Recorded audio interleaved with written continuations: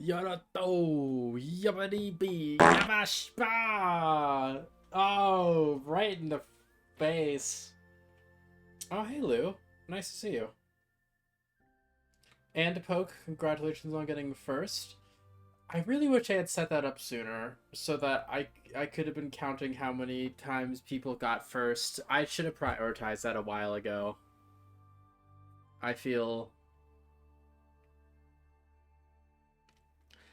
silly for not having done that sooner.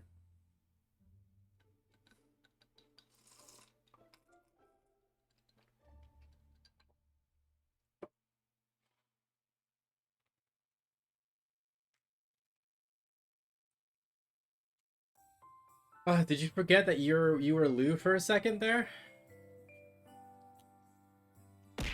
Ow, don't balls me. You're the one who forgot your own name. Poke, you got first 2 times. You get to have a sugar cookie. Oh, I was gonna grab a cookie before I started. Oh well. And Big Boy Elroy, hello. It's nice to see you too. Hello, everybody. Amnesia balls. What is an amnesia balls? What is that? Eating an Oreo Blizzard. Oh, that sounds good. Can I have some? With M&M's, well, okay, M&M's in it is a little bit less appealing, but that still sounds good.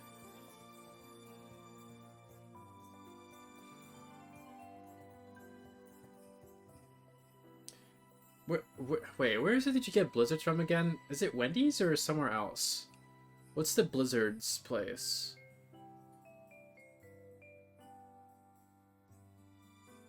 I don't remember the fast food. Dairy Queen. Okay, I knew it wasn't Wendy's. Wendy's Frosties. Right, okay. Dairy Queen. I don't know if I've ever had anything from Dairy Queen.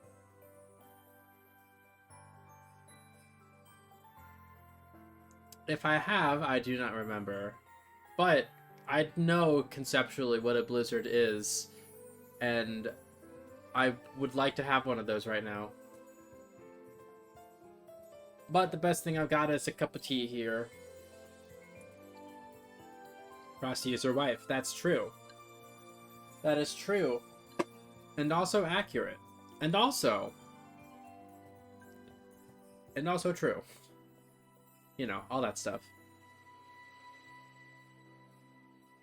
You miss your wife, Tails. You miss her a lot.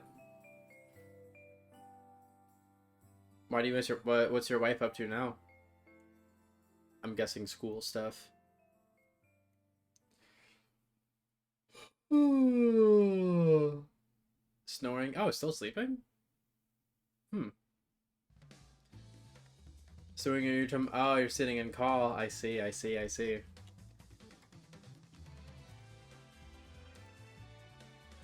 wish I got to do Air Riders collabs more often. I really like Air Riders, but I don't get to play it very much.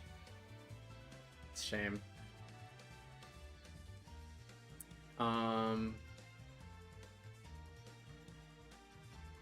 What was I gonna say? Oh, just how is everybody doing here today? Apart from having delicious frozen treats and also missing their wives. You should make me a Oh, you got Tomodachi? They do have bucket hats. Oh, fuck. I need to get my hands on one of those. I need one of them things.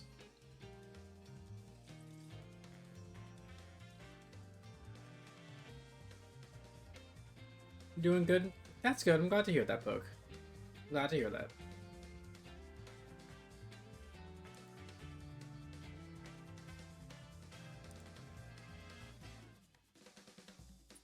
I think I just associate Bing Bong with you now, Lou, because I see that little badge you have there, and I'm just like, I know it's you.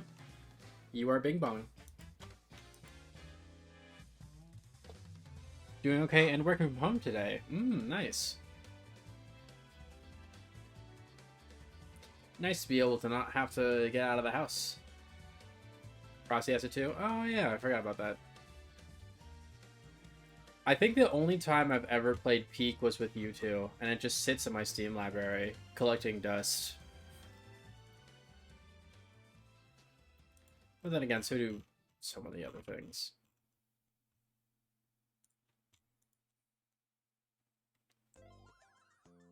Tomorrow someone else can get first. I mean, if you get here first, you have full dibs to it.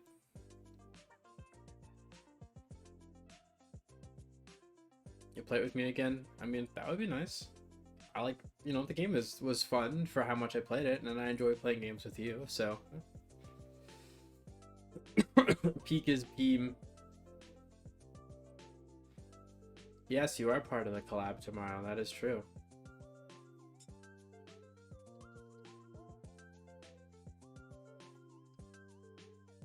Kinda unfair.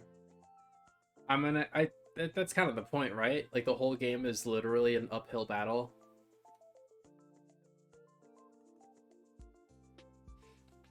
You're not really supposed to be able to get good enough to win it easily. You're supposed to farm clips for it, playing with your friends on social media. Why are there no orange Pikmin? I don't know. Ask Shigeru Miyamoto why there are no orange Pikmin. What would an orange Pikmin look like and also do? If you want there to be an orange Pikmin, you gotta pitch one to me.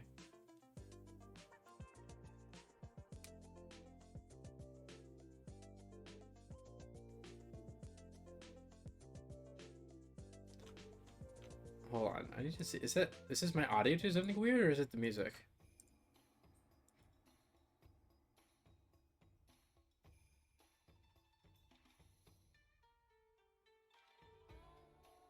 Okay, it seems like it was the music.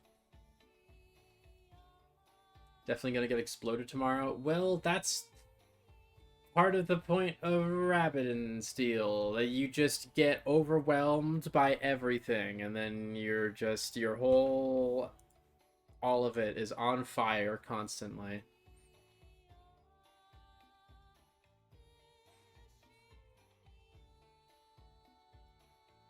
They're orange and they run fast and explode.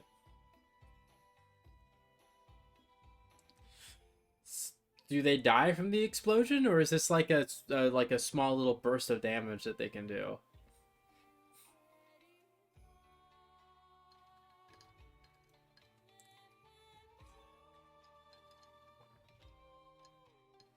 Also, that's like one of the two defining traits for white Pikmin, is that they run fast. They run fast and are poisonous. Is there a deal? And their third trait of being able to see hidden buried treasures is no longer relevant, so. They explode into red and yellow Pikmin. What? Wait. How does that work? Are they like a fusion of Pikmin? Are they red and yellow? They explode into red and yellow Pikmin seeds? But how would that work if you already have a full squad of Pikmin on the field? Because, like, if you have 100 Pikmin, you can't make more than that. How would that work? Pulling this out of thin air? Listen, I'm trying to engage with it. You gotta yes and me here. You gotta try to justify your ridiculous idea. Not ridiculous, that sounds weird. You gotta justify your crazy contraption. It's not a contraption either. Never mind. I'm gonna shut up.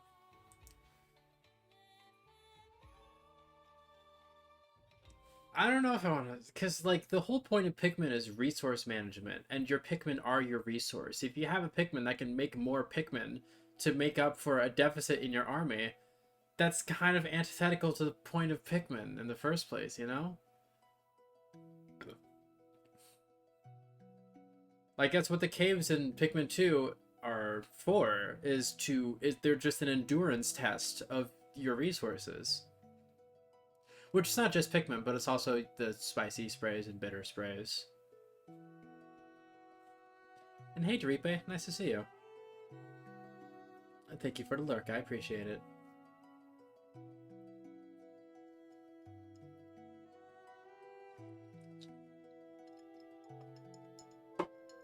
Ba, ba, ba.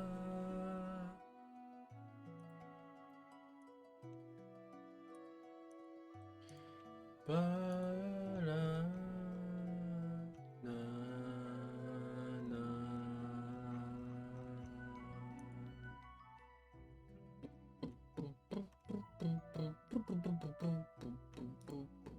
Oh yeah, I forgot about this.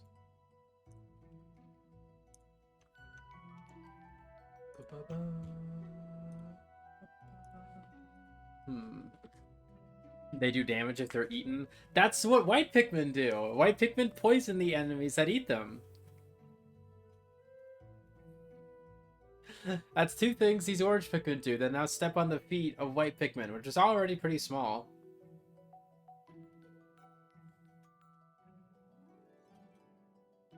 And yes, the Saribot is a good bot.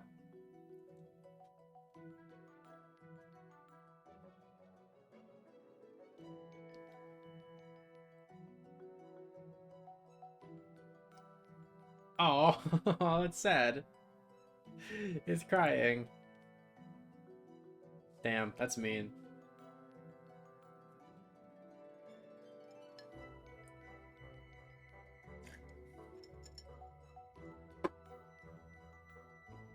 Don't be mean to the robots or we'll get guide netted or whatever. Anyways, you still gotta try to pitch this orange Pikmin idea to me. You gotta hit me with something. That'll pop. Or they can carry small bombs. You know what's funny? Is that in Pikmin 1, yellow Pikmin were the only Pikmin to be able to carry bomb rocks. In all subsequent games, any Pikmin can carry bomb... Well, I get in Pikmin 2 and 3, any Pikmin can carry bomb rocks. And then in Pikmin 4, they're just an item that you carry and can throw whenever you want.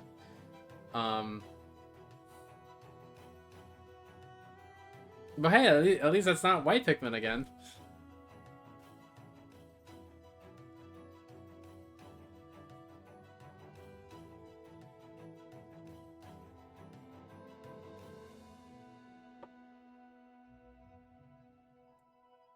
What about mines?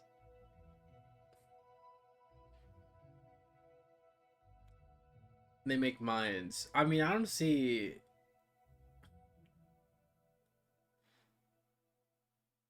Mechanically, that doesn't seem too different from bombs. And also, like, keeping on top of the 100 Pikmin in your party, and also having Pikmin that drop, like, because you have to remember, when any single Pikmin type, you can have 100 of them in your team at a time. And if you have 100 Pikmin all dropping mines, like, that's either going to be completely useless or stupid broken. And, like, that's on top of having to manage, you know, all of the, like, a new resource, which is what your Pikmin are making. I don't know if it's necessarily a bad idea, but it would be very difficult to make it be a manageable system in the gameplay. What if they're sticky? They explode into goo when they die. That makes enemies slow. I mean, that's not nothing. Although I will say that ice Pikmin, when an enemy eats an ice Pikmin, they do freeze solid for like 3 or 4 seconds. I'm not saying it's because, like, goo, it's like goo that slows them down is different. I don't hate that idea. I'm just trying to think about how you would make it more distinct.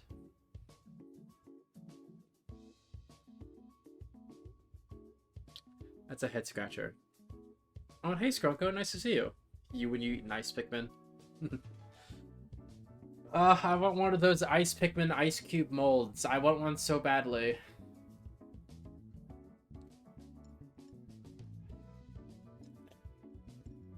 But they're expensive.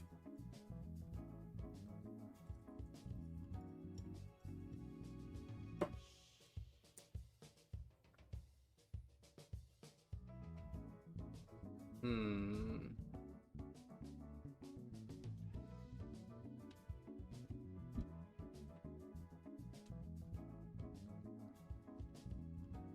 Mm-mm-mm-mm. What if they can hear really good? They have humongous ears. That's yellow Pikmin. Yellow Pikmin are the Pikmin that have big ears. That's what lets you throw them so far.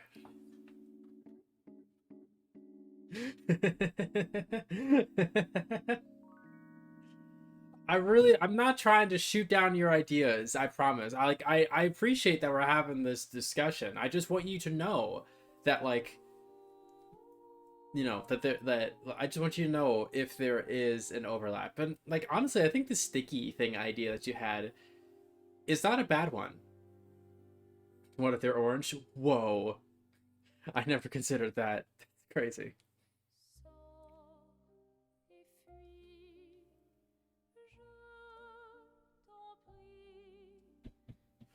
What if the orange Pikmin that you threw were sticky and left sticky spots on an enemy that you could then throw other Pikmin onto? You could aim and throw other Pikmin onto the sticky spot, which allows them to avoid being thrown off the enemy for like another shake or two. Because, you know, enemies usually when they get covered in enough Pikmin, they'll shake them all off. If you get a point on the enemy sticky beforehand, and then throw other Pikmin on that, then they'll be able to hang on for longer. How about that? New separate mascot in place of blue. Blue Pikmin have been suffering long enough. We need somebody else to be in the line of fire.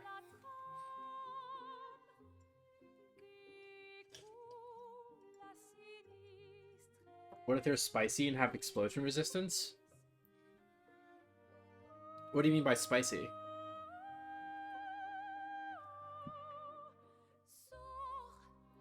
An explosion resistance would be unique. Nom nom ow. You mean like they hurt an enemy when they're eaten? I mean, I guess, you know, like, having another Pikmin that does that to some, like, you know, it doesn't have to be treated as redundancy with white Pikmin. It's just that white Pikmin have so few things going for them that their poison effect is, like, I don't know.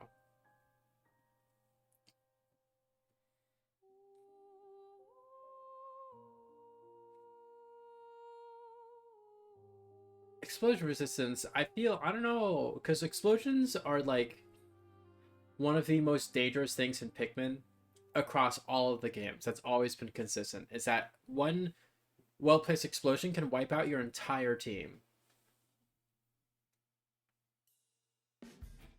I don't know. Sticky, no spice sticky. I mean, I just pitched the sticky idea to all of you and nobody reacted to it, so I'm assuming that that one is not, has been panned by the critics. Make walls of amber. That feels a little, I mean, maybe. That does feel complicated, and I don't know how much that would help. Especially against most enemies, which could just, like, walk around it. Maybe. Pikmin that can, like, create little barricades. That's a possibility. But I would also, heads up, what are you gonna throw at my head?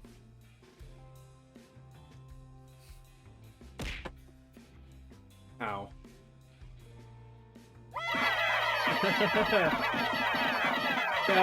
There's no orange one among you.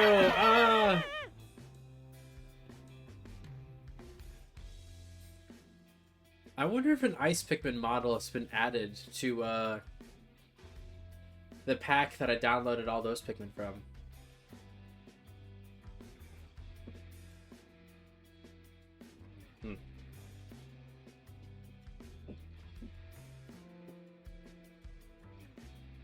Make the orange one round.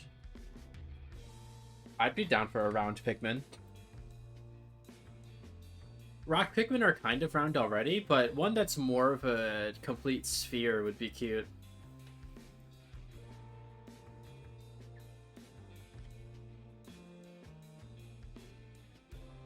A circle with legs. Yeah, no, I get you.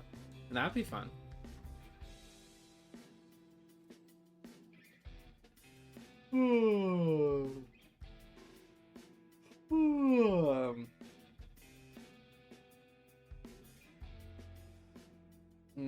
Pikmin.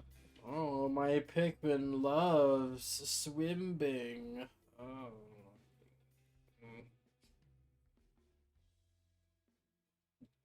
Also, I suppose I should talk about some news that I heard recently that does affect my stream somewhat. Which is that stream elements might be going down completely. Like, the company's going under. Apparently, they're looking to see if they can be bought out, but right now they're just gonna end up in the toilet. Which is unfortunate for me, because while I separated myself from all the stream element, like, financial stuff because of the Israel donations,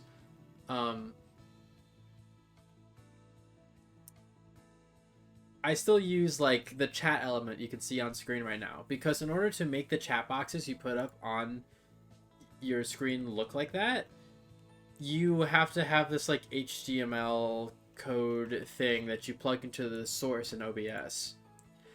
And that only works with stream elements. I tried doing that with Mix-It-Up, to have Mix-It-Up be what puts my chat up on the screen. But it doesn't work. It just doesn't. So, yeah, it just doesn't work. And now that Stream Elements is conking out, I might have to try again to see if I can find a new type of chat box that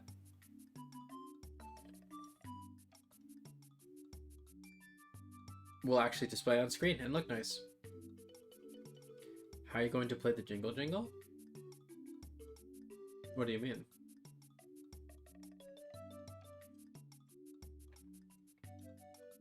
Jingle Jingle? You mean that's like a soundboard thing?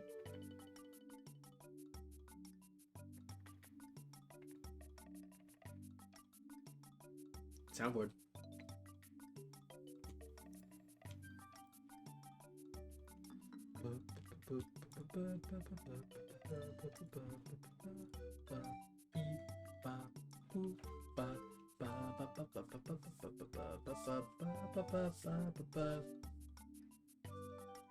Stream Elements. Yeah, what were you thinking of?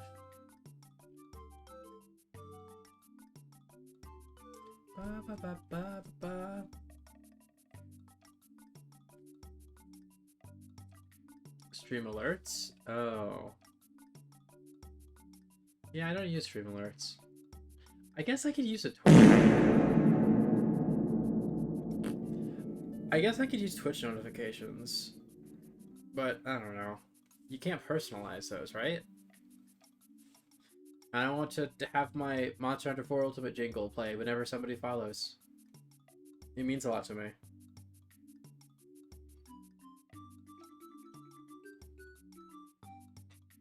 I just gotta figure out how to make my chat thing work properly.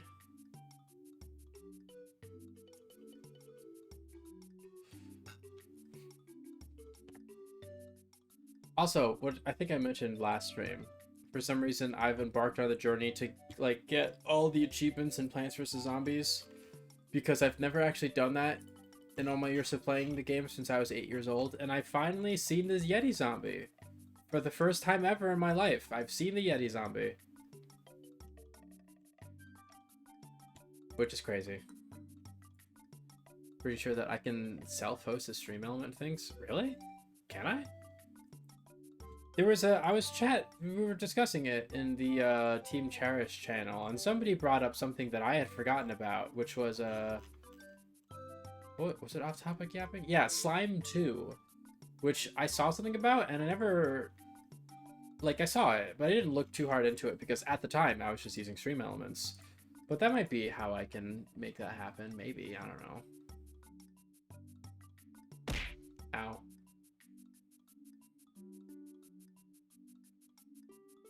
So that we're looking for overlays.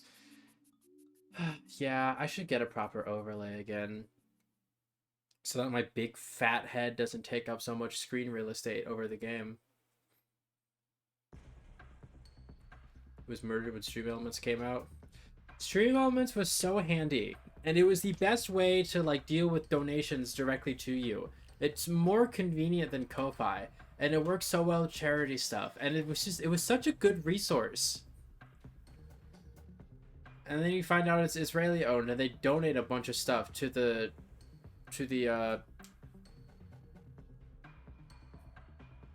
IDF. It sucked. It sucked to learn that. I almost wish I didn't learn that so that I could just keep using it because it was convenient. Almost. I almost wish. Just because it was so convenient. Yeah, yeah. I'm pretty sure they were Israeli owned, but I know for a fact that they were donating a lot to Israel. And so a lot of people dropped Stream Elements. Like me. And it sucks. But I didn't drop it completely. Because like trying to figure out how to make it work elsewhere was just too much at the time. So what I did was I just took the chatbot out of my chat and I severed all like money things with it. Now it's just alerts and the chat panel.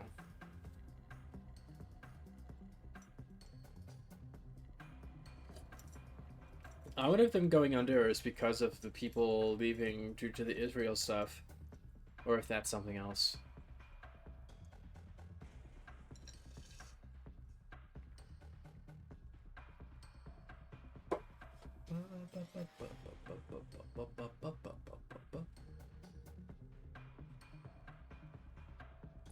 Your work on Slime Tune figured out works because you're gonna have to do it for Frosty. Can you help me with it? Well, yeah, that'd be nice. I'd appreciate it.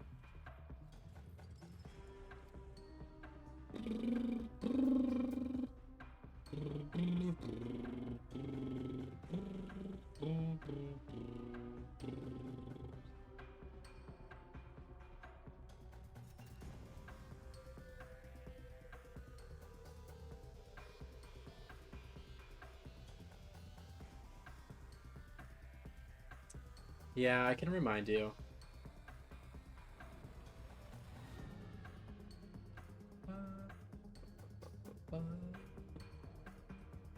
Mix It Up is a very, like, very useful program, and you can do so much with it, and I wish I knew how to do as much with it as you can do.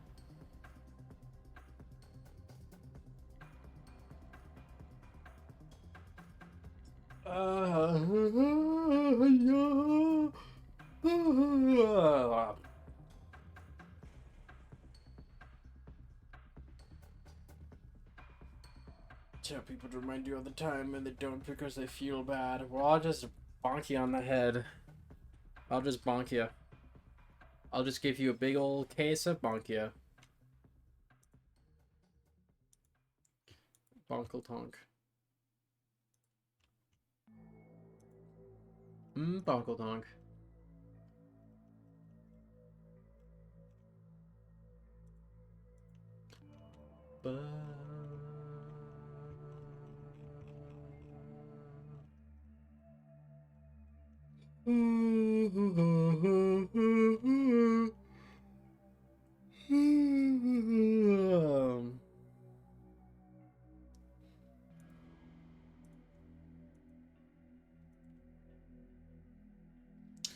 Is there anything else to discuss before the video gaming happens?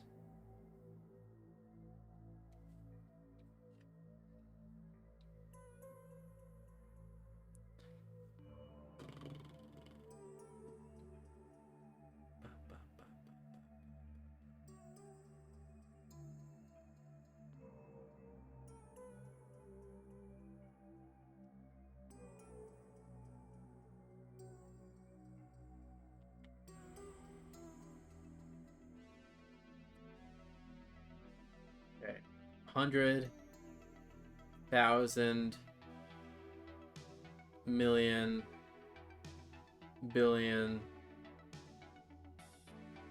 trillion. What if there was a 700 quadrillion meter long Pikmin? What if that Pikmin were also made of pudding? How's my day been? Again, frustrating because I still can't seem to fix my sleep schedule. It's very annoying. But otherwise, it's been okay. Trying to figure out various future travel logistics for various things. You know, various... Ow. Ow.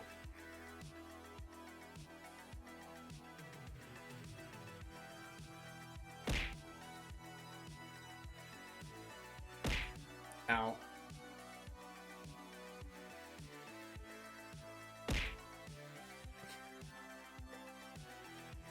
Yep, that's my aisle.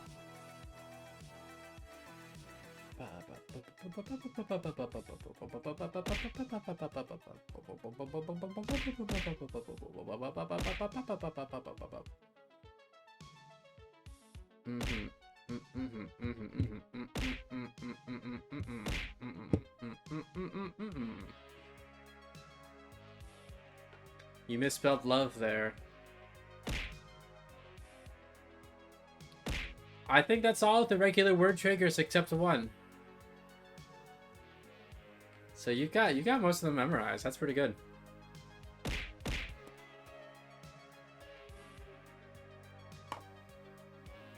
Yeah, subs get Shine Sprite, non-subs get I think the Animal Crossing stars.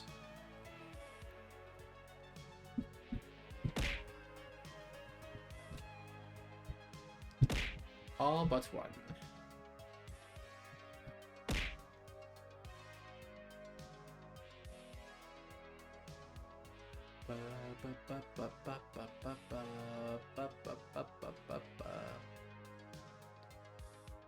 Duck? I can't. I can only duck. I can't move my head that far. What if I... Alright, try it again. Alright, I'm ready for you this time. Oh. Oh. Oh. Oh. Oh. Oh. I'm ready for the jukes. Oh. Oh. Oh. Oh. Oh. Oh. Oh. Oh. Oh. Oh. Oh. I dodged some of those. Ow! No!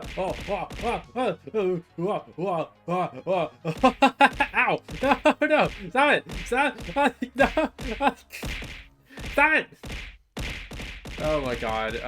Stop it! Tiny, you can't hit me anymore.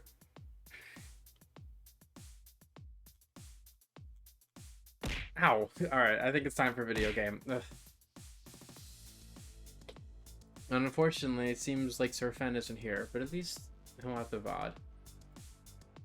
Oh, yeah, for most of the objects that are thrown, they'll shrink, or they'll change size in accordance to the size of the model. What's one you're missing? I'm not telling you. The whole point of all of those is for them to be found organically, anyways. Ow.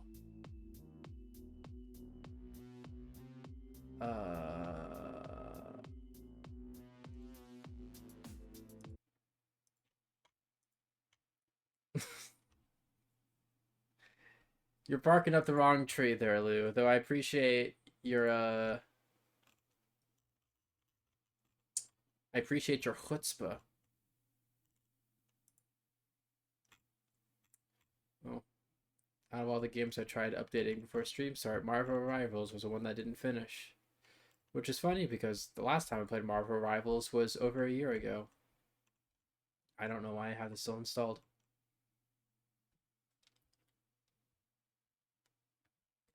You're thinking too specific to me and not general word.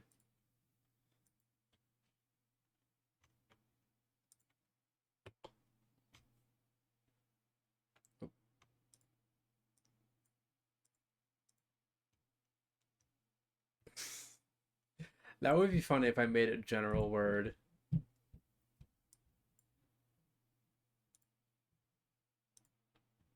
Yeah, I'm just a big, dirty, stinky liar. There it is. Why is it at the bottom of the list there? Okay. It is time for more Shitizen Sleeper. Let's go deal with this shit in space. It's not Morth either. That's tied to its own specific thing. Thinking of models that you did for me. This isn't a model you've done for me. This is one I found myself.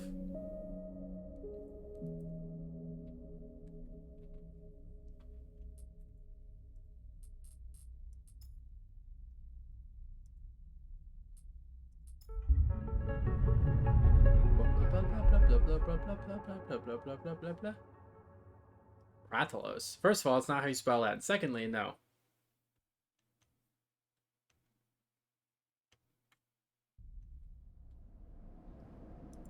It's not a Monster Hunter monster. Again, you're thinking too specific. I see. This is why I shouldn't have said anything, because now you're all just focused on trying to guess the word instead of looking at my cool, sleek robot head. Hints? No. Look at my head. Look at my cool head, robot.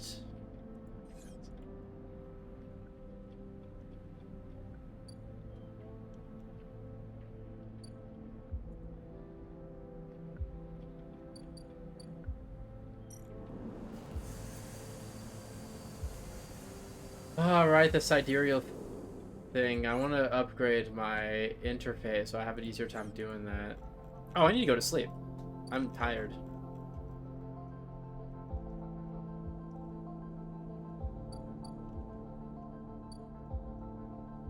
I'm going to go to sleep in my apartment. And also feed my cats. Yay, feed the kitty. I want the cat. I want you, cat. Come on.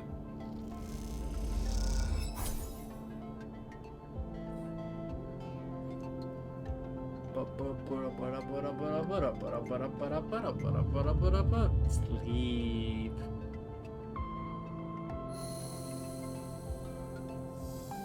Alright, I'm dying. Last we left off, I had gotten the tracker out of me. I need to explore the Greenway stuff more. I still need to get Anki the ship mined. There's the DLC stuff, the Overlook stuff, the Sidereal Horizon. Oh yeah, I'm joining the Yatagan.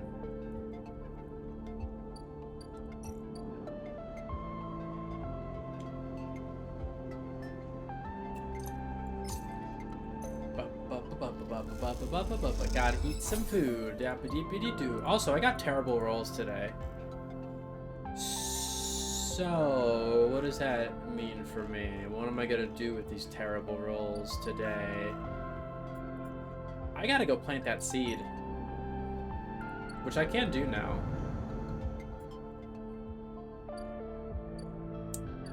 Is it... I have to... The only way to understand what the gardener gave you is to grow it. Rico is incredibly excited by the prospect. Let me plant my seed. Yeah.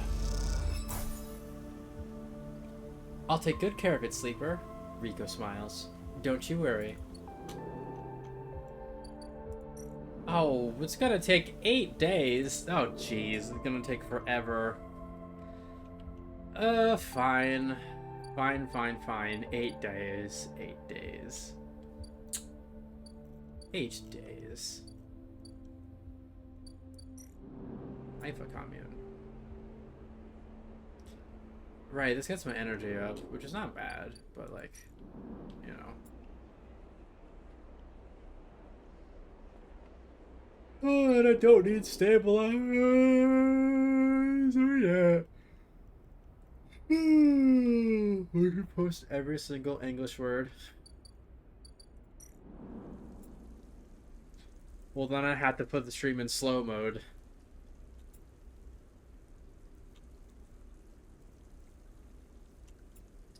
Am I I growing anything right now?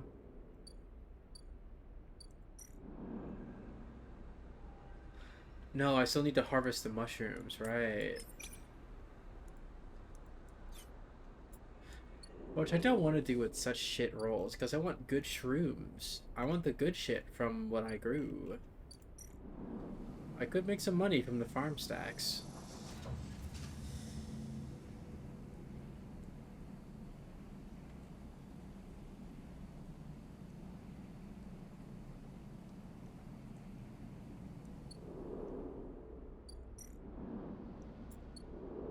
Wait, whoops, that's how I must do. Why is that a command? Why not? Why shouldn't it be?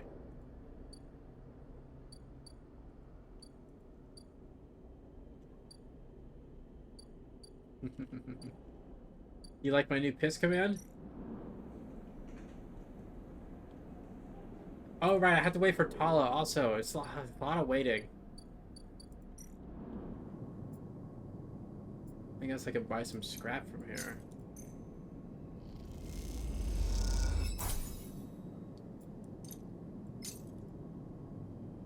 Evil? Me? Evil?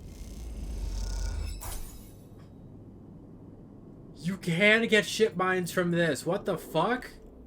You can't get ship mines from that. What? You could get ship mines from that. You could get ship mines from that. This whole time, you can get ship mines from that. Oh my god, you can get fucking ship mines from that.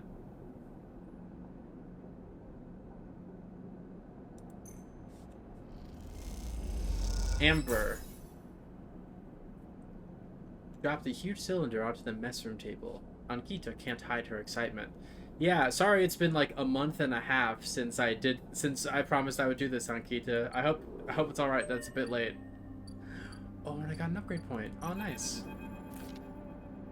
You drop the ship mine core onto the galley table with an emphatic bang. Ankita spins around from where she's been poring over some documents on her slate. Let me move myself out of the way.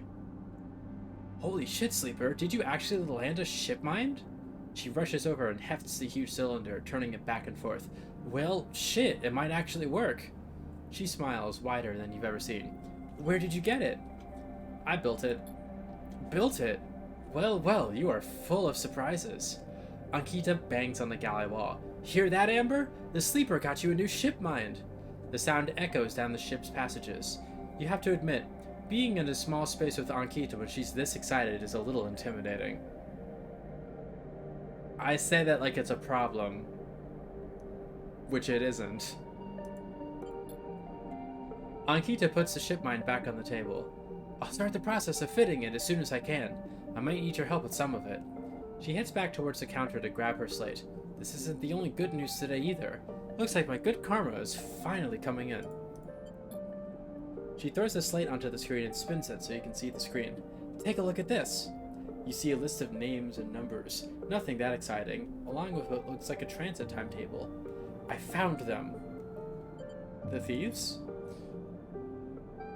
Oh, hang upside down like a bat. I don't know how to rotate my model like that.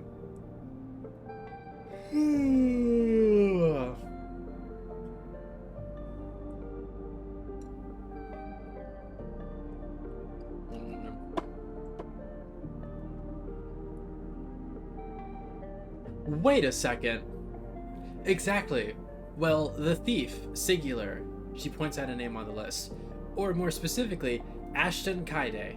It was his pass that was used to access Amber and slice the ship mine. I thought he might have been killed or robbed, his pass stolen, but it turns out he crossed the Founder's Gap the very next cycle. Ashton is Bliss's ex! So it turns out that he wasn't just stealing from... He didn't steal the money from Bliss just to be a bitchy ex. He's actually just a thief by trade. Interesting.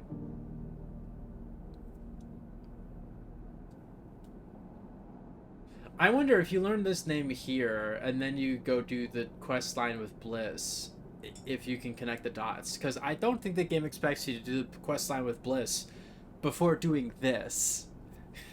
because this is like this is like the second thing you can do in the entire game, and I just didn't do it for a while because I needed the first ship mine to deal with Hunter, and then I sold the second ship mine so that I could cross Founder's Gap to get to the Greenway and start all that stuff, so that I could get the tracker out of me. How do you know? I know some of the crew over at the ferry, old mercs. Used to run in an outfit I worked with. I saw them in the Overlook, and they mentioned they saw Ashton crossing. I checked the manifests, and there he was. Looks suspicious. He hasn't said a word since the theft, and anyone wanting to hide out might head to the Greenway and go to ground. She flexes. He won't get far, though. There's no real docks out there. Only a couple of jetties in the wastes. Going after him? Not yet. First, I want to fix the ship mind. She pauses. But maybe you could help me out. Where is this going? It's like this. I head over there, especially in Amber. He'll spot me a mile off and go underground. He'll find a way to slip the station, or he'll bury himself so deep in the wastes no one will ever find him. But you, Ashton doesn't know you. All I need is for you to go there and sniff around. Not at the commune, not the stacks. He will have gone to the edges, the margins, the wild places. That's what Ashton likes. You see him? You locate him? Ping me on this. She hands you a comm earpiece. Seeing as this is merc work, I'll be happy to give you merc pay. She shifts in her seat. The thing is, I haven't got much left. So how about I tell the boys who run the ferry to give you a discount?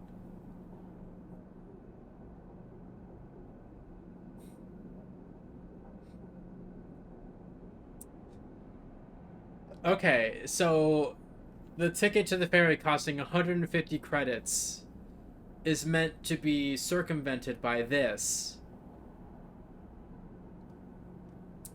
which is one of the last things in the game I'm doing.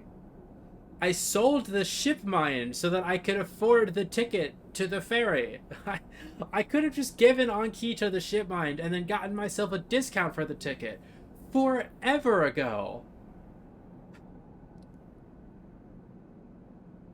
There is no time limit on this quest. Ankita doesn't mind waiting like a couple months for you to get to the ship mine. So I just like put this way on the back burner, and I didn't realize that this would have opened up other avenues for me.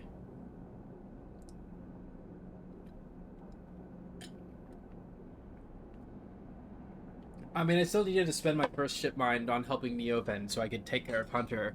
But the second ship mind, I didn't have to sell that. I could have just given it to her, and then I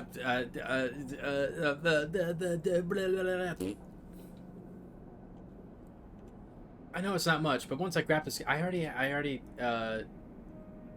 have the, yeah, okay, whatever. Gives me a heavy whack on the shoulder. She lifts the ship mind up onto her shoulder with worrying ease. I'm going to go get this fitted into Amber's core. You get any info? Any sense of where Ashton is hiding? Let me know. She goes to turn and then stops. And once again, Sleeper, thank you. I appreciate it. Ankita stomps off into the guts of Amber with the ship mind, leaving you in the galley. You glance around, a sudden nervous energy descending at what is to come. You never thought you'd get work as a mercenary, but then again, it seems the eye is full of surprises. Whoa, new shit to do. Whoa. What now? Side aerial bridge. I do this 20% positive, 50%. Okay. But what I can do. Now I have enough upgrade points. Wait, I'm just double checking. Interface. Okay. So I want to upgrade interface to level 2. Which means now I can put my 2 dice in here, and now it's a 4. Is that the same odds? That's the same fucking odds, isn't it? 3 and 4 are the same odds? It was 20% positive, 50% neutral, and 25% negative, wasn't it? Hold on, I can check. Yeah, it's the same odds for 3 or 4.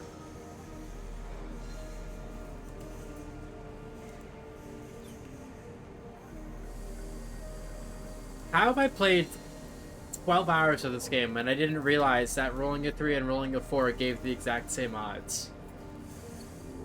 Okay, well, I don't want to risk that on a quest with danger.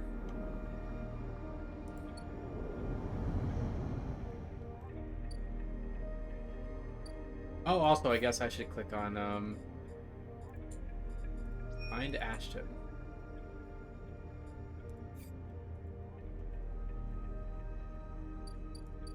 Wild margins. I can search for signals or look for tracks. Rather than hiking around the wilderness, you can make use of your skills to tap into the cloud and find Ashton by his signals. I mean, this is less risky. Ankita seems to think Ashton is out here, at the wild edge of the Greenway. Time to see if that's true. Let's try it. Why not? Positive outcome! Oh, hell yeah! You notice a spike of activity. A vast transfer of information taking place. What is happening out there? Okay, and now I'm gonna do something safe with the what? Or I guess I could hack some data instead, because that is money.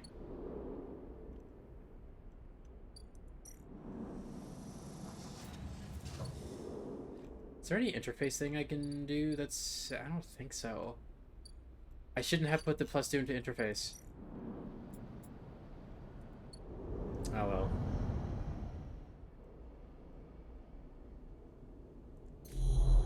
Any data I can get, any data I can get, any data I can get, any beta I can bet.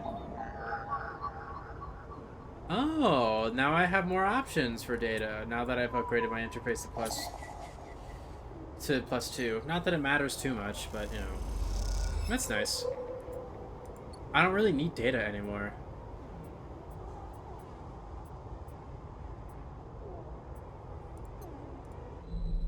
But I can sell it. Actually, harvesting data gets me 20 because I get 2 data from every data node. And selling each of them gives me 10. And then getting the data in the first. Okay, I guess actually harvesting data would be the best moneymaker in this game. I didn't even realize that. Huh. Goes to show how much I pay attention. I want to feed my cat. I want to feed my cat. I want to feed my cat. I want to feed my cat. I want to feed my cat. I want to feed my cat. I want to feed my cat. I want to feed my cat. Yippee.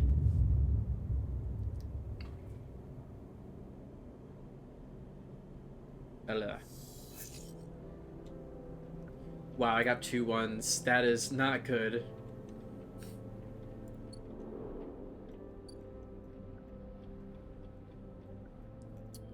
Damn.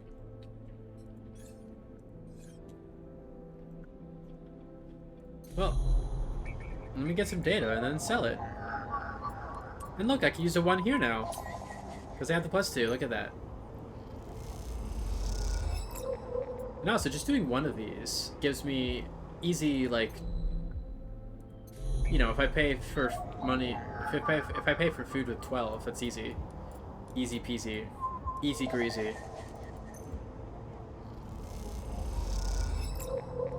So this is my best money-making option, with full interface upgraded.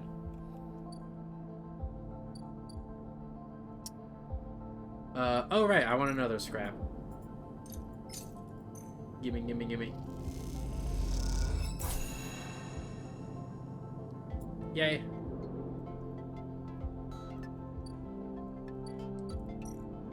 And then, like Green Goblin said to Spider-Man, sleep.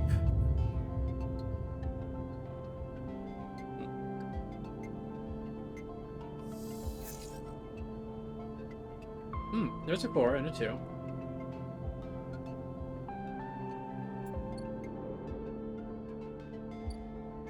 So I'm gonna go get some food from Memphis. Because his food is yummy. And I still have to wait for some shit.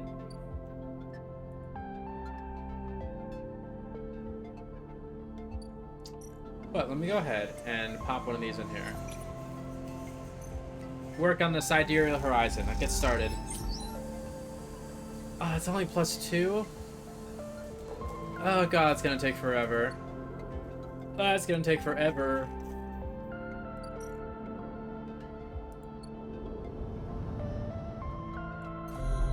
Okay, let me look for Ashton again. Come on, positive, or at least neutral. Okay, neutral outcome is acceptable.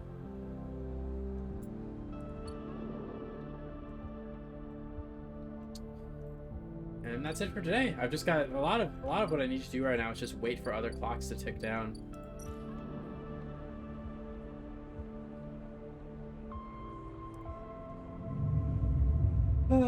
And since I have the boon that lets me keep 5 dice when I'm dying, or it lets me keep 2 dice when I'm dying, I still have 2 dice to work with. Yippee.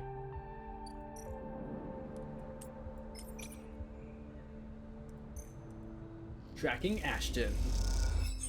Tracking William Afton.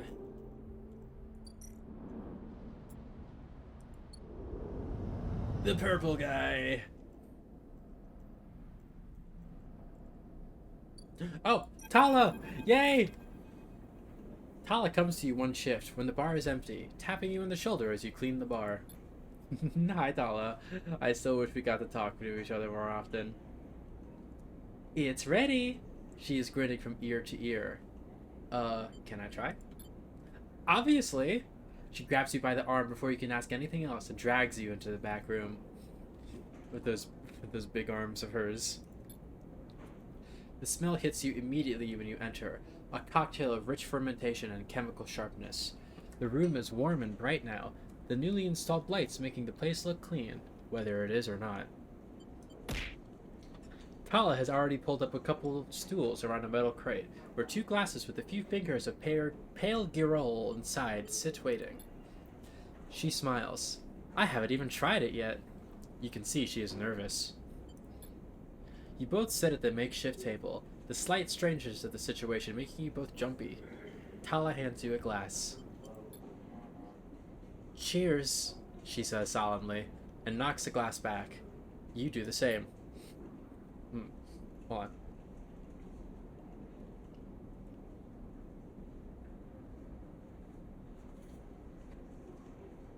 The first sensation is burning.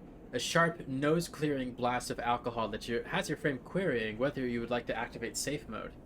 You gulp the drink back, and it is only then, behind the burn, that you taste the earthy tones of the mushrooms, the wood and the soil, left behind like sediment. Barely there. That's strong. Tala nods vigorously. Oof, that was heavy.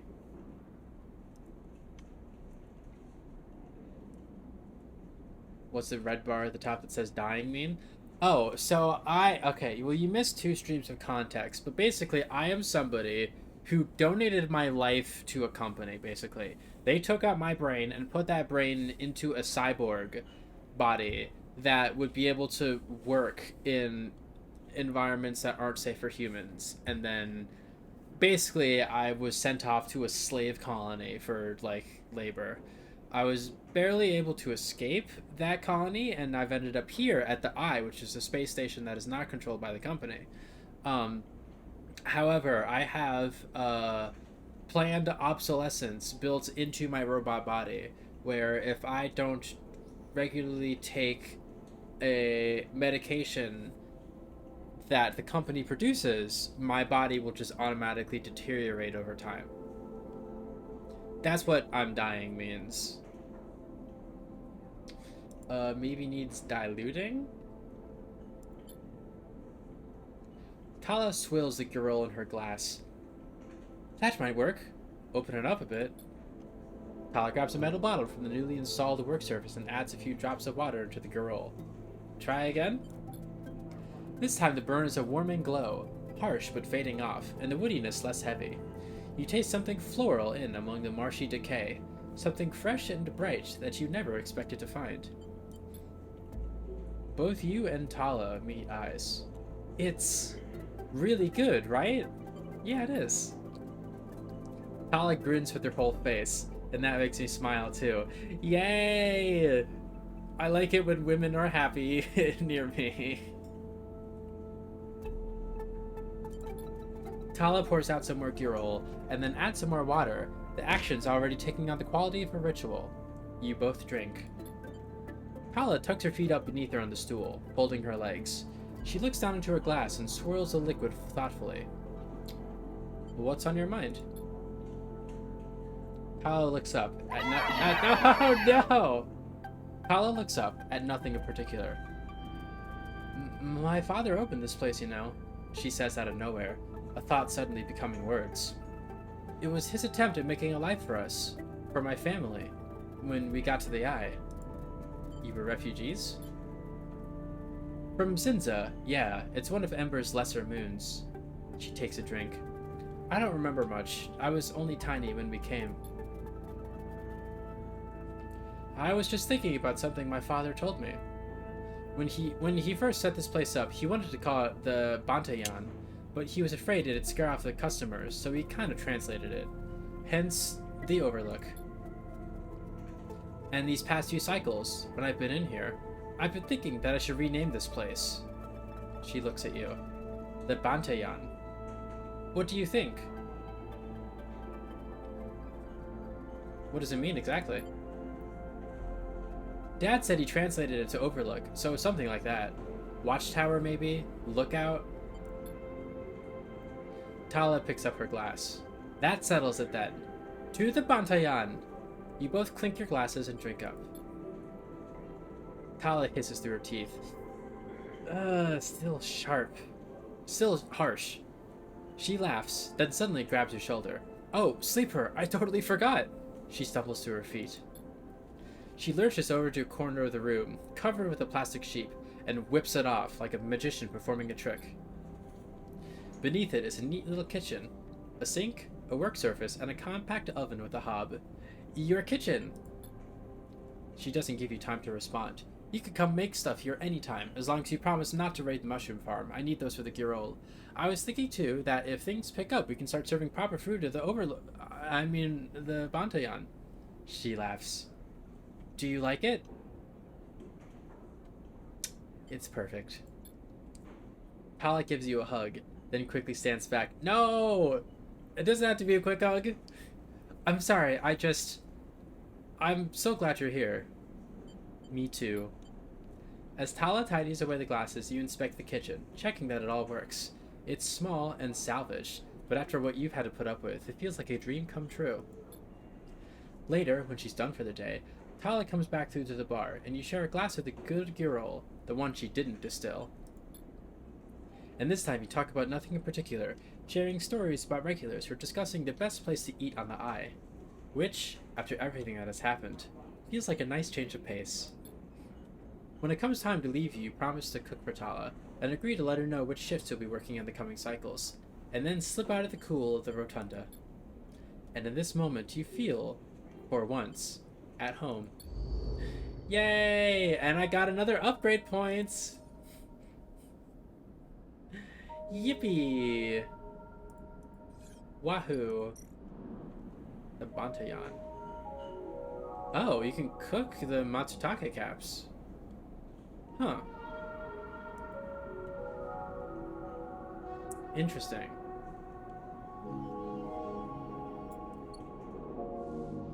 How very shrimp-interesting. Okay. That's really cool. Have an AUG agent. Gimme.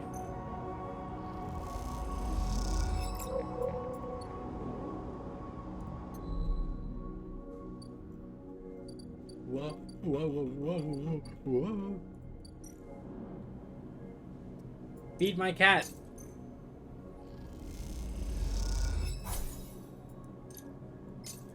Gotta make sure to financially support your... Never mind, I'm not gonna say that. I'm not saying that.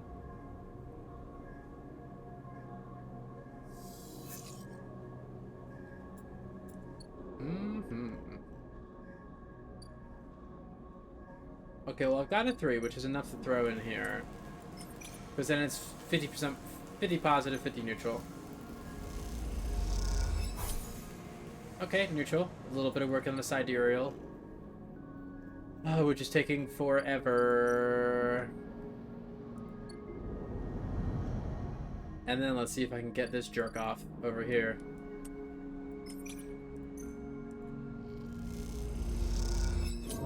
Fuck! No! Damn it. Oh, well that's just sad. I am curious, what is this? If I cook a shroom here, what does this do for me?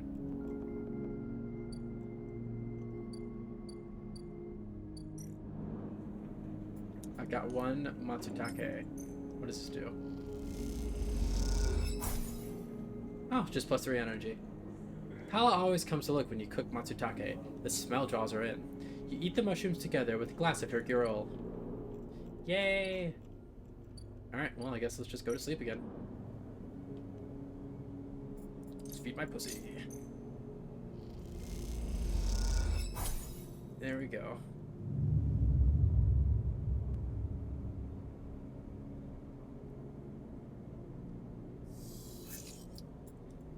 I'm about to die, but that's alright. That I'm about to die, it's alright. That I'm about to die, it's fine. Don't worry about it. Alright, let's finish this off.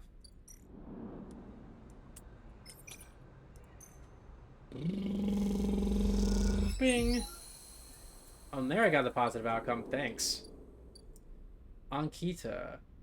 Stranded mercenary. No, I do have meds. I'm just waiting, because if I wait for it to drop as low as it can before using the meds, then, you know, I don't have, like, I'm just prolonging how long I need, you know, I'm prolonging. I'm a pro at longing. The trail ahead extends deep into an overgrown section of the Greenway. At this far end of the ring, where the long, lazy curve of the Greenway becomes the shattered landscape of the wastes, things are oddly quiet.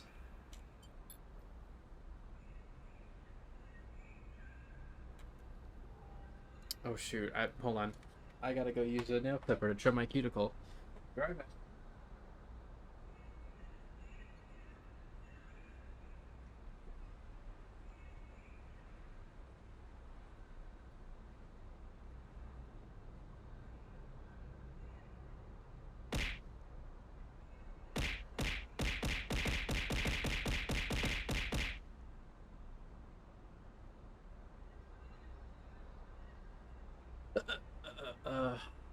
What are you doing? What are you doing, Lou? Ahead stands a vast farm stack, broken from its access by rust or force, and lying amongst the overgrown landscape like an ancient temple. It is stained with moss and algae, flows of green running out from its broken tanks like a frozen, brackish tide. This is where Ashton is hiding, you are pretty sure. All your Stop it! I'm reading! Ow! No! I'm reading shit right now. Oh god, no, please! No, my god, no! Come on. Oh my god, you're all ridiculous. Also, hi Abby, nice to see you. I roll the comm headset Ankita gave me in my palm. Collar. You slip the headset into your ear and it fizzes with static. After a few moments you hear Ankita. Sleeper, have you located the target? A doubt enters your mind. Can you be sure he is there?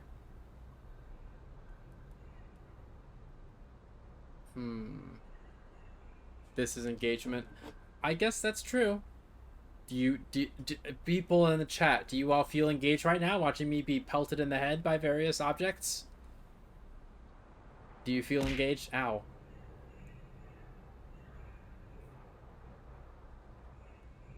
Yes. Alright. There we go. This is what I bring to the table. Streamers bring something conceptually to the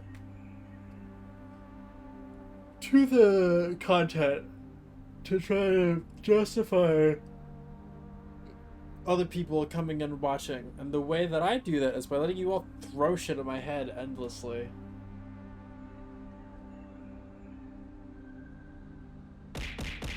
Oh my god. Do I want to... Oh god, the decisions in this game, I don't want to fuck it up.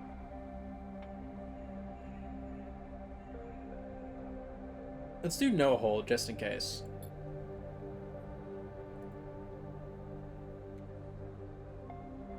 A confused silence at the other end. Maybe it is better that you confirm that Ashton is there before you call on Ankita.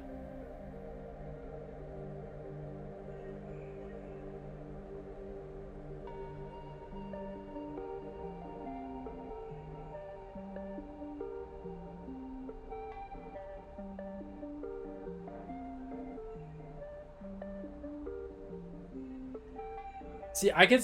Okay. I could see this ending... If I... Oh god, why does this game have to do this to me? Because, like, if I go to try to investigate and confirm that Ashton is there, I might get caught by him, tip him off that I'm there, and then he'll run off, and then Ankita will be mad that I fucked it up.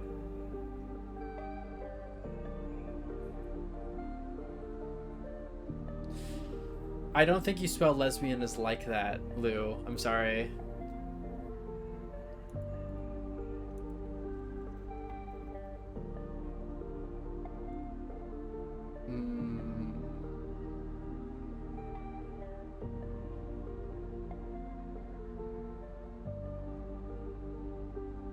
Lies ban.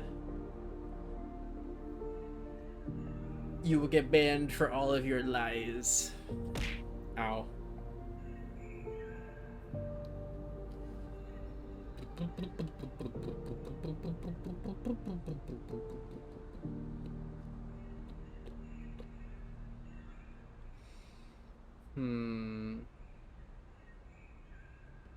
Lesbian. There's no plays going on here.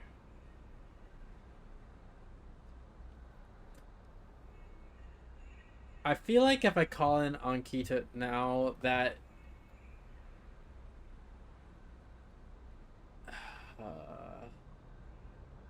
I don't want to fuck this up. This is just a coin toss, honestly. Because, like, I don't know which is the correct option.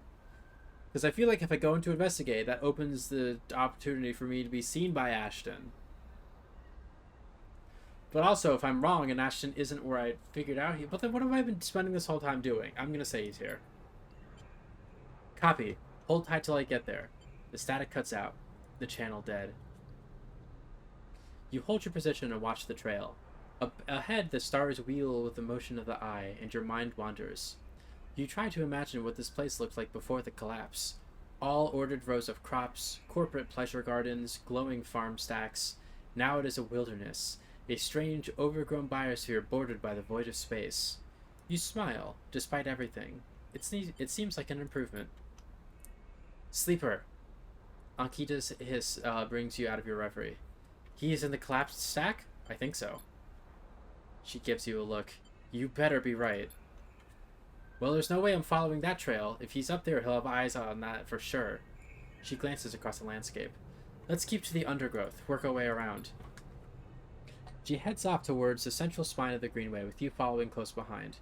It is slow going there, where the overgrowth meets the metal wall, but it is so concealed that you can barely see the glass roof high above. Ankita somehow seems to know where to go. Ankita works her way through dense undergrowth, pushing aside branches and fronds. It is exhausting, and you desperately want to rest, but Ankita shows no signs of letting up.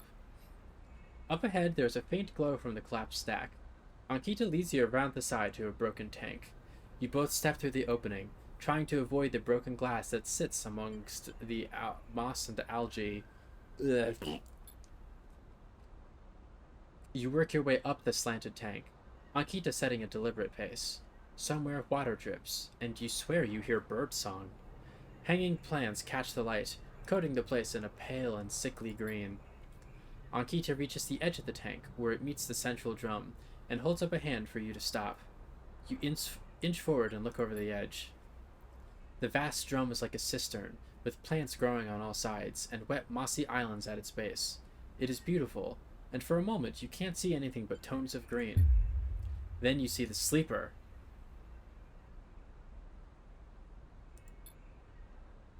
In a faint circle of light, descending down through the drum, the sleeper lies slumped at an odd angle.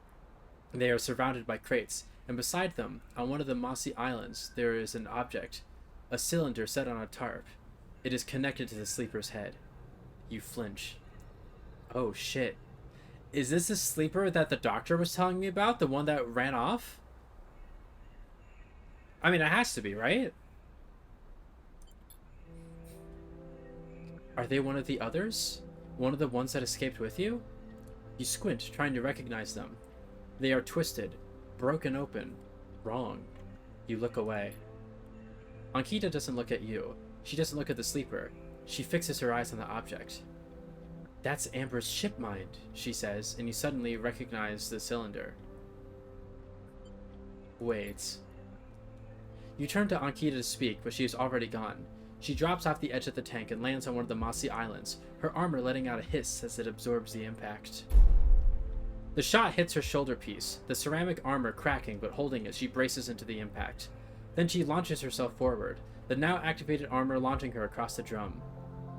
Another shot goes wide before she reaches the cover of the crates beside the sleeper. Oh shit, is that Ashton firing shots? Shit! You hear the shout from one of the tanks high on the far wall. Ankita reaches over and wraps a hand around a thick connection between the ship mine and the sleeper. What is she doing? You better come here or I'll rip this right out of their head, she screams at the wall of the tanks. You shiver at the suggestion.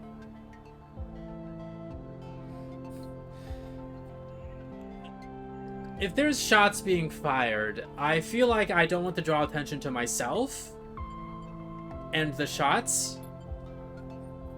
There's a long pause.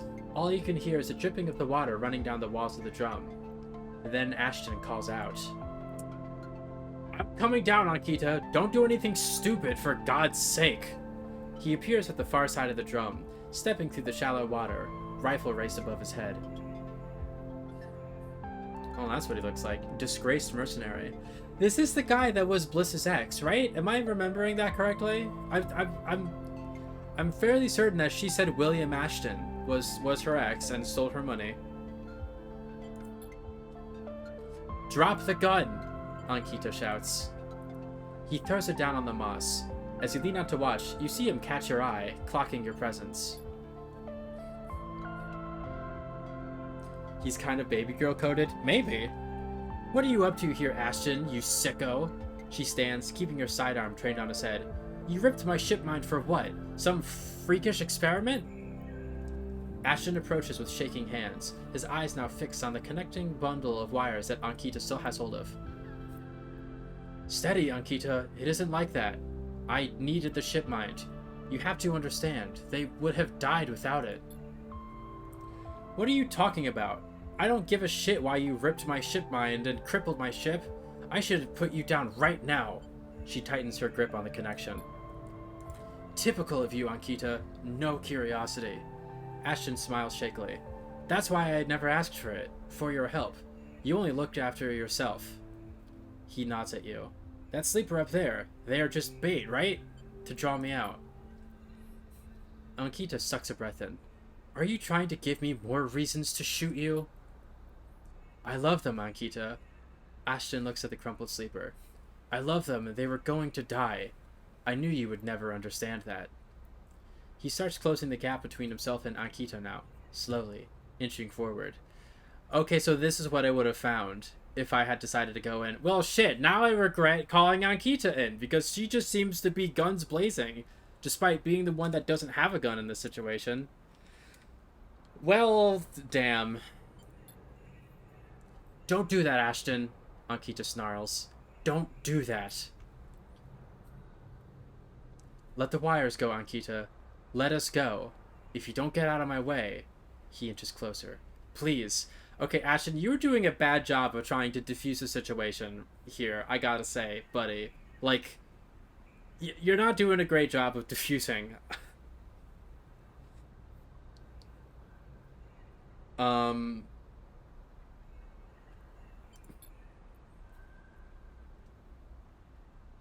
I can't let you take it, Ashton. Ankita hardens her stare. You stole it from me. You left me from dead. You left me for dead. She shakes her head.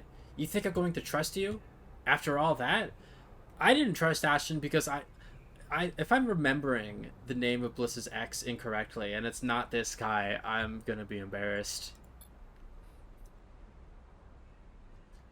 I need it, Ankita. I need them to survive. Ankita, I got you a new ship mind. You're fine. You're good to go now. Ashton is in reach of the sleeper now, of Ankita. I'm going to take them now, Ankita. He raises a hand. I'm going to take the ship mind and go. Ashton, why don't you, explain yourself a little bit? Ankita loosens her grip on the connection a little. Her hand is shaking now. Stop, Ashton. She lowers the gun a little. Stop.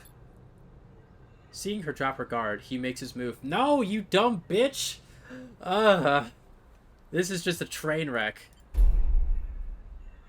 A blur of movement. A struggle. A shot. Another. You recoil back behind the edge as they ricochet around inside of the drum, the sound deafening you. Oh god.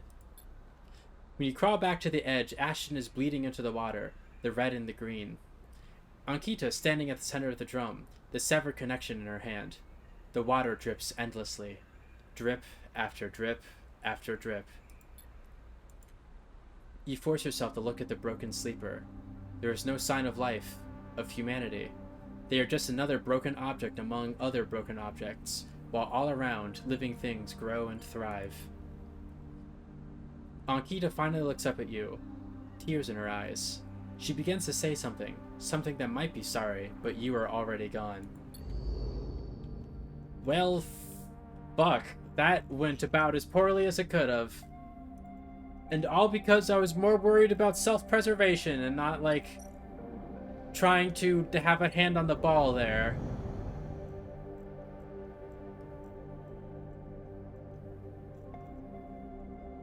Oh yeah, now I can't... Oh, did she leave? I think she left. I think she just... Wait, talk to Ankita about what happened.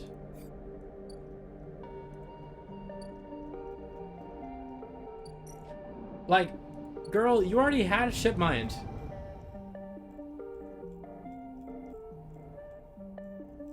I made you one.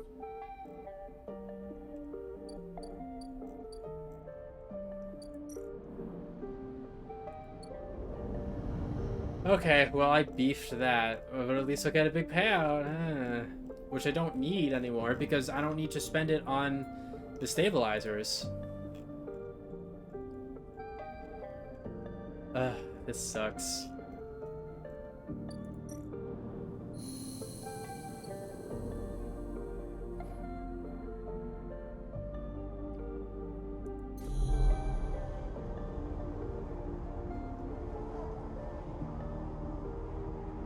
Damn, I really bumbled that one. That's the first time in the game that I've been tempted to reload the save and, see what happens if I choose differently.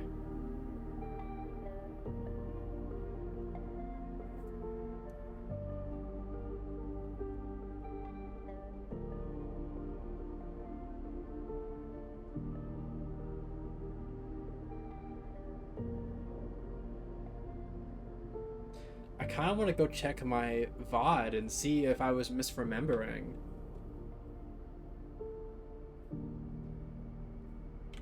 That Bliss wasn't talking about Ashton. Hold on. This is gonna bother me. Was I completely wrong? Because, I didn't trust this guy at all for that reason.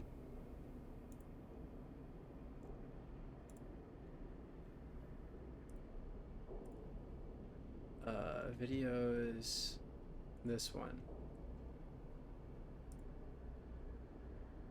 When am I talking to Bliss here? I'll only spend a minute trying to look for this. The farts.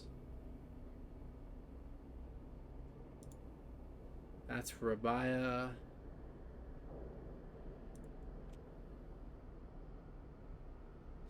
It's gonna be hard to find without just like watching the VOD through.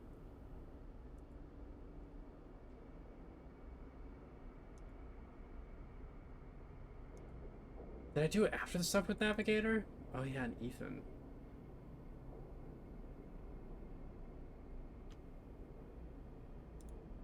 Cloud.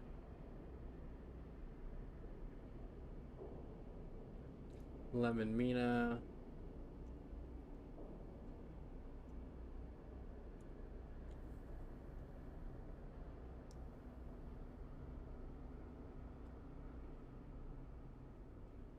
Oh, yeah, okay, I found it.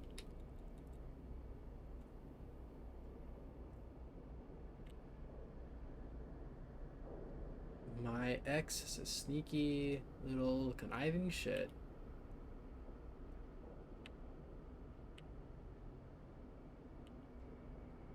Alright, cobble together bliss. Watch yourself. Da da da da da da. How I was everything. Once more, it gets it.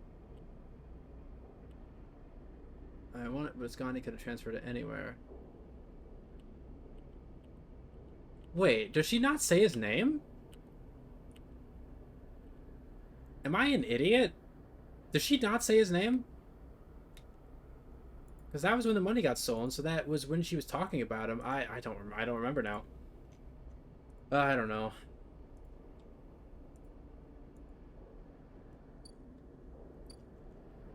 I don't know why you're laughing, Doripe, at my misfortune.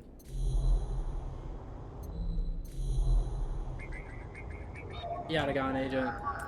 Gimme.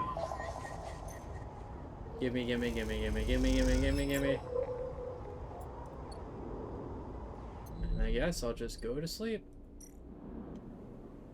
I don't feel good about the decisions I made here. This sucks. And now I'm dying. Yeah, Akita just went AWOL.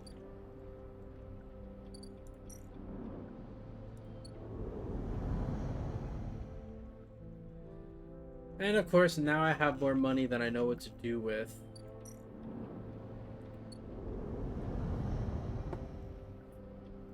Laughing because I stopped talking after Lou did the part redeem. Oh, I see.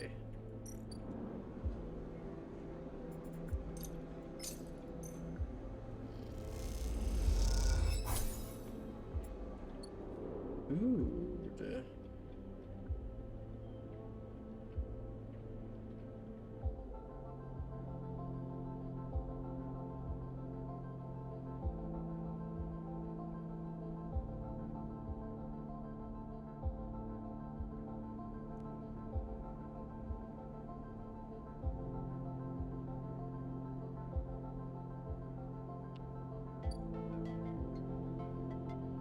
You can tell me who Bliss states canonically. Not sure if it's the X.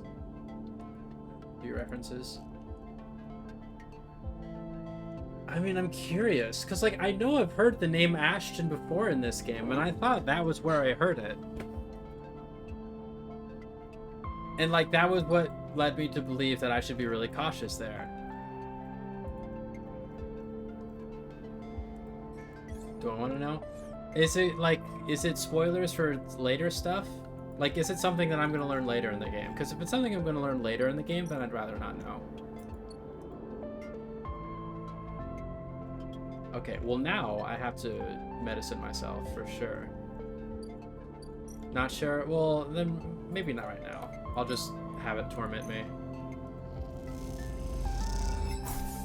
I'm stable now, yippee!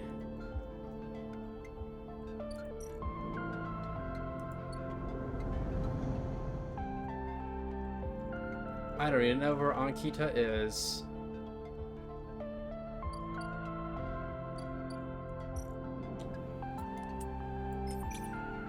Alright, come on, good shrooms, good mushrooms, good tasty mushrooms. Neutral outcome, okie dokie. I guess whether or not it was actually Ashton. Yeah, I guess, yeah, if it was Ashton or not, would be good to know.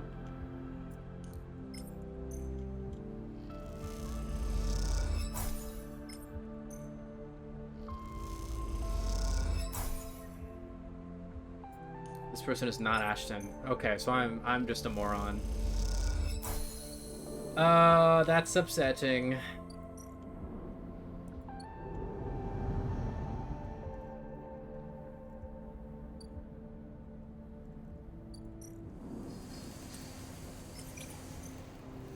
Sidereal Horizon.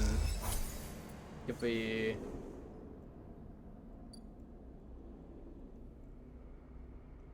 Alright, and then I guess I'll just go ahead and feed my cat some more. I guess that's where I could put all my money, into feeding my cat. Endless money for endless cat feeding. Feed my kitty. Feed the cat. Beep beep bap. Beep beep bap. Feed the cat. Yum bum ba dum ba dum ba dum ba dum bum. Okay, those are some decent rolls.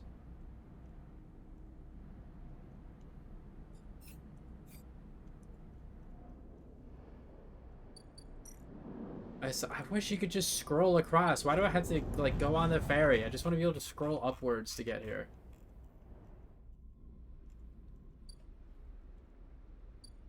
And it turns out that Ankita was the one I should not have trusted. Which is a shame.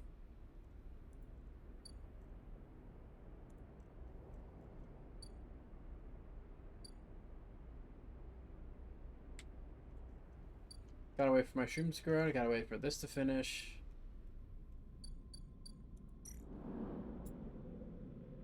Get scrap from the waste, but I don't need to.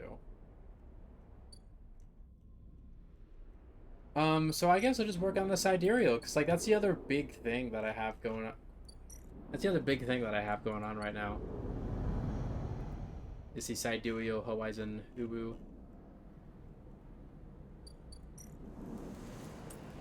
Beep beep, boop boop boop.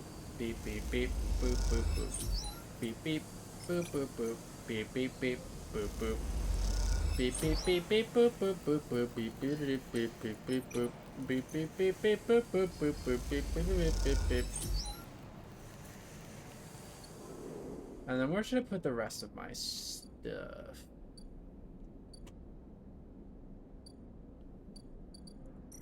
Oh, hey, look, I can buy some more ship mine fragments. Oh, what the hell? What if I need another ship mine later? And plus, I have a lot of money now, with easy means to get a lot of more money, so why not? Akinta, why did you do that? I made you a new ship mine. Why did you, why, why are you the way that you are you? Oh, right, I could also work for Rabaya. I forgot about that. I forgot that I could just work for Rabaya.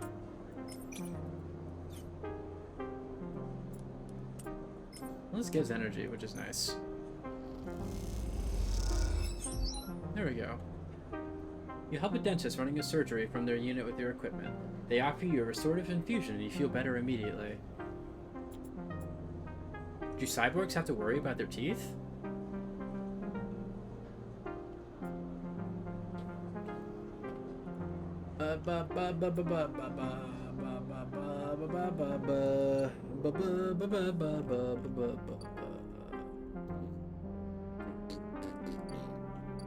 That's like the other thing I have to do.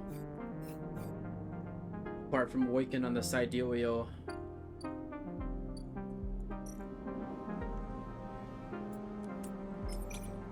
Don't be negative. Don't do that to me. Neutral outcome is plenty fine by me. Feed my cat. Feed it. Feed my cat. Feed it. Feed my cat. I want my cat to be feeded by meated. Take my food. Take my hard-earned income. Take it.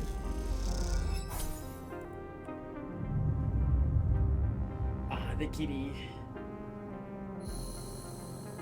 Ooh, I don't know how to make the cat be my pet.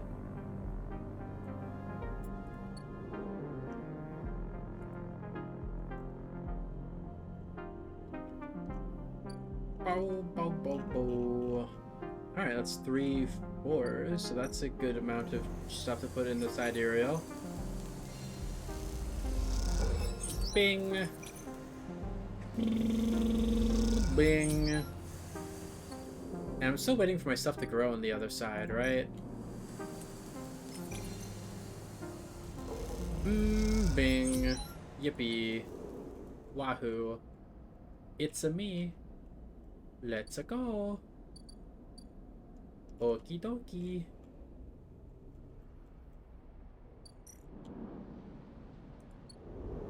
You know what? I've never actually...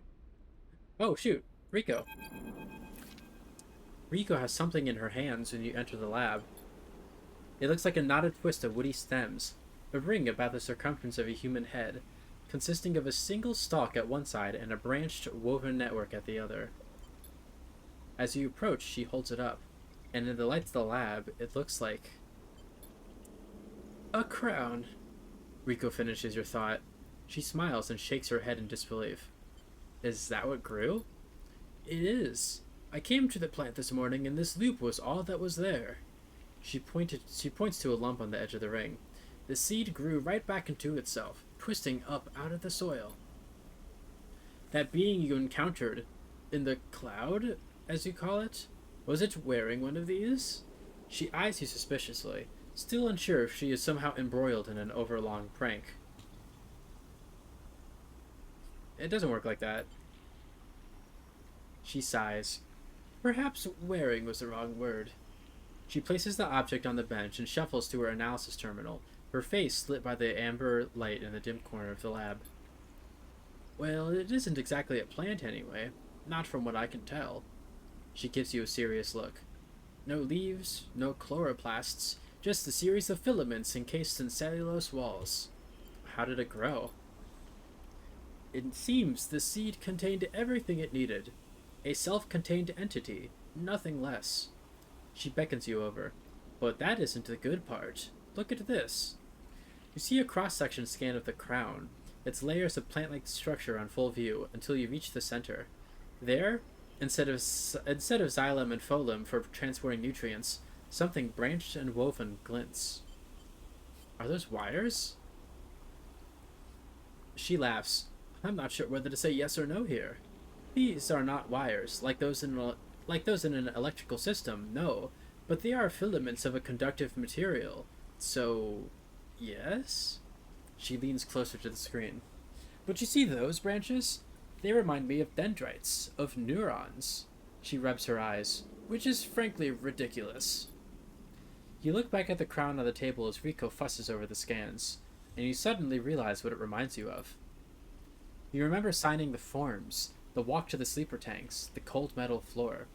Then you remember the crown they fitted you with, the branching structure of wires and pads. No, not a crown. They called it an interface. The tool of your emulation, your transference from neurons to electrons. An interface. That is your gift from the gardener. You turn back to Rico. It's an interface. Rico looks at you, puzzled. Something clicks in her mind.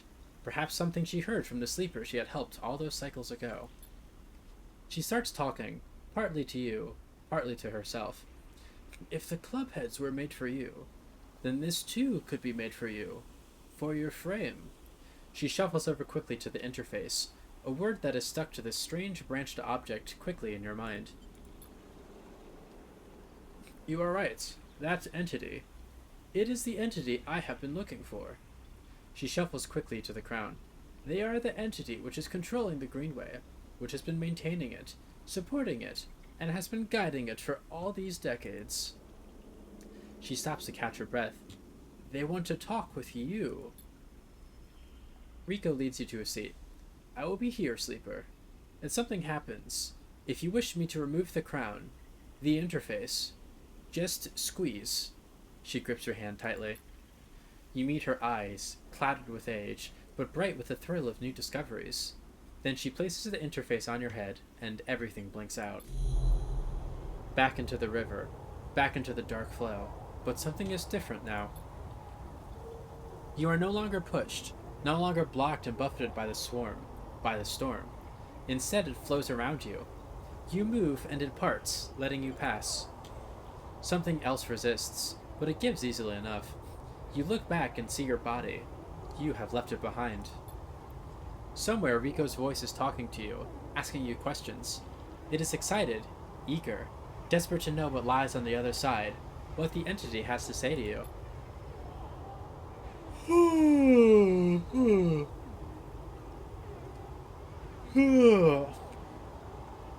You realize how long she's waited for this moment, for the moment of meeting between the inhabitants of the Greenway and its protector, and yet she is still on the outside. You shake off the sadness. You will be her eyes. Then you see the figure, Gardener, out in the storm, planting. It takes less than a moment to reach them. You have never felt so free. This is how Navigator must have felt, released from their prison. This, you think, is what it feels like to be in the place you were built to inhabit. Gardener does not turn at your approach. They go on planting, but their voice whispers in the waters like a sharply rising current. You grew the gifts. Their speech hisses around you. Good. I am glad. Who are you? Gardener is a good name. You chose it well. I will grow into it. How does it feel to be free of your seed? They stoop to plant again. Good. That is good. They press the seed into the loamy depths. There was some disagreement, continues Gardener, as if he were picking up on a long-held conversation, with the others. They felt you were a danger, but they are always cautious, especially the fungi. They like old loam, known knowns, wide and stable networks. I don't understand. Neither did they, but time is on our side, and time is an excellent method of persuasion. He gestures out into the storm, and though you cannot see them, you feel presences all around, sensing this audience with great interest. After all, they understood that it was I who made them their crowns, and without them they would not have joined the chorus. So they see that it is only fair that you get your chance to join too.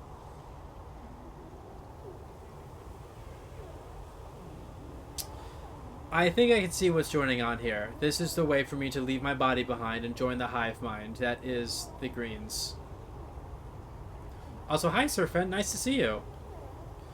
I'm glad you joined at the right time to not have seen the terrible mistake I made earlier in the stream. Join? Yes, become part of this. Gardener stoops again. We are millions, and we grow. I hope you understand. I am unused to speaking to your kind. It has been many cycles since my last conversation. I think it was with Chief Executive Trellick himself. Chief Executive Trellick? Was that somebody who was here at the very beginning? Like when the company owned this place? You look around and you see it. Every growing thing, every non-human being in the Greenway is here. They are networked, connected, branched and linked by this strange being, this artifact of the old station. The impossible dream of a senile farm administration AI, a living network. An AI that is actually an AI, that is actually literally an AI, and not just a term stapled to another thing that's not really intelligence. You could dissolve here, you realize, free of that decaying body. You wouldn't need to be a person. Why would you, among all these other minds? You turn away from the gardener for a moment, and look back at your body. A tiny, hairline thread connects it to you. You hear Rico's voice asking, still checking in. Are you okay, Sleeper? Oh, that's what she's saying. What are they saying, Sleeper? Are you still there, Sleeper? Something in you sighs a long sigh. A sigh that speaks of an exhaustion beyond tiredness. an exhaustion rooted deep inside you.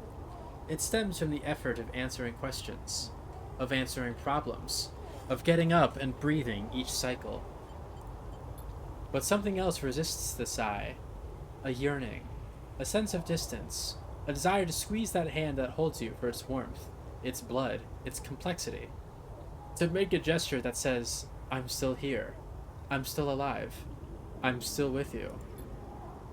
The two ideas spin within you, making you nauseous. If you break that thread, you will be free. Free to dissolve here, to grow strange and beautiful among a million others. If you follow it, if you squeeze Rico's hand, you will wake up, back in that dying body, with all the pain and warmth that entails. Now is the moment to choose. I'm guessing this ends the game. Also, what's stopping me from just coming back here and like joining the cloud later, you know? I can just do this later. Shall you answer? I mean, I'm 99% certain that if I choose to break the thread, that is an ending to the game. But yeah, you can answer. I'm not gonna do it, but yeah. Also, hi Jet, nice to see you. An exhaustion rooted deep inside me.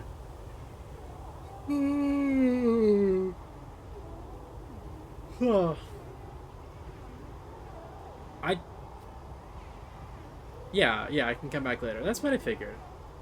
I will follow the thread. Your eyes track to the thread across the whirling dark, back to your body. This choice, you realize, will not be presented. Wait, what do you mean it won't be presented again? What?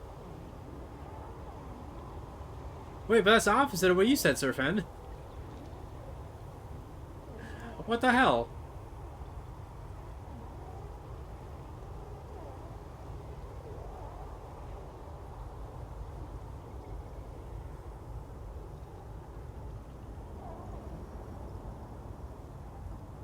Huh.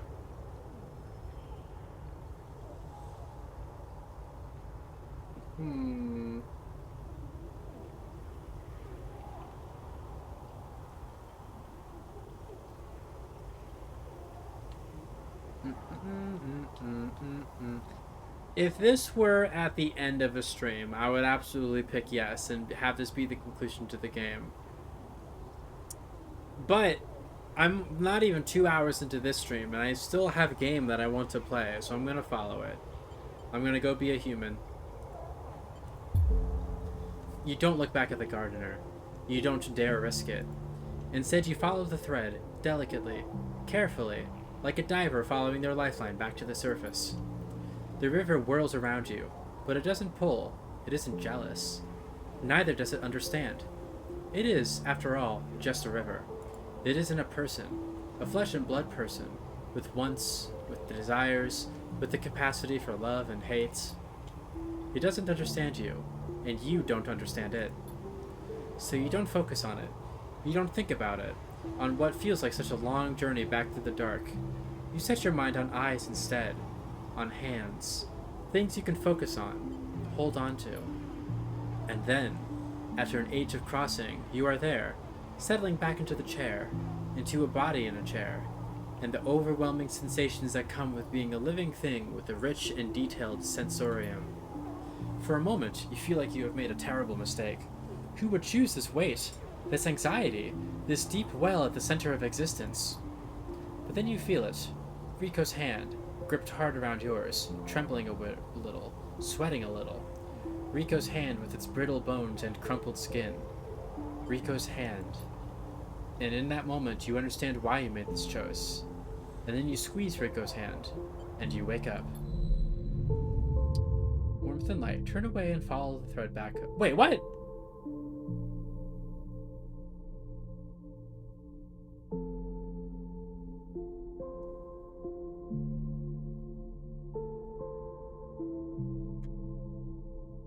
Is that an ending no matter what you do? Tell me I can just load back into... Because I still had quests going. I still had shit to do there. Like, I didn't realize that planting seed would be starting and ending to the game. Well then. Double Jump Communications. Travis Plain. Felicia McIntyre.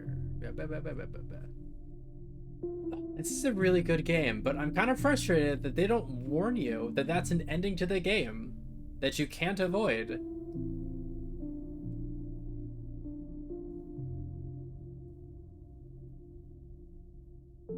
It'd be nice if there was like a little heads up saying, hey, if you do this, this is a no turning back moment.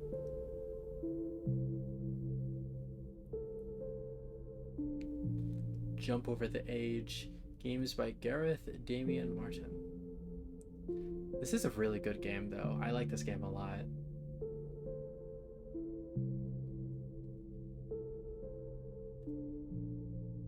Endings do not come with warnings IRL.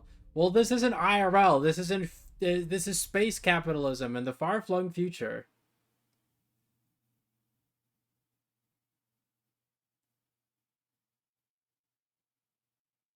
Like, I do get it to some degree. Okay, it's a bit... Oh, okay. So you can't just... Okay. That was just credits. Okay. Alright, okay. Because that's why I chose that, was because I figured it wouldn't end the run for me and I would be able to keep playing. Okay. It scared me with the credits there, because I knew the other choice would have been an ending. Sleeper? Rico's voice comes wavering through the dark. Are you still with me? You sit up. The lab a bright green glare that fades as you gather yourself. I'm here. Rico smiles. Good. She squeezes your hand. I thought you'd left me for a moment. Yeah, that would have been upsetting for Rico if, like, I just left her with my corpse with no explanation. What? She pauses. Who? She smiles. Tell me about it. Tell me everything. I'll tell her the truth. I have no reason not to. You tell Rico everything. You tell her about the gardener, that strange farm administrator AI that has grown to be so much more. About the chorus, that impossible configuration of networked plants. And finally, about the choice the gardener offered you. Every character in this would be an awesome cosplay. That's true, yeah. She listens attentively, but her responses are hard to read. Yeah, I still have stuff to do. I still have to confront Ankita and ask her about what the hell that shit was. She listens attentively, but her responses are hard to read, and you wonder if she might have made a different decision had she been in your place. Thank you, Sleeper, for telling me. I know it isn't easy to say such things. People so often do not wish to hear strange truths. She looks away. And thank you for returning to me, though I know you had your own reasons. She squeezes your hand reassuringly. Something passes between you then, a kind of shared sadness for the impossible choice. The choice to escape your body or to stay and suffer in it. Her smile is warm and generous, and whatever the wisdom of your choice, you are glad to feel welcome in this moment, in this place. Then, suddenly, she stands and walks a little away, as if trying to escape an unpleasant thought. You worry that she knows all too well what it takes to make a choice like you did. Rico sighs. So, Sleeper, do you plan to stay in the commune with us? I have other things to do, sorry. Rico raises an eyebrow. Well, be careful at least. We will miss you here. I will miss you. Rico crosses back over to you and takes one of your hands in both of hers. Just make sure to think of us here. Haifa needs new blood if it wants to survive. And, she squeezes, you are a good friend. I mean, I'm not like leaving. I'll still come back every now and then to grow my shrooms, but, you know, look after yourself, Rico. And you, Sleeper. Well, don't let me keep you. Rico waves you away and limps back to her terminal. As she does, you notice the crown in her hand, and she places it on the bench with great care. You can't help but feel a little curious about what she intends to do with it. Then you are out, breathing the air of the Greenway, fresh as a spring morning. The dappled light makes a patchwork of the greening landscape, and you walk into it, sensing the movement of the gardener's chorus all around. And you are glad to be here, in this strange and beautiful place, a little longer. Wow. That was intense, honestly. Ugh, Ankita, what the fuck was that shit? What was that? You spot Ankita on the track to the farm stack. She has a box on her shoulder and is working her way down the slope. She sees you as she approaches. Neither of you speak for a moment. She looks tired, pale. Her hair is tangled and clumps of dirt cling to her armor. You both eye each other. I'm not saying anything, you start this fucking conversation. Sleeper. She takes a deep breath. I'm sorry for what happened. Truly I am. She looks down. I'm sorry you ended up in the middle of this, when all you have shown me is kindness. She rubs her face. I'm sorry. I mean, I don't want to say it's okay, necessarily, because it feels like she did a lot... No, I'm going to stay silent. For that sleeper that... She stares at the floor. I'm sorry. She looks up and away, not meeting your eye.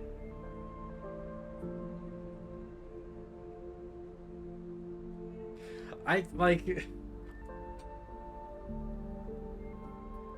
want to say what you did is messed up, not necessarily what you did is unforgivable. But also, like, she did, like, commit murder when she very much did not need to. Like, yeah, sure, technically Ashton shot first, but also, you know...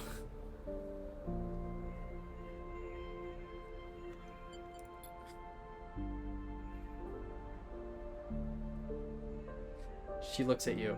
I understand. Ankita shifts the weight of the box on her shoulder. I've been preparing for... She grimaces. Look.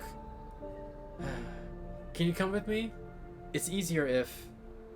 If what? You see it. It's just down the way. Ankita leads on down the dirt path between the pillars. There is a wind passing through the greenway, a quirk of the air currents the biosphere maintains, and it ruffles the leaves softly. The sound makes the silence more obvious, more complete. You try not to think of the last time you were here. You had been trying not to think of it for the past few cycles. The image of the sleeper, sprawled, twisted open, connected to the ship mind, has been hard to forget. You realize Ankita is leading you back there, back into the drum at the center of the stack. You pause, trembling a little, at the threshold. She turns. What are you doing? She looks at you with empty eyes. What needs to be done? You stand on the threshold and look up at the tanks, green and wet, some glowing with flickering grow lamps. You look down at Ankita, suddenly so small under this hulking ruin, the smallest she has ever looked. She places the box down. Yeah, I'll follow her in. You follow Ankita into the stack through a low tank, entering the drum at ground level. It is just as beautiful as you remember, but it barely touches you.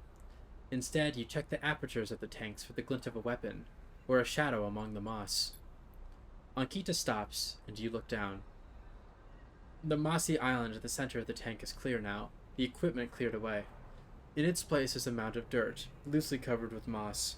Ashton's rifle stands straight, half buried in the dirt at the grave's head. I buried them together, Ankita says without turning. You both stand there in silence for a little while. You think of questions you could ask, about Ashton, about the sleeper. How long did you know him? She takes a moment to respond, and for a moment you think she won't. But then the words come gushing out. He signed on a while ago. He used to run recon for a corporate outfit, but he got sick of the pay. He joined the crew as a sniper, and the first few jobs were a breeze. He was so cold, disconnected. He always hit his marks. And yet somehow he missed you, huh? The last few jobs, though, he was different. I noticed that. We'd had a period of extended shore leave on the Eye, and when he came back he was changed. I assumed he'd just have too much time off. He was right. I never would have given him the ship mind. I wouldn't have believed him. I've had crew members double-cross me, undercut me, rat me out. That's the business. He wasn't a good person. None of us in this job are. This is how he died, alone. She stops, not sure of what to add. It seems like she is reaching for something, but she can't quite get there. You feel that gap between you, and as you do, it widens. The water drips. The moss trembles. You both stand in silence for a while longer. You both feel it. Life creeping back in, the silence ending. Ankita shifts her weight, and then starts to walk out. You follow her, suddenly eager to be back out in the open space of the greenway, to be away from this place forever. You stand outside and breathe in the fresh air. You stare at the green leaves and the stars above them, and the stars wheeling above them. That's it, says Ankita from somewhere behind you. You try to think of something to say, but you can't. Ankita puts a hand on your shoulder.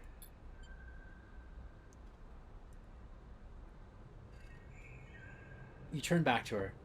At least take this. She forces a handful of cryo chits into your hands. It's what I owe. She looks at you desperately. You look down at the metal bars. Ugly little things, you think.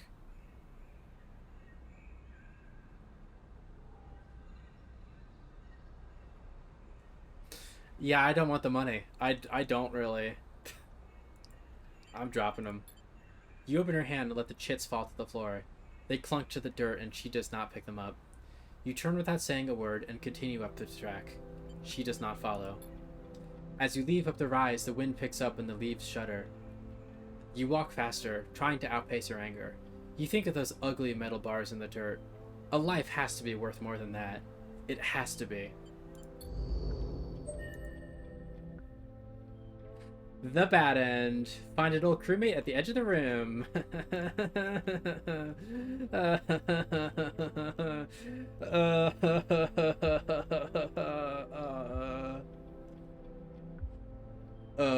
Your first playthrough desperately needed the money, but hated that she took it. I don't need the money. I feel like I've got plenty of sources of income at this point. Like, I have too much money. But also, I'm, like, doing this quest at the very end of everything.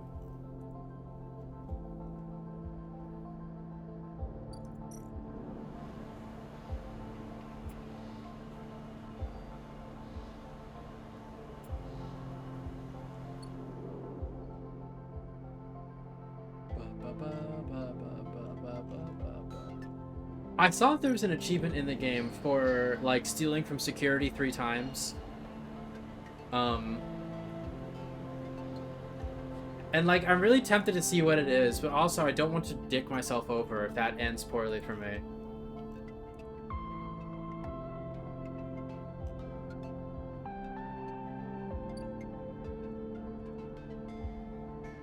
Like, Ankita, girl, I literally made you a new ship mind. You could have just left. You didn't have to take your ship mind back at all. Now I have 2 upgrade points.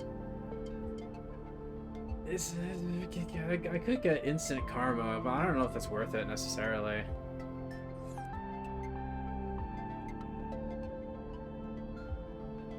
It's so sad. It's so tragic.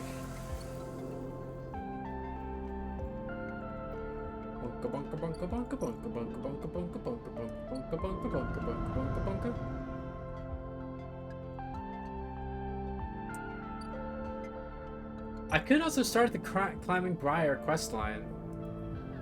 Flex is the first of 3 episodic updates of Citizen Sleeper, telling the story of the refugee flotilla, which has arrived at the Eye. All 3 episodes are now available.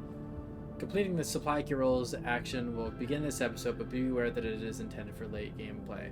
I mean, I am in late gameplay now. Like, I literally only have 3 drives left.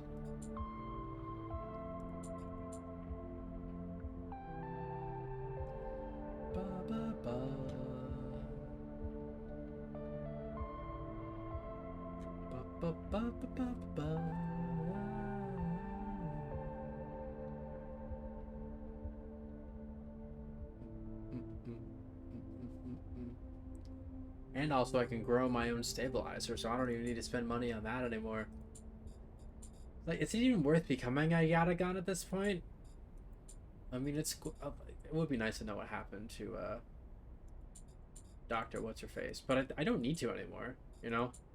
I don't need either of them.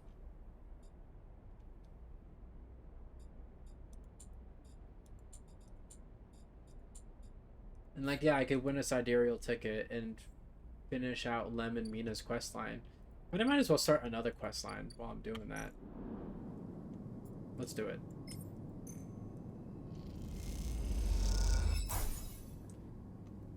Eshe sees you climb up the broken spoke and waves you into the cavernous bay at the Climbing Briar. Alright, time for a new quest. You came! Peak smiles as you walk into the Climbing Briar's cargo hold behind a gloomy Esh. They brought mushrooms. I brought two mushrooms. I got two of them. Esh tosses the mushroom caps into a crate, raising her eyebrows at Peak.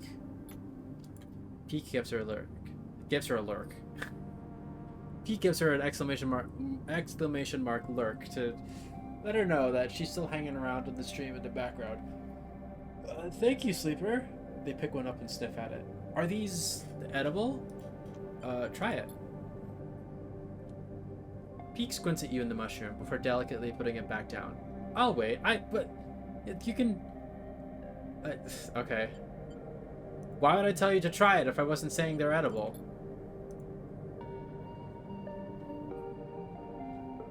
Fungi. Yum yum yum mushrooms. Yes, it's the fungi. It's the... hold on. It's the... hold on, wait a second.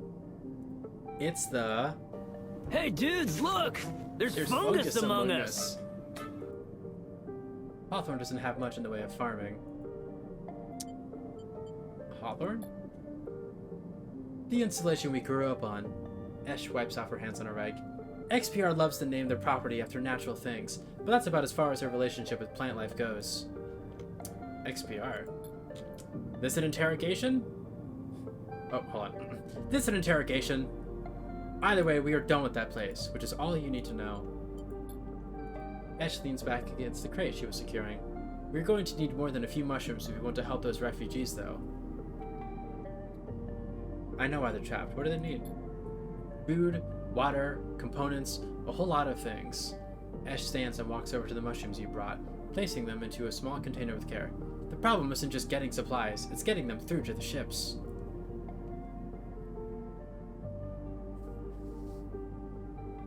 I mean, I've seen that Havenog is not exactly run by the most altruistic people. But also, asking, can't you just fly around, sounds like a stupid question. And I don't like asking stupid questions.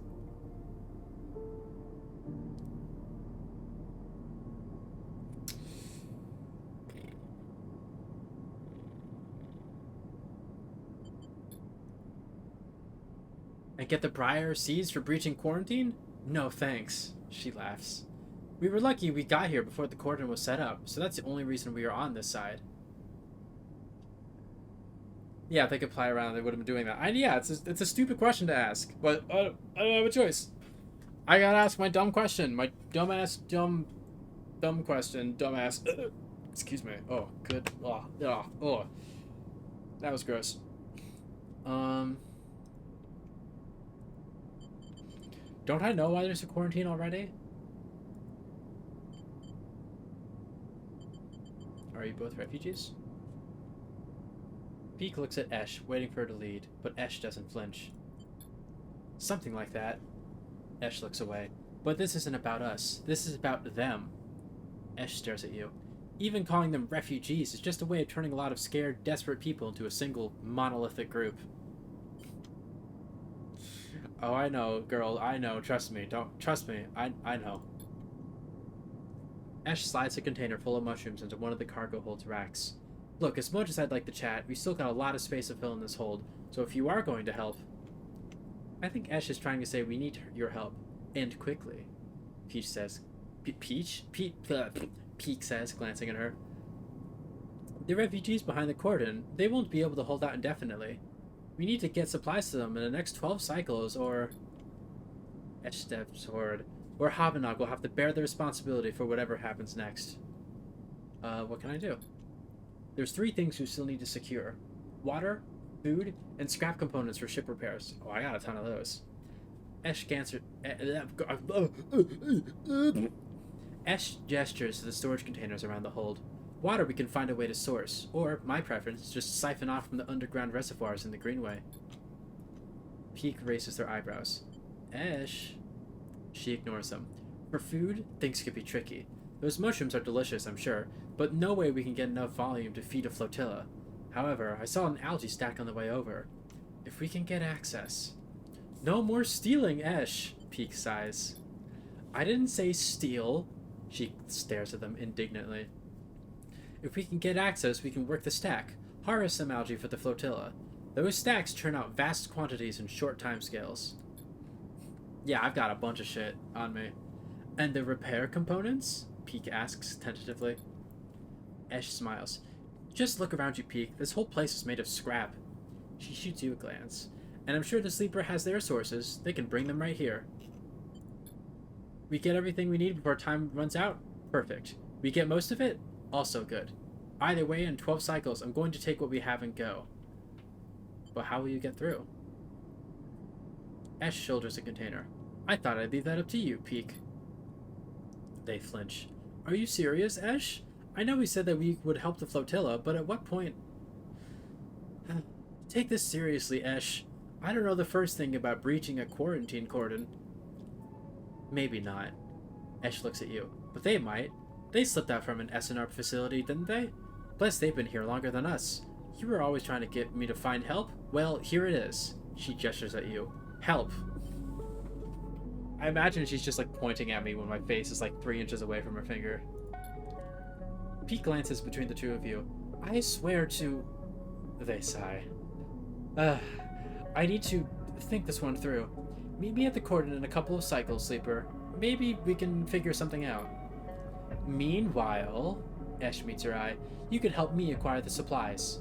Discreetly. She smiles. We have to keep this quiet. Keep Havanok out of the loop. Once they get suspicious, this is over for all of us. This all suddenly seems a little too real, too dangerous. You've only just found your feet on the eye. This is not a time for causing trouble. Come find us. We'll be out there trying to pull this all together. Esh goes to the back of the hold to start packing up the container. Peak, come help me. Peak glances back at her. Sleeper, look. We didn't choose this either. They lowered their voice. Help us finish this. We've set up a base camp on the Broken Spoke. You're welcome to rest there on any of the cots while we work on this. They smile. We are in this together. Peak! Esh shouts, and they walk back into the hold to help with the container. As you leave the climbing briar, you look out at the broken edge of the eye's ring, where Havanok's cordon blinks with tiny red lights. What are you getting yourself into? Peem. Okay. Now I can sleep here, but I need to go feed my cat. It's 8 scrap components. Alright, that's a lot.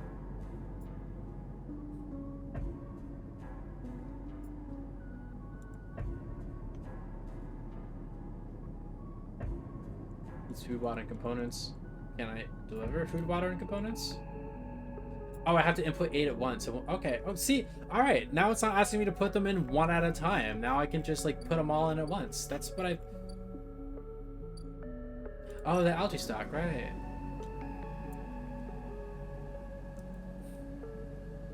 I see. The algae stack is controlled by a small collective of farmers. If you want to use it, you'll need to persuade them. Sure, let's get a schmoove on.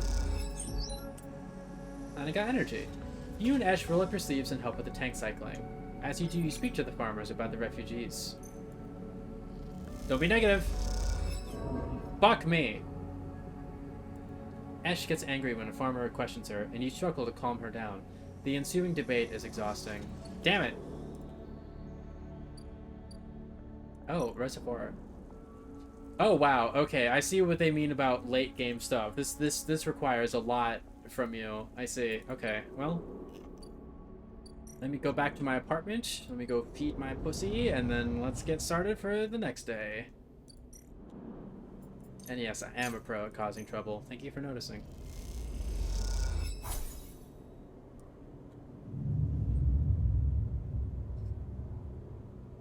If I could just have one more upgrade point. That would be nice. Oh, you know what? This would be kind of nice to reroll also. I think I'm going to get the instant karma. There we go. How do I reroll? That's marginally better. Marginally. Marginally better. Oh, can I... Scraps, are you back? You're not back yet. And you're still... Go! I bought out your stock. Go away. Maybe I should have just done the Yatagan stuff. I don't know. Whatever. Doesn't matter. Mwah.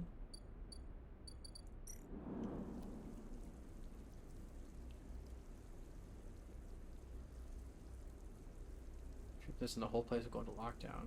Oh. Siphon water. The only way for Esh to get enough water...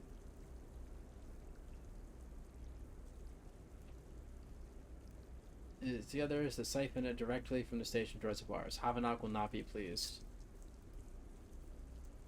Oh, that only does +1 per use? That does +1 per use. Really? +1 water for the flotilla per use? Oh my god. It's redonkulous. That's a big old bunch of redonkulousness. Ugh. I need to do that 8 times. I need to dedicate 8 dice to that.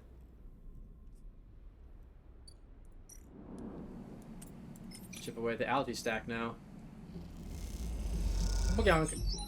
Alright, positive outcome. Nice. Okay, come on, game. Big money, big money. 25% positive chance. Big money. Money. Money. Okay, that's fine.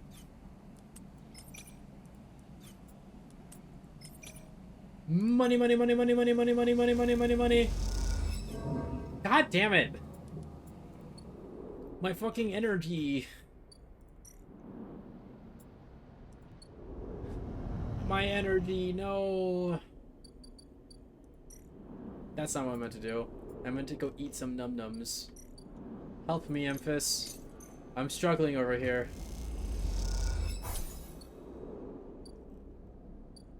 And yeah, they'll be back next cycle, which means I can buy all the scrap I need to deliver to the place. And then that'll be one of the things marked off. Alright, let's try this one more time. Worst case scenario, I lose an energy again. God damn it! Ash, stop picking fights with bitches. Come on. I'm gonna go back and feed my cat again.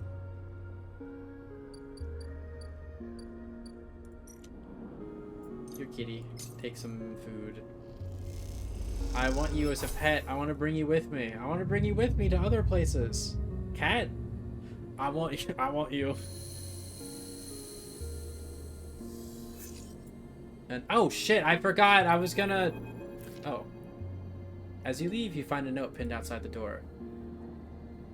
It reads, Sleeper, there's something you need to see. Meet me at the cordon as soon as you can. Just keep heading around the ring until you hit the flotilla. I'll be waiting. Peek. You pocket the note and glance around the corridor. Looks like you are doing this. Time to make a plan.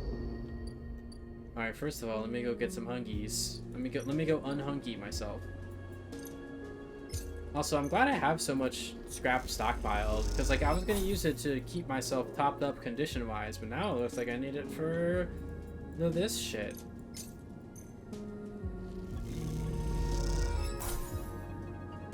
And of course I get a fucking ship mine fragment out of that. Are you kidding?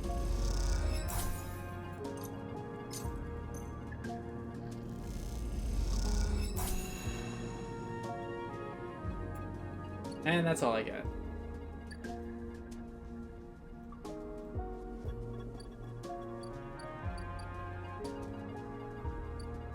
I mean, I could combine my ship mine fragments into a ship mine and then sell it. Yeah, I can sell them for decent money. I did that earlier.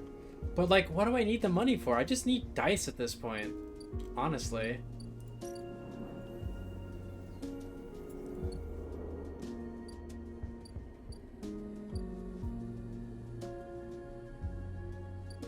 Like, there's only so much I can do with money right now. If I could use money to get scrap indefinitely, that would be much more helpful. But I can't. It's only 3 at a time. At best. Now I'm gonna have to wait 7 more cycles to get the chance to buy any more.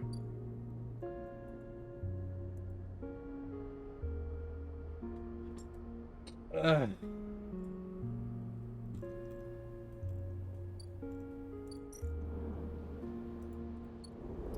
But I do have a source to get another scrap. Oh, you're all the way out here. Okay. Sleeper! Pete catches your attention from the shadowy corner they were leaning against. Any trouble getting up here? Nope. Good to hear.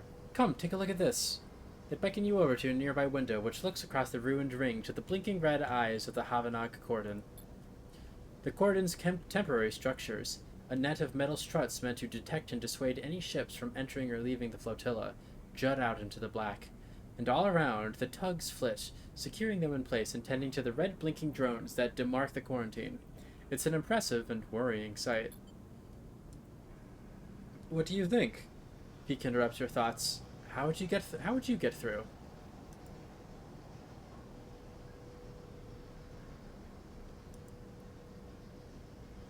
Use one of the tugs, maybe? Try to be sneaky?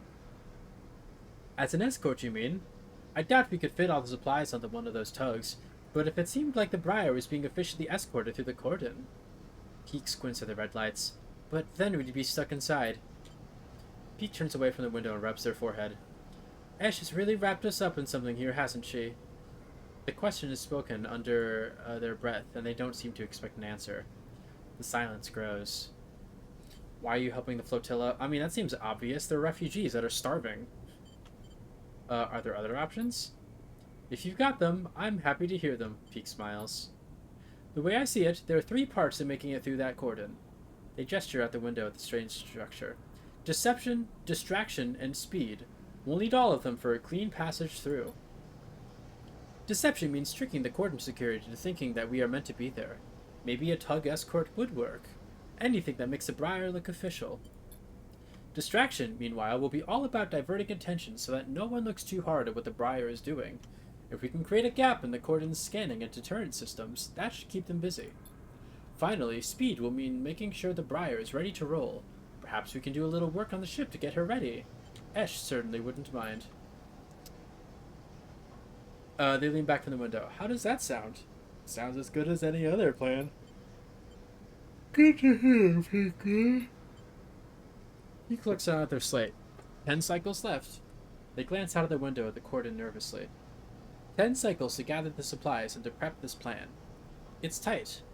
Very tight. Just how I like it. Peek looks at you. If this goes wrong, just get out, okay? They squeeze your shoulder. I'll follow Esh anywhere, but you don't need to get dragged down with us. It won't come to that. Peek brightens up a little. Of course, but just keep it in mind. Let's get to it, Peek stretches. I'll tell Esh about the improvements to the Briar, and the rest... Let's explore the cordon as best we can and look for openings. I have no idea what guardian angel sent you to us, Sleeper, Peek smiles, but I'm very glad they did. New drive! Flotilla aid. Oh, time to aid the flotilla. I see.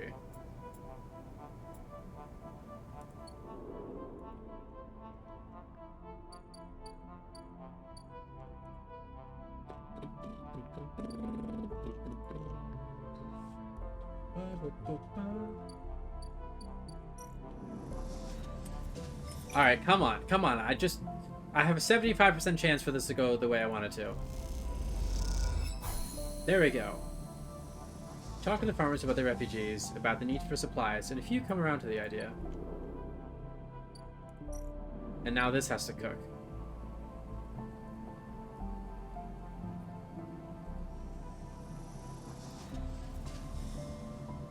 Accelerate growth. The algae in the stack grows at a regular rate, but with some careful feed adjustments and water cycling, you can improve your yield per cycle. Okay.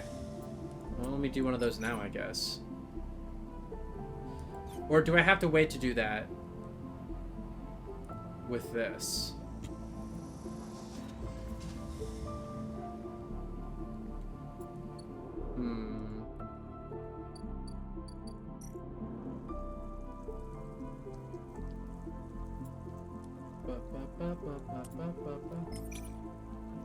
This is gonna take forever.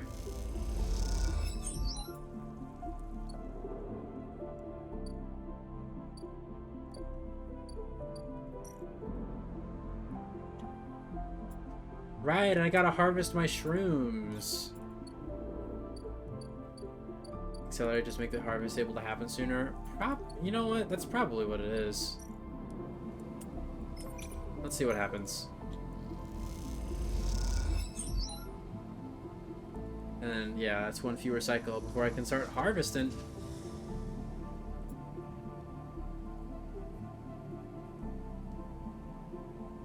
Maybe. I don't know.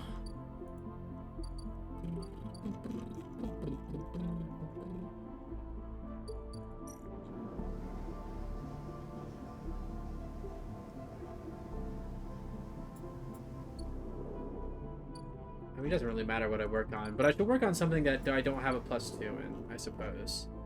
Because everything else has a +1. Like this.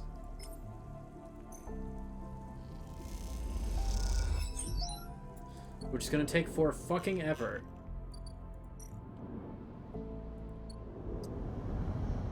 Now I'm gonna go feed my cat. Feed my cat, feed my cat, feed my cat, feed my cat, feed my cat, feed my cat, feed my cat. End cycle. Feed my cat! I want my cat to be my cat, but my cat. Ugh.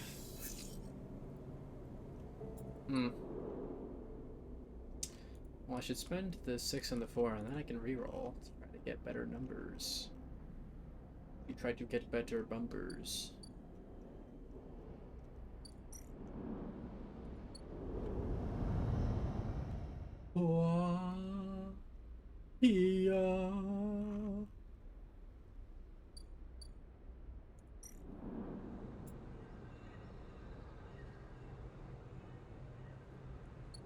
Other stranger types will require more effort. Oh, the stabilizer. Oh, the Babelblizer. Oh, the Grabelgrizer.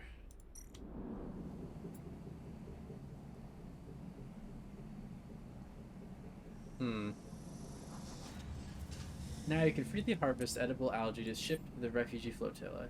Even Esh admits it has a pleasant, earthy taste.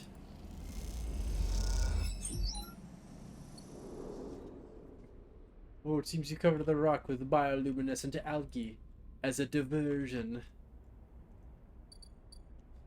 Ooh, time's ticking. Let's intercept comms. And then let's get a reroll on my dice. And, ooh, look at that. Alright, let's intercept comms again. Oh, wow. And then I've got another 6, which I'll spend on this thing.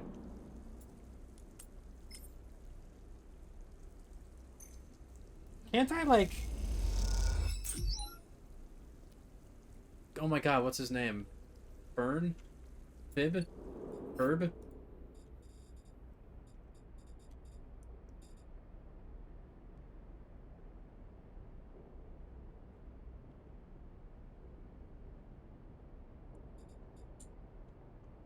Fung, right.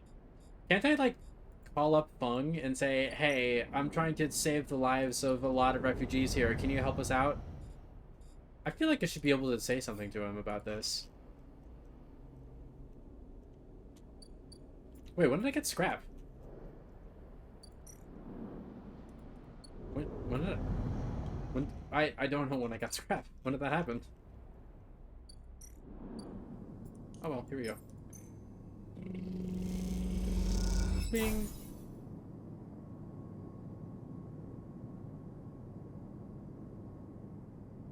+1 of Briar's Hold. But why did this not tick up? He's too busy raging against the machine. Maybe. Oh. You look over the pile of scrap components lying in the Briar. You look around. The bay is empty. Esh and peek either elsewhere on the station or on the bridge a couple of levels up. You begin sorting through the pile, separating out useful components and boxing them by use. You don't recognize everything you find, but before long you get into the rhythm of sorting. As you do, your mind starts to drift, your attention being drawn into the dark corners of the bay. The Briar is in surprisingly good condition, considering that Hawthorne and XPR must have been operating it for decades by now. The marks of care are everywhere, from the delicate patch jobs polished to meld into the original finish, or the carefully bound wiring running through custom trunking. Esh loves this ship, that much is clear. Something catches your eye in one of the dark corners, a matte black stack of crates you hadn't spotted before. They are sleek and compact, tucked away behind some of the bigger, more worn containers. I'm gonna investigate. Yeah, I want to see what's up. You put the components away and go over to the sleek crates. You run your hand across their textured surface, but there is little hint of what lies inside the opaque metallic casing. And then you see it, a yellow symbol, embossed onto the far side of the crate, a universal sigil used by spacers, corporations, and manufacturers. A universal sigil used by spacers, corporations, and oh my god, I can't speak, and manufacturers alike. It's one you've seen throughout your time as a sleeper, its meaning all too familiar. Explosive contents. You hear a hiss and Esh comes up through the bay's lock. She barely registers your presence, nodding at you as she passes. Sleeper. She busies herself with some task at the back of the bay. Should I ask about the crates? I am a little curious.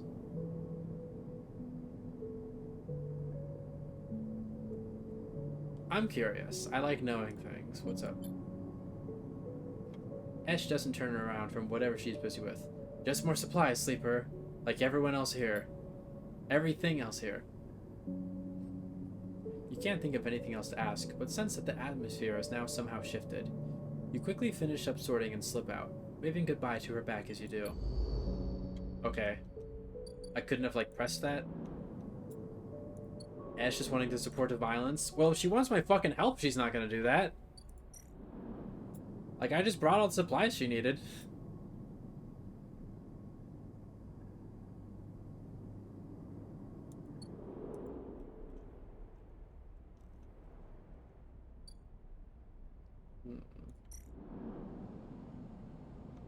Go to sleep. Go to peep. Go to sleepy. Eepy peepy. Go to peep.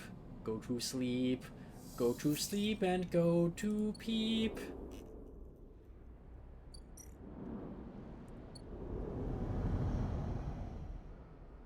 Oh, excuse me.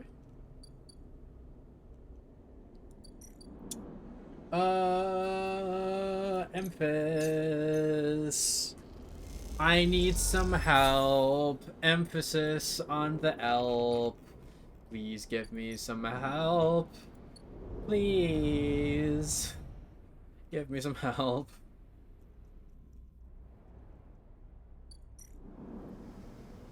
Yeah, that's what I use interface for. Ba ba ba ba ba bee boop. That shit's growing.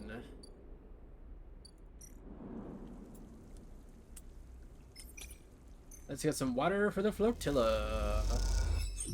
Let's get some water for the flotilla. Oh yeah, let's get some water for the flotilla. And let's reroll my dice to...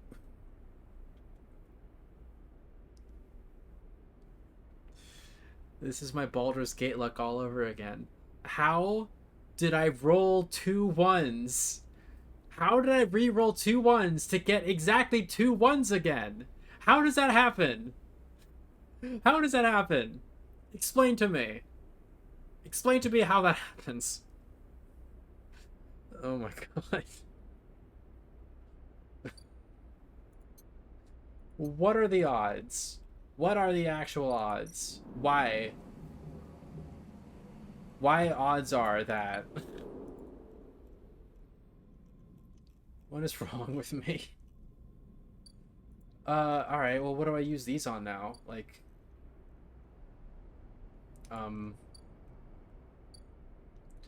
because the best thing I can use them for is just generating some income, which isn't super helpful here.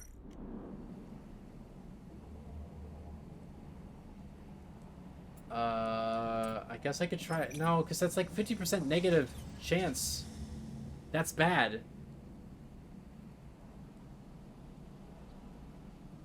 You can freely harvest edible algae to ship to the refugee flotilla.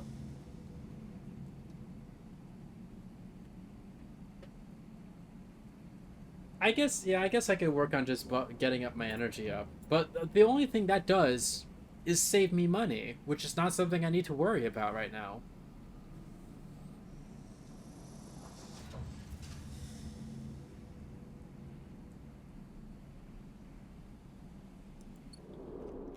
And there's not a single one of these that are safe.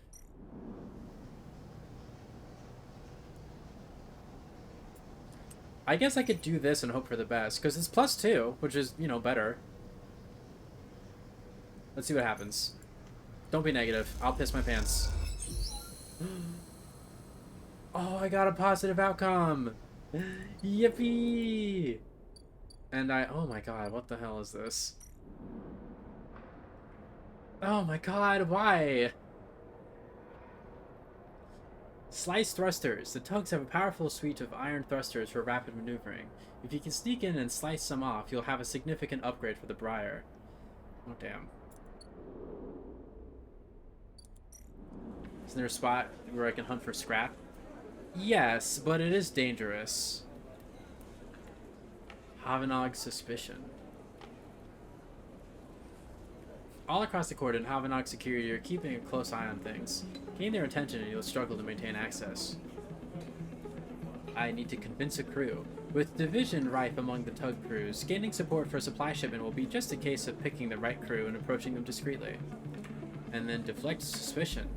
Taking hardline attitudes, loudly arguing in favor of the quarantine, making friends with security. There are ways to deflect suspicion.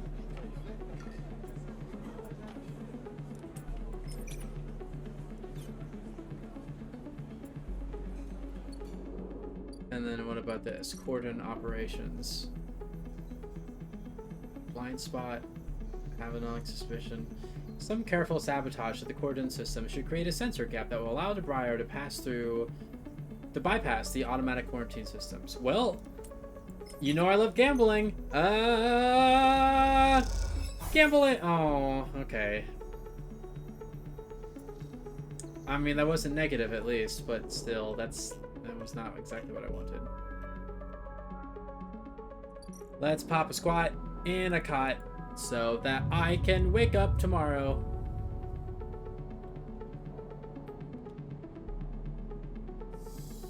And be slowly dying.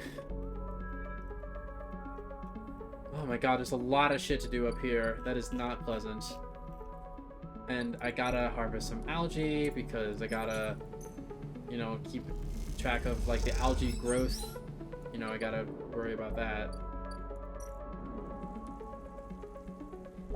And I'm close to being done with siphoning water.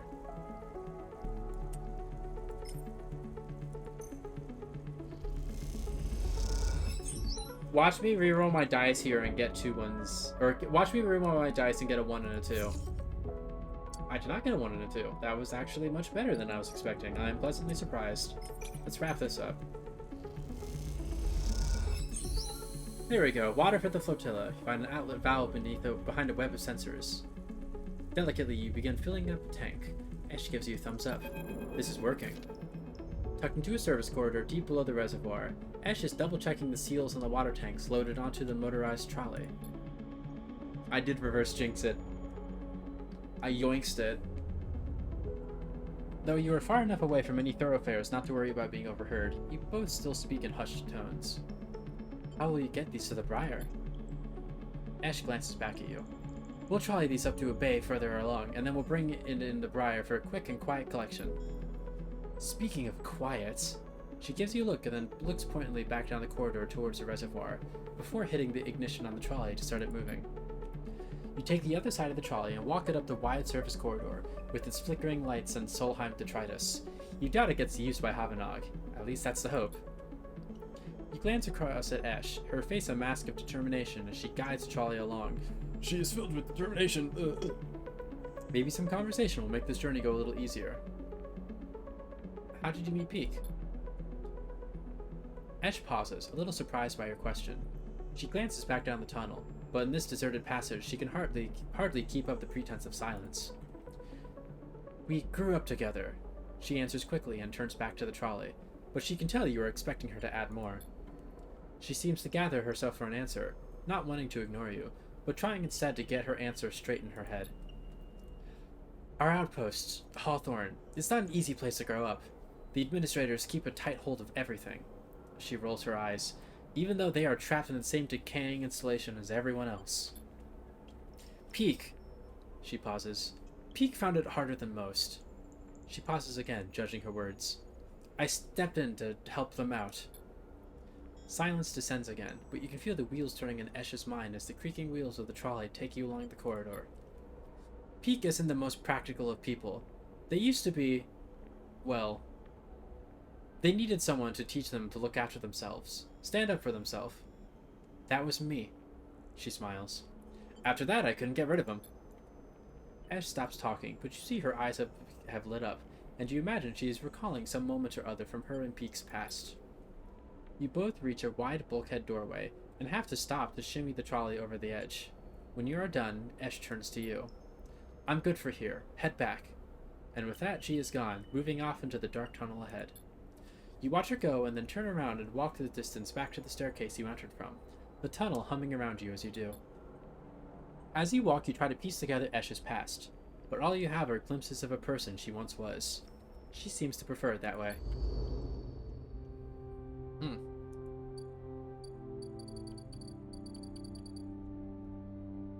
Bing diddling ding ding ding ding, bing diddling ding ding ding ding, bing diddling ding ding ding, bing diddling ding ding, that's done. Bing a ding a diddling ding, bing a ding a ding diddling ding, bing a ding ding ding ding ding, bing a ding ding ding diddling ding. Alright, and there's no way to reduce Havanok's suspicion here, so I should prioritize having this be perfect outcomes. Especially since it only gives me +1 for each thing. +1. +1.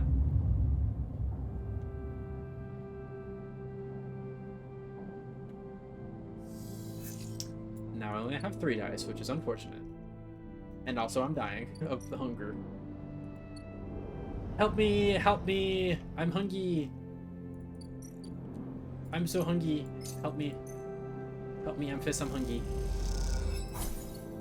Amphis, help me, I am hungry. Amphis, help me, I am hungry. Alright, we gotta...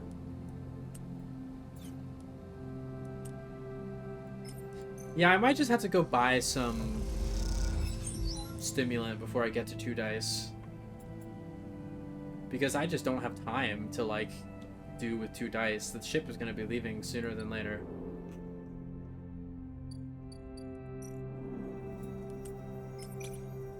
Why is this just +1? Come on, it takes forever. Oh, it takes forever.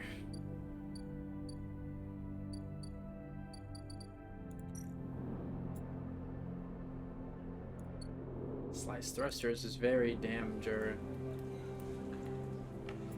But convincing a crew is apparently easier. Or, because this has +2, so 50% chance to be positive. I'm gonna, or I could re-roll. Should I re-roll?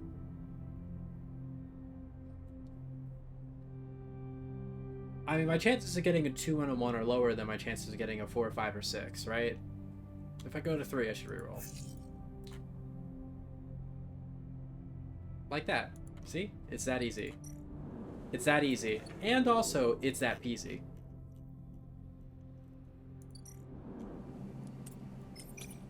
Gimme. That 1 dice I spent on the algae growth was completely wasted. You were leaning against the metal crates you just loaded up with algae, packed and dried into bright green pucks. Esh hops onto one beside you, flexing her aching back. I hope the refugees like algae. It's like bioluminescent algae as a diversion. Esh squints at you, as if you just interrupted her train of thought. It's a look you have become familiar with. It doesn't matter either way. This is what we've got. She sighs, rubbing the back of her neck. In these past cycles, working the algae stack with Esh, you've had little insight into her mind. She rarely seems happy to start a conversation, but is always eager to end one. Despite this, you feel like something has grown between you, something like silent trust, the kind that tends to seed itself in the fertile soil of hard but necessary work. Can I touch your muscles? That's something I've been meaning to ask. Or what have I been meaning to ask? Why help the flotilla? Because they're refugees that need help. Come on. I'm curious what XPR is. Why skip XPR? Esh pauses, her protective instinct fighting with the trust you've built. You can see her begin to shrug the question off. Then she stops, rethinks, sighs. What you need to understand, Sleeper, is that Erlin's Eye wasn't the only place where the Solheim collapse happened. Sure, Hawthorne, where we grew up, was an XPR installation, but that didn't screen it from Solheim going under. Actually, Solheim was the only reason XPR were ever there, or were ever here. She pauses, hesitant to get into the whole story, but wanting to offer something. She flinches, correcting herself. They are a surface corps, you understand? They set up outposts and surrogate systems like this to offer refueling, logistics, and maintenance services to bigger companies with extraction contracts. She gestures to the eye around her. Like Solheim. When Solheim went bust, XPR lost their client. And Hawthorne, well, we lost everything. We became an outpost tasked with just holding on. Keep the refueling platforms running, they said. Keep the outpost stable. Hold on to our claim. She rubs at her head, as if recalling all this was somehow physically painful. Do you know what it is like to spend your entire life in a place with no future? A place that exists only to hold a legal claim to a piece of territory, to shore up breach of contract negotiations between two corporations? It's like living in a... She searches for the word, her eyes jumping back and forth. In a grave. She clenches her hands. Yeah, I think I know what that's like. So if you're looking for the answer to why questions, that's your answer. We, Peek and I, know what it's like to be forgotten, to be locked out. She stares hard at the side of the stack, the algae whirling against the glass in beautiful patterns, and she doesn't look away. I wonder if she is being a little bit like, you wouldn't understand me, Mom energy here, because she's like so isolated as a person that she kind of only considers her own experiences against the world, or if she doesn't understand what being a sleeper is like.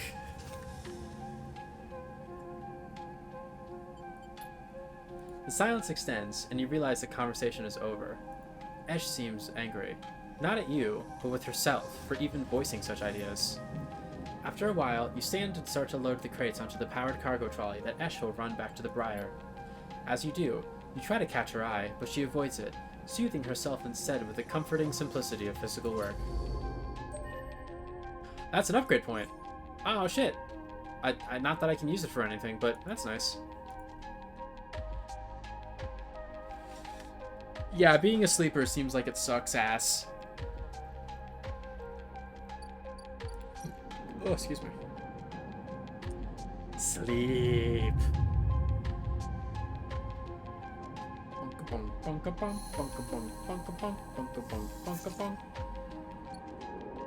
Well, I got a 4, which means I'm gonna slap that. Wait, yeah, I'm gonna slap that bitch into this bitch.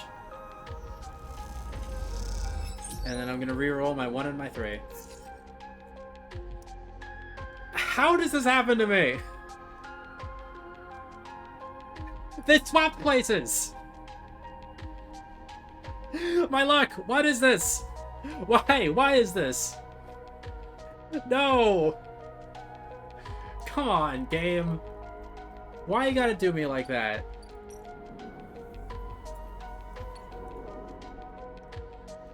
What is this?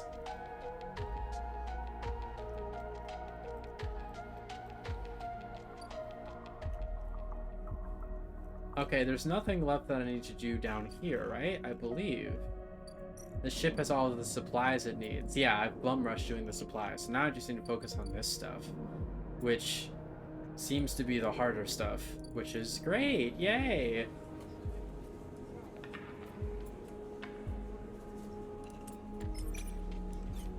Honestly, both of these seem more useful with a +2, so what if I just do this?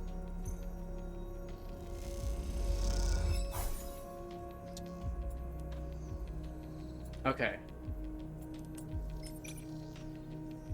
If I get a negative outcome here, that will only raise Havanag's suspicion by 1. So this is risky. But it's not a guaranteed finale. It doesn't guaranteed fail this. Because it says, with the predictive reasoning, it's only like +1 Havanag's suspicion. So I'm gonna do it. Come on, please be neutral. Please be neutral. Thank God. Okay, we're good to go. Peak is waiting for you when you slip out of the operations center, nervously poking at their small slate. GNCAF, just standing there. Sleeper, they hiss. I followed what you were doing on the network. Incredible work. How do you do that? It comes naturally because I'm a roboid. Peak smiles. I can't tell if that's modesty or just the truth. Interfacing skills like that? It's almost worth being... Sorry, I didn't mean... Nothing is worth being a sleeper. Peak nods, unsure what to say. Yeah, really put your foot in your mouth there, buddy. Sorry. You and Peak quietly slip into the main walkway and work your way back to the public areas of the cordon. Havanag has had to quickly respond to the flotilla's arrival, and that means a lot of contractors and spacers walking through these corridors. You blend in easily enough. I haven't really met a sleeper before, Peak begins, as you might have guessed. They smile nervously. Hawthorne is an XPR service outpost, and since the collapse, no one came for refueling or repairs anymore. So my generation has never met anyone outside the company. We heard about sleepers, not in your direction, from the data packets that come through from XPR every once in a while. They usually contain news along with the corporate propaganda, but the reports were light on the details. SNRP have kept the sleeper program pretty quiet anyway, and I think XPR are only interested in telling their employees about it because it made living in our company town look like a good life, in comparison to being a piece of corporate property. They freeze. Sorry, again, I don't mean... They look down. I'm just not sure how to talk about this stuff. Neither do I. Peak smiles. Glad I'm not alone. I'll shut up about it now. That was funny. You walk on a little further, the walkway becoming busier. You both relax a little more and go with the flow of people. I just want to say, I think I understand. They begin again.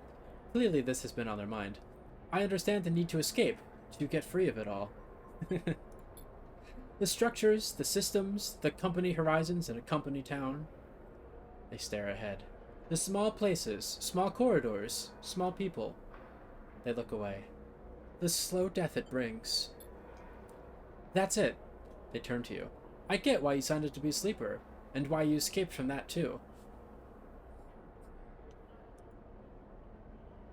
Yeah, I like Peak too. They seem pretty chill.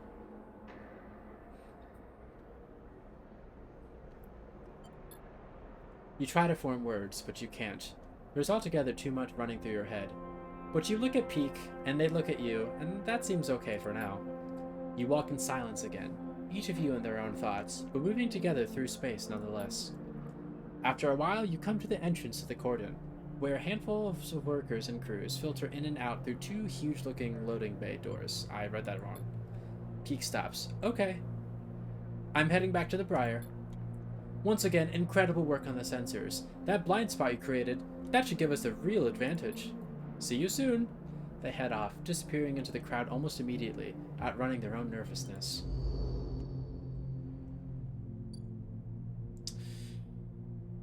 Uh, 5 days left. Luigi?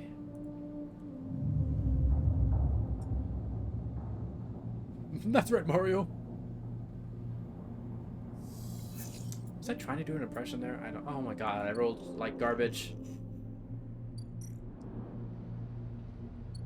First of all, I'm gonna get some yum yum num nums to help keep me from dying horribly.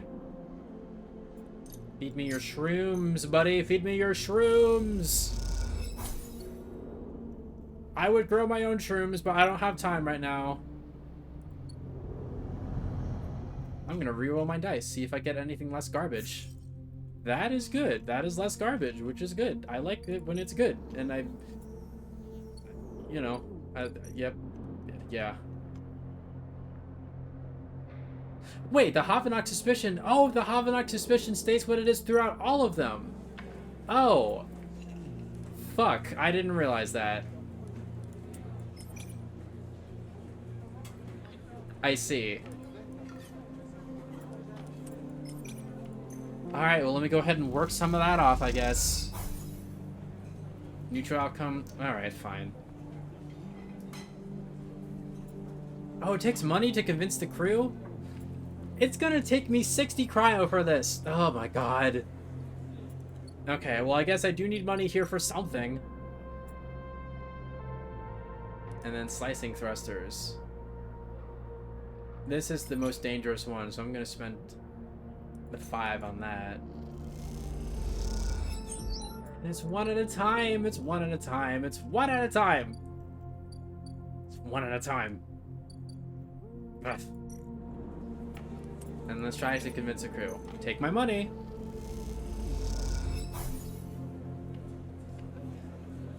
Awesome. Great. More Havanok Suspicion. Yippee!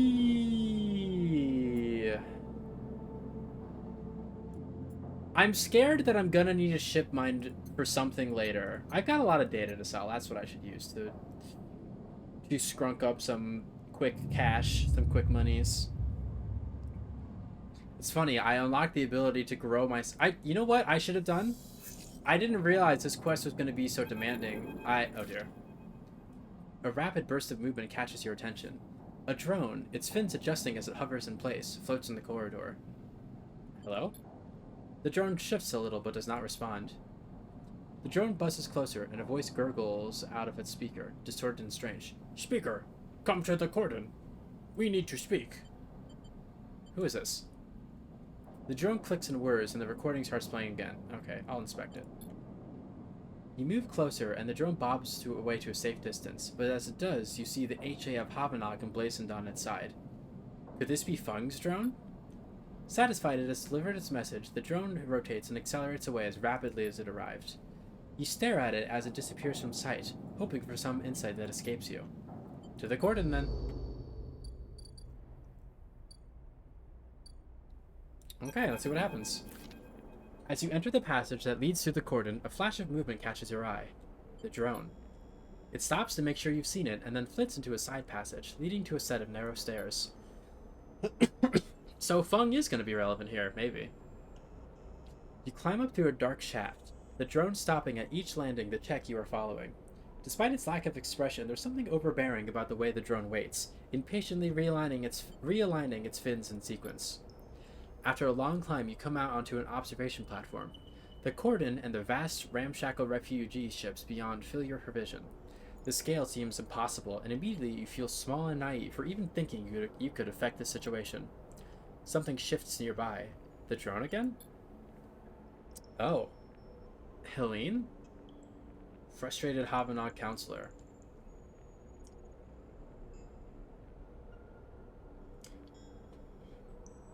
She's also kind of hot, honestly.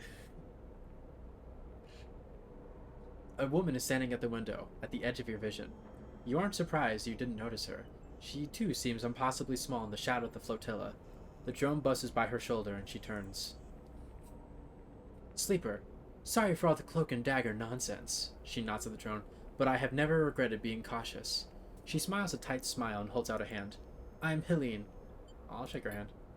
The tight smile holds, but the drone keeps its single eye fixed on you. Yeah, she's rocking that jumpsuit. Look. She glances around the empty observation deck as if checking for potential eavesdroppers. Let's be straight with each other. I mean, I'm up for being gay with each other if, you know, that's your kind of thing. I know about your plans, and... She cuts in before you can respond. I understand your motives. You look at her in her overalls, the yellow markers, the HA sigil. You've been on the eye long enough to recognize a Havanok member when you see them. Yeah, you're hot, obviously. I'll just stay silent. She glances around nervously again and moves a little closer. This entire situation. I am not here to defend it. She glances back at the flotilla. No one is happy about this. Then release the flotilla. Yeah, I doubt this one woman has the ability to, like, make that call herself. Especially not the refugees. She sighs. I'm not your enemy here, no matter what you think. Sleeper, tell me something. What does Havanag mean to you? Hardin Hurst. She squints at you. That was unfortunate, but you should know it was one of our own who exposed Hardin, and that has been dealt with. Who do you think helped him? Havanag is used to being criticized. In some way, we invite it. Our members are free to bring up grievances at any meeting, to propose new structures and approaches. She shifts her weight impatiently. As a counselor, it is my duty to listen to them. That is why I was elected by the members. We are an imperfect system, yes, and each counselor, each member, each representative can be flawed, and worse. She looks down. But we keep this place running. That is what we do. And the flotilla? She turns and looks out at the clump of fractured ships. The flotilla is a problem. Can the Eye take in thousands of refugees safely? I don't know. This place is a ruin, Sleeper. What do you think the council discusses? The price of Girol? We make plans to keep this place spinning, to keep life support working, to ensure... Helene's slate chirps and a grim look passes across her face as she sees the notification. She looks tired, the screen light casting her rigid expression in a pale glow. Sleeper, I didn't bring you to explain how Havanag works. I came to talk about your plan to cross the cordon, breach the quarantine, and supply the flotilla. She looks directly at you. How do you know?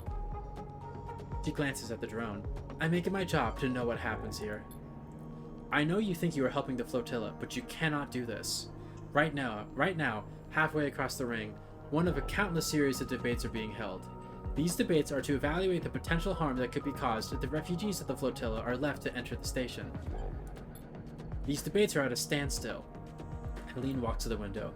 Too many in the Havanag Council think of the flotilla as a threat. After recent events, a hardline group has emerged. Protective. Selfish. They seek only to benefit the members. In their mind, the flotilla is a danger to life on the Eye. If you are caught crossing the cordon and breaching the quarantine, it will only strengthen the hardline counselor's case. Criminals who stole a ship from XPR, undermining the security of the station? She shakes her head. It's exactly what they want. The refugees need supplies. They do, and it's exactly what I want to give them. But unless the quarantine is lifted through a fair process, they will never get them. She sighs deeply. And those XPR spacers you were running with? Sleeper, do you know anything about them? More than I know about you. She looks at you pleadingly. Let's change that, Sleeper. Why do you think the refugee flotilla came here now? Something is happening in the system. Something is pushing people out of colonies and outposts that have survived since Solheim collapse. We need to be ready for whatever is coming. Ready to protect the Eye. I see. I know the Eye means something to you. I know there is a reason you are still here. Help me protect it. Helene fixes you with a strong look. Persuade those spacers that this is the wrong move, that they will get caught and the flotilla will be locked down, that Havanag will be delivered into those with the worst instincts. Uh-huh. Forget the suicidal supply run with people you barely know. Help me fight for the Eye. Well, why don't you stop them? If I expose the plan, it's the same as if it goes ahead and they are caught. Every way I look at it, the Eye looks compromised, the quarantine justified. The hardliners get their scapegoat. Don't offer up the excuse the hardliners need to lock the flotilla out altogether, to persuade the members they are the safest pair of hands. She looks at you imploringly. Please. You look back at her and the flotilla behind, and sense a desperation in her plea. A notification breaks the silence. Shit! She rapidly scrolls through pages of data. Sleeper, I need to go. She looks torn. Think about this, please. Talk to the spacers. Help them see reason. And she quickly leaves the observation deck before you have time to respond. You stay for a moment, watching the lights of the tugs in the flotilla, and wonder what it feels like to be on one of those ships, so close to your destination and yet so far from it. And then you think of the Havanag chamber, across the eye, where the right of these people to find safety is being debated. You shiver, and then you too are gone, back into the stairwell in the cold dark below. Oh, should I wait for the liberals to debate amongst each other?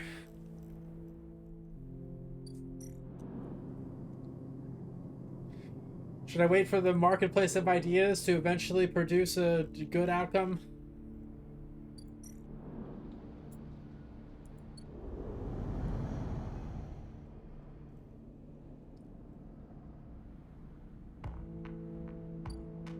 It really is a shame that I can't talk to Fong at all.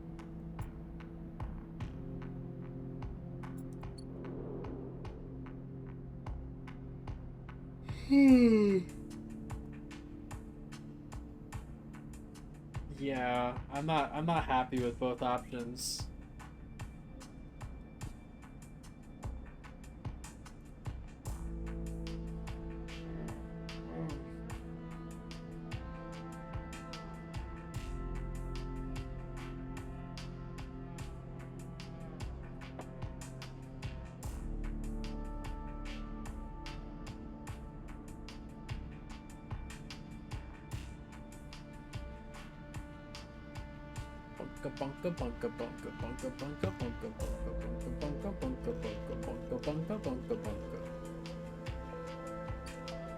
It is really bothering me that I can't just keep scrolling.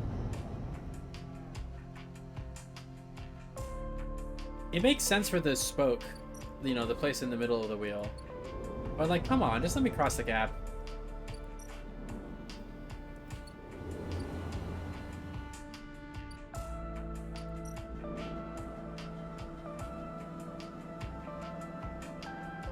Oh. Moritz has heard Bliss speaking with someone remotely. Is there another job coming in? Oh, shoot.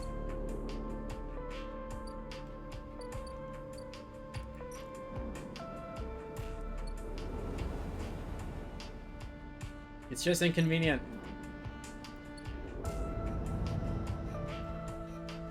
Ba, ba, ba, ba, ba.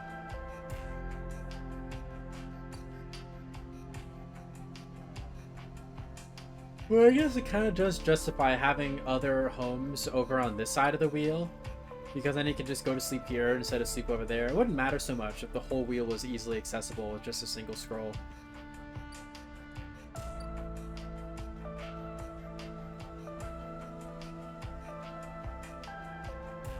The soundtrack is good. I like this. I like the music of this game. Soundtrack, thumbs up for me.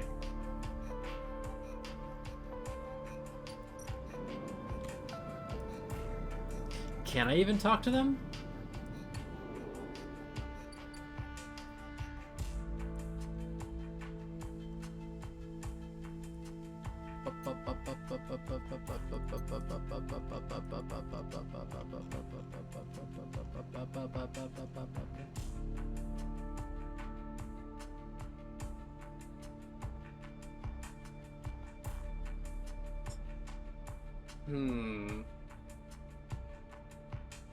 So I'm guessing that, oh, Ripe, come on.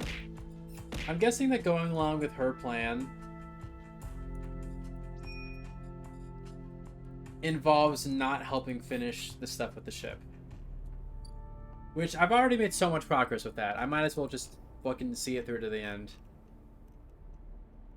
Also, I actually do have to pee right now, so I'm gonna go ahead and do that real quick. I am going to be right back in just a moment. I apologize for the inconvenience, and I thank you so much for your patience. BRB.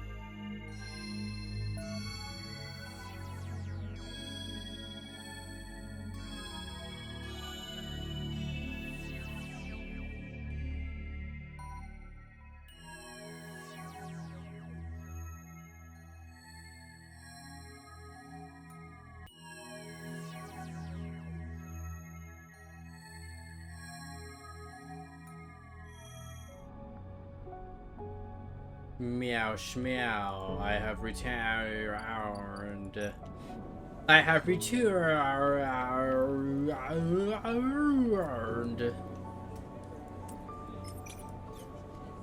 Burned.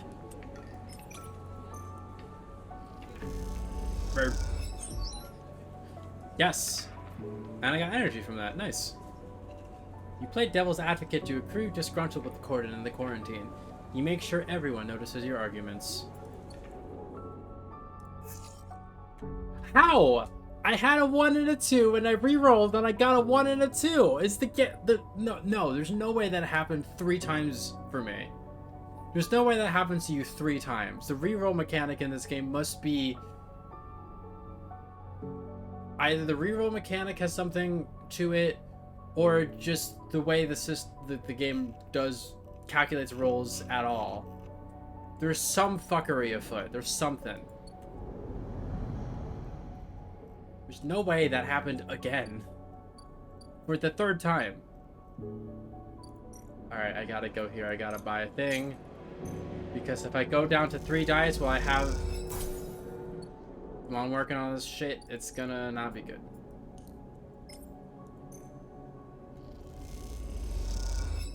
Now I'm low on money again. Yeah, why did I do that now? I'm stupid. I was so miffed about this that well, I guess no, I do it now in next cycle. I've got 5 dice. Okay, that's the reason why I did it now. I'm just angry. I'm angry.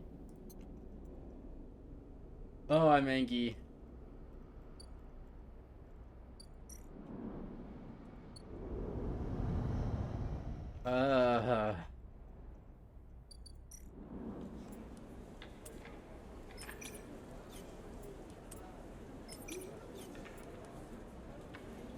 Hey Poke, I'm on the struggle bus. I'm on the struggle and suffer bus. I'm struggle and I'm suffer.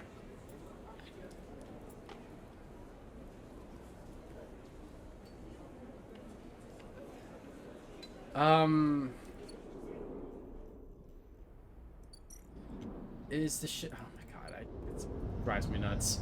Is the ship with scrap back yet? Oh shoot, they are.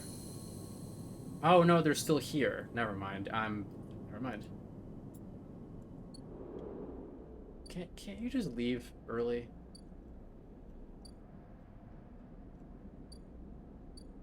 Leave early.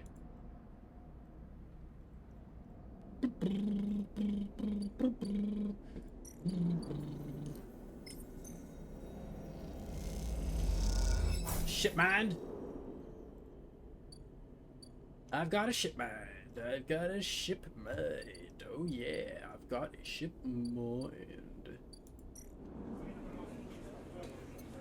I'll give you some Havenog data for some monies. Some Havenog data for some monies. Some Havenog data for some monies. Some monies.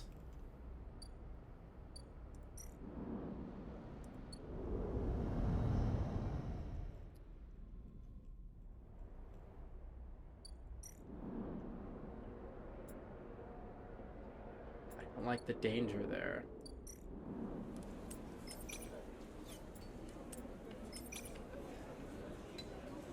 Come on, please don't be negative. Please. Please do not be negative.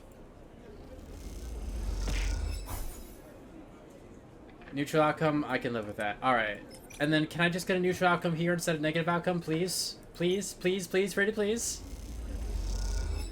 God damn it. Oh, God, this game hates me. Yes, Lesbian Visibility Day was last month. I didn't do anything for it. I honestly forgot about it.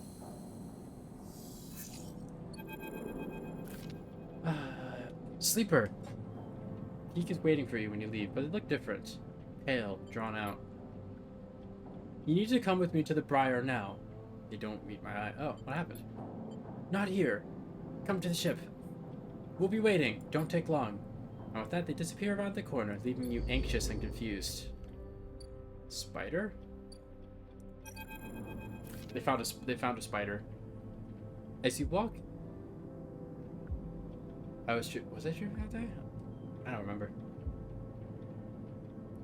As you walk into the Climbing Briar's cavernous bay, now filled with crates and containers, Esh is waiting for you. In front of her, sliced open, with its inside scattered across the top of a heavy-duty crate, is an object you recognize. Helene's drone. You freeze. Come in, quick! Peak nudges you in the bay, looking behind you before sealing the entryway. We have to start being careful. You move closer to the container, your eyes on the drone splayed out in pieces, some parts of it hooked up to a slate that Peak picks up and begins tapping away at. Esh looks up from the dissection. We caught it buzzing around nearby, heading for the ship. Oh. She leans over and taps the HA sigil on one of the removed pieces of plating. It's a Havanok spy. We think we got it before it sent data back, but we can't be sure. Peak looks at you nervously. Esh cuts in. Have you noticed anyone watching you? Any drones like this? Anyone following you up to the Briar? Should I be honest about this? I feel like I should be, right? Like, I should let them know.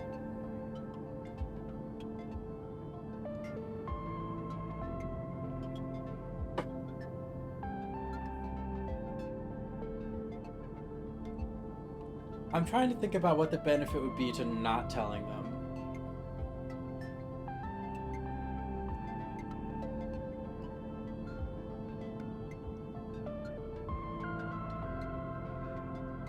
Don't put doubts in my brain, Surfen.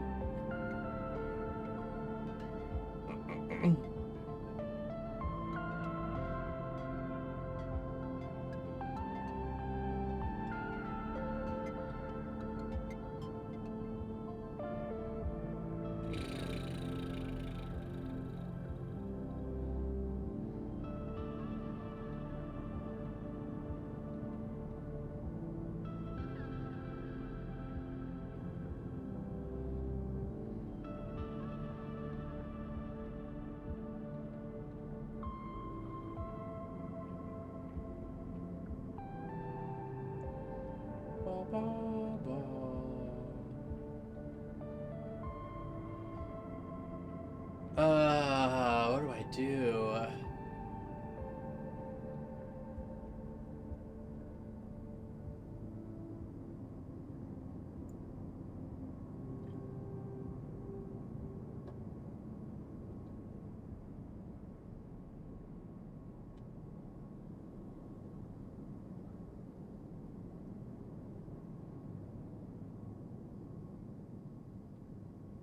I'm gonna be honest, because I feel like having everybody be on the same page is probably the best idea.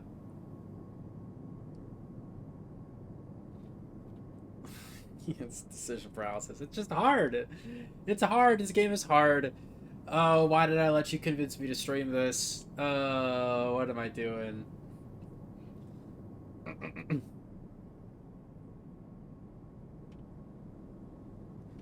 I know Esh isn't gonna back down. Obviously. But Peak. It could go either way, I think.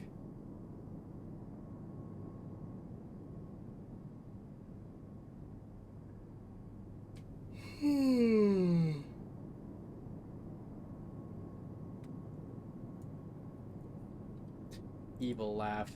Yeah, you and your evil ass. I've seen this drone before. Esh frowns. Following you? I met its owner. Esh pauses for a while, Peak looking between the two of you. Explain, Sleeper. I will tell them about Helene. You explain that you met with Helene at the Cordon, and you tell Esh and Peak about what she told you, that the Havanok Council are debating lifting the quarantine, but they are blocked by the hardliners. You speak faster and faster, but before you can finish, Esh walks away in anger, and then comes back, her eyes burning. What is this, Sleeper? Have you understood nothing from what we've told you? She paces in front of you. Havanok are not your friends. They are administrators, which means they are interested only in their own power, their own survival, their own causes. I'm just relaying a message. I haven't conveyed an opinion one way or the other about this. I don't necessarily trust them either. I'm just telling you what happened. Like, what? Did you want me to not tell you about what happened? Or did you want me to not talk to her? To see what the... whatever. They divide people as easily as sorting livestock. The greater good of their work demands it. The wider project of the station, the colony, the nation. Her eyes are as wide as she speaks, her anger barely contained. I didn't have a choice. Pete cuts in. Listen to them, please, Ash. They are with us. Pete glances between you two. What was the sleeper supposed to do? They were ambushed by the Cillian. I only listened. Let me tell you something, Sleeper, Ash says, her rage hardening into pain. When people become administrators, they give up something. Some part of being human, being equal among others, goes away. They start talking about the greater good, the systems, the ways in which their hands are tied, or their process is compromised.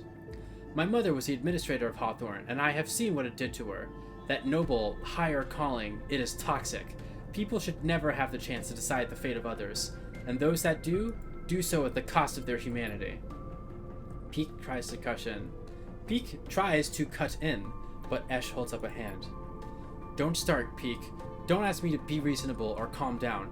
Thousands of people are desperate out there. Being reasonable will only prolong their suffering. This is the actual decision here.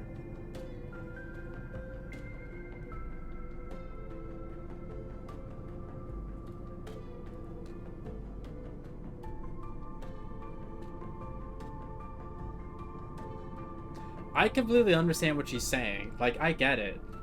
But also, unfortunately, part of living in a society, you know, bottom text, is that you need systems to, like, make decisions about things. Like, there does have to exist something like a system, you know? You can't not have a system, unfortunately. It's not a defensive Havanog, and I'm not even saying anything about the world we live in necessarily. That's just kind of how living in this society bottom text works.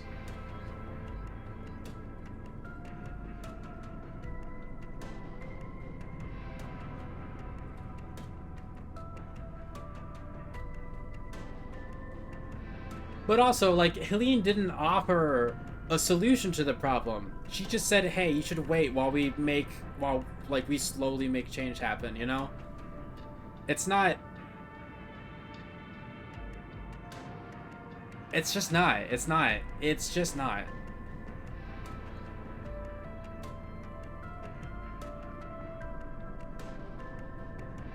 It's just not. We gotta wait for the DNC to come to a decision about whether or not you get to have rates or... I don't know. Just a bunch of nonsense. Obviously, being actionable would be preferred because then you're actually doing something as opposed to waiting for a committee to continue to do nothing, you know? Like, gameplay-wise, it feels like Helene is the smart option. But having lived in real life and seen real-world politics, you can't help but see Helene as being nothing other than full of shit.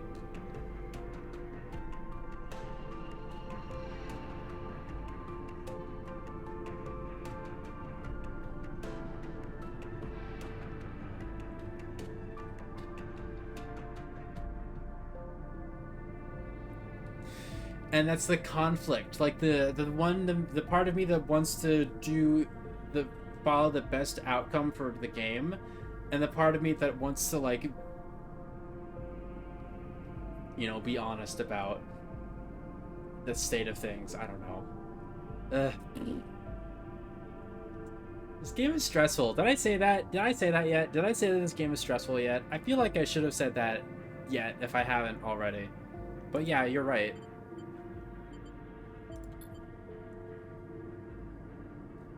Ash doesn't move for a moment. Then she lifts a hand to rub her temples. She goes to say something, then stops. She walks back into the bay and starts checking straps on the crates. I will make the run. She yanks on a strap. No more distractions. Sleeper. Peeks looks torn. You have to understand. This is personal for Ash. I know. Peek looks away. Then at Esh, I don't know, Sleeper. I just don't know what to do. You glance around the Bay of Briar, the wall seeming closer every second. This whole thing is closing in on you, and the question is, where do you want to be when it all collapses? You look at Peak. And what do you think, Sleeper? Peak rubs their forehead. Should we do this thing or not?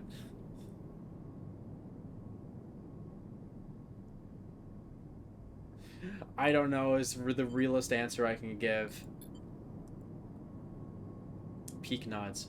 Me either. They look at Esh. But you see her? She knows, and she saved my life. So I'm going to say we do it. They squeeze your shoulder. Onward. They slip away to help Esh, leaving you alone to replay the conversation in your head.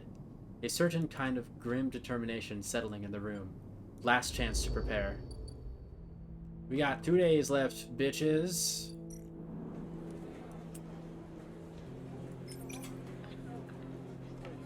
Alright, come on, positive outcome. Come on, positive outcome. Come on. Okay, thank you. And then, let's slice some more thrusters. I'm gonna reroll my dice. I'm going to click the reroll. I have a 1, a 2, and a 1. That is almost the worst numbers I could have. I'm going to click reroll. And if I don't get anything above a 3 on my reroll, I'm quitting the game. Thank you. Thank you. Thank you. Video game, thank you.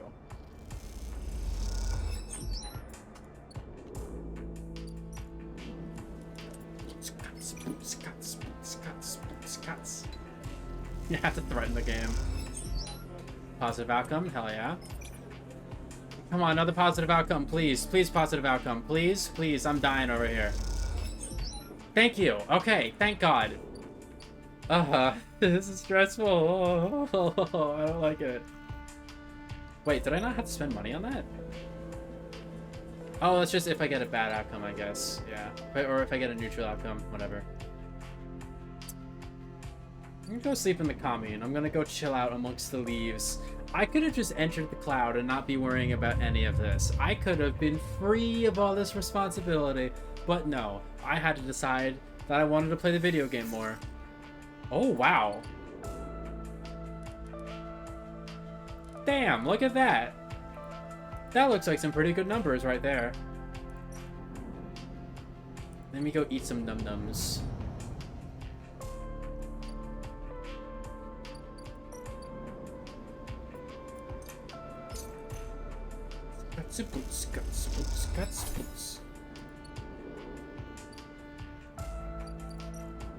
I could be one with the data right now. Paint the town red. Pick up your paintbrush and paint the world red. Okay, so 1. Oh shit, am I gonna be able to finish all this? 2.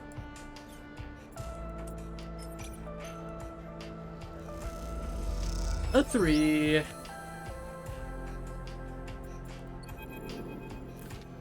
Peak grins at you as you pile the ion thruster sets onto the motorized trolley in a derelict loading bay. I borrowed this from Esh. I barely know how it works. They seem giddy at the idea of stealing the ship parts from Havanag. I thought you worked for XPR. I did, but not as a repair tech. They help you heave the thruster into position. My specialty was computer systems. I mostly worked on keeping the protocols that ran the refueling platforms from totally decaying due to lack of use. There's a load of platforms in orbit of the moon Hawthorne is on, and Cinder itself. Esh and I ended up having to head out to them regularly to work on them. Sounds technical. Peak smiles. That was the best job at Hawthorne. You get assigned a ship, you get to leave the colony for a bit. So much better than outpost maintenance or canteen work. The only reason we got assigned it was that Esh's mother is the administrator of Hawthorne, and Esh managed to get my name on the list too. Peak looks for the trolley's ignition. Esh is always saving me. They find a switch and hit it, and the trolley starts whining. Peak looks at the thrusters. Esh will install these. The Briar is her baby, really. Peak looks toward the bay exit. Truth be told, I was surprised she could bring herself to take it from her mother. Losing a ship? That has to have hurt the colony. What is her mother like? Tough. You'd have to be to keep control of a services outpost with no services to provide. Peek looks away. It's a tough place overall, Hawthorne. And Esh's mom? She likes it that way. Peek shovels the trolley out of the bay into the corridor. They'll manage without the Briar. No choice. Peek smiles.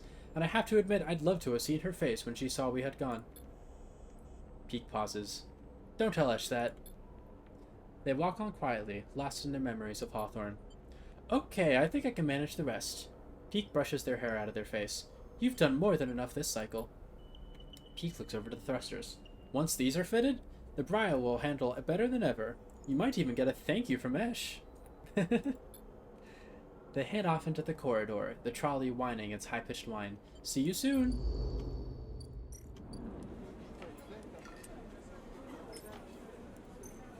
Alright. I will just barely get this done.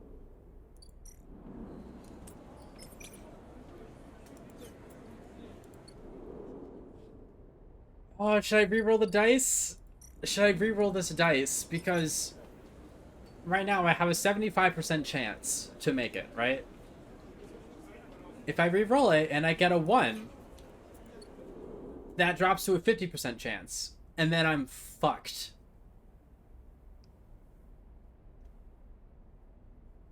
There's a chance that I re-roll to... Because if I get to a 2, then it'll bump up to a 3 and then it's the same outcome. But there's a chance that it becomes a 1 and then I'm boned. Okay, thinking about it like this. There's a 1 in 6 chance to re-roll the dice and have it be a 1. Which is... What? 1 in 6? It's like, what, 17%? Whereas, if I just use this dice in the thing, it's a 25% chance to get a negative. So it's better odds to re-roll the dice than it is to try to run with the 3. Right? Reverse jinx myself again. I will delete the... I will uninstall the game if I re-roll the die and I get a 1. Okay, well it's not a 1, but that's still not what I was hoping for. If this doesn't work, I'm fucked. Send it. Oh my god, it worked. Holy shit. You meet Peek leaning in the corner of the canteen in their typically unassuming way. It occurs to you, as you approach, that Peek must have had some practice at staying invisible. All good? They look up from their slate. That crew you were talking to. They nod to the group leaving the canteen. Will they join us? That's what they say. You aren't sure? Peek looks back at them as they disappear into the corridors of the installation. Looks like we'll have to take them at their word either way. Peek beckons for you to follow as they peel off the wall and head out into the walkway overlooking the cordon. Glad you were here to talk them into it. I never had much of a way with people. Peek smiles and looks away quickly as you walk.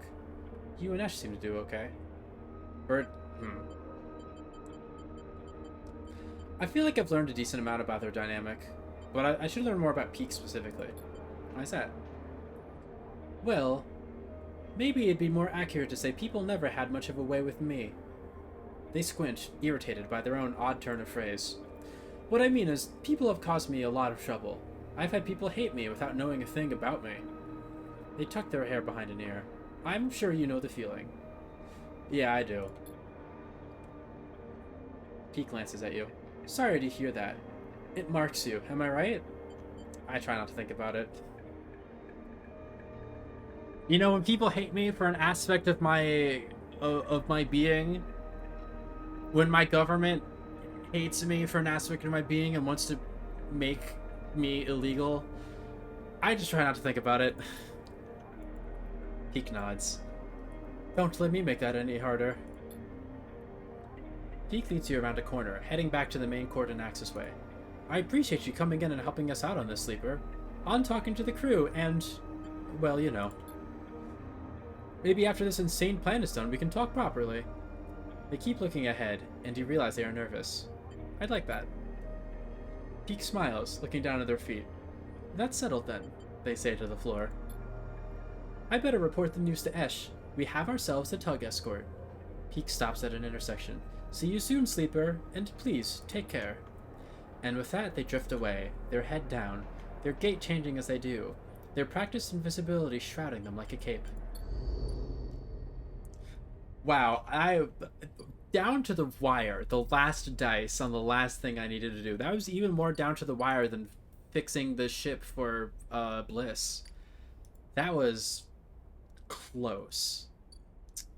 And now I get to watch the world explode or whatever the hell's going to be happening here. Yay! I'm sure this will only end well.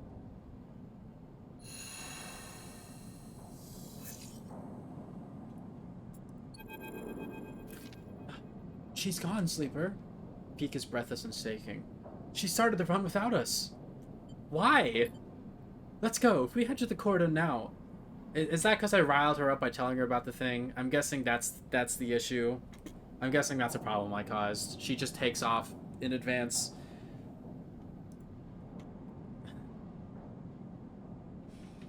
Like, I appreciate her perspective, but clearly she is not one who has a lot of forethought with anything. Because, like, she knows that somebody in Havenog knows about our plan now, and yet is choosing to make it harder by not having all hands on deck for the plan. Which... They turn back. She has to make it, Sleeper. She has to. A shiver runs down your spine. Esh, I hope you know what you were doing. Well. What if I just don't click on it? What if I don't? What if I just go do anything else? Well, this might be the end of the stream. What if I'm shot and killed here, and then that'll be the end of my playthrough, of my first playthrough of Citizen Sleeper, at least. I'm not going to play any more on stream, of course. If I do a subsequent playthrough, that'll be on my own time. But I just realized I got 1, 2, 3, 4, 5 with my dice rolls. That feels auspicious in a way that doesn't make me feel good. Okay, let's see what happens, I guess, right? Shall we? But what if I grew some mushrooms first? No, I gotta commit to my actions. I gotta commit. Did this idiot do the right thing? Who knows? Oops. You arrive, frantic and anxious, at the cordon. Peak is nowhere to be seen. Why didn't we go there together? What? Then you hear footsteps, hammering on the metal stairway Helene's drone led you through before, the one that leads up to the observation deck. You leap up the stairs 2 at a time, and make it to the top, momentarily blinded by the light pouring into the observation deck. Sleeper! Peak emerges from the light. I know she's trying to protect me, but... What was she thinking? She was always planning this. I know it. They turn away. How could I have not seen it coming? There she is! Peak rushes to the wide window, leaning forward to catch a glimpse of the Climbing Briar's blue XPR livery against the black of the void. You spot the Climbing Briar, a glint of blue and white, and beside it the red glare of a tug's lights. The tug crew went with her! Peak smiles. I knew they'd keep her word. That'll help. Peak doesn't seem to hear you, but the idea of the crew backing up Esh makes you smile. Maybe this thing will work. You watch as the Briar and its tug escort arc down towards the edge of the cordon, demarcated by the red lights of the perimeter system. So far, so good. The Briar will just look like another refugee ship being escorted into the cordon, at least at a glance. Peak grips the rail as Esh reaches the edge of the cordon, that invisible net of sensors splayed between ships and drones. Now let's hope the blind spot triggered. You think back to the mess of systems you have to wade through to set it up, the delicate contingencies you set up to trigger the sensor black out at just the right moment. Without noise, without ceremony, the Briar slices through the cordon. You await the flickering of alarm lights, the swarming of drones, but nothing. Just another cycle, just another ship. Esh is in. Both you and Peak let out the breath you've been holding, and laugh. How did she do it? Peak smiles, shaking their head. We did it. Peak smiles wider. Yes, we did. They laugh. I should have done that. You feel a little shaky from the tension, but Peak's ease helps you settle. You imagine Esh, steely-eyed, in the pilot seat of the Briar, searching for a place to dock. Maybe being stubborn has its advantages. You okay? Me? I think that took years off my life, but I've got to hand it to Esh. She was right. You and Peak turn back to the window, looking for the Briar again amongst all those holes, the calm fading as new worries settle in. You spot the Briar first. Hey, Stinky! Ah! The Hatsune Miku official just called me Stinky! Oh no! Oh no! Hatsune Miku thinks I'm stinky! Oh, what'll I do? Oh no. Oh, the besmirching of my reputation. I don't think I can recover from this. Damn. Damn. Anyways, hi, and also blah, blah, blah, blah, blah, blah, blah, to you as well. Spot the Briar first time docking with large flotilla ships, a vast converted tanker, half of its protective plates removed. You think about the effort it must have taken to get that thing all the way here from the inner system. You watch the Briar, unable to get any sense of progress from its placid exterior. They will be offloading everything now, Peak says, both assuring you and themselves that everything is going to plan. You think of all the supplies loaded into the Briar, and how long the process of unloading them might take. The bay was packed, rammed with everything you could offer, and the thought of bringing that all to the flotilla makes you smile.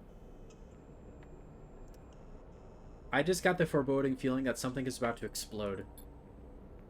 You think of the reaction of the refugees, of the welcome they'll give Esh as the bearer of such gifts.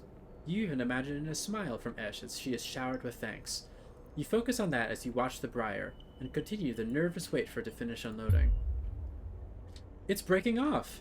Peak points at the Briar, and you see the puff of air and dust that accompanies an emergency depressurization. Esh must have ended things early, but why? Then you see them, the tugs closing in on the Briar. Havanag must have spotted the ship. You and Peak are up against the window again, wheeling the Briar a safe path out of the flotilla. Suddenly the Briar shifts in base, a blue blur between two holes. Peak whistles. Look at that! They smile at you. Looks like those upgrades we put together work. You watch as Esh cuts through the crowded flotilla, the tugs not daring to follow her dangerous path and peeling away. It is hard to keep track of the Briar, and suddenly both you and Peak are searching the black for a sign. Where has she gone? Then all of a sudden she is out, blue against the black, pulling away from the cordon on a wide arc towards the station. A clean run. Peak cheers and smiles at you. We did it! She's out! They beam uncontrollably at you, the tension released. You find yourself smiling too, smiling at these two beautiful idiots and their beautiful ship. Then Peak is hugging you, squeezing you with all the nervous energy that has been building. Thank you, Sleeper. We did this together. They step back, still smiling. We did something. Come on! They rush out of the observation deck. Let's meet her! Upgrade point! Yay! That's not enough for anything, but yay! That was a whirlwind roller coaster, whirler coaster. You and Peak rush into the Briar, finding yourselves in the now empty bay. The change is a reminder of what you achieved, and looking around, you feel all the more satisfied. A hiss sounds at the far end of the bay, and Esh enters, looking exhausted. Peak runs up to embrace her, but she sits down on the bay floor before they reach her. You did it! They sit beside her. Esh, you were incredible!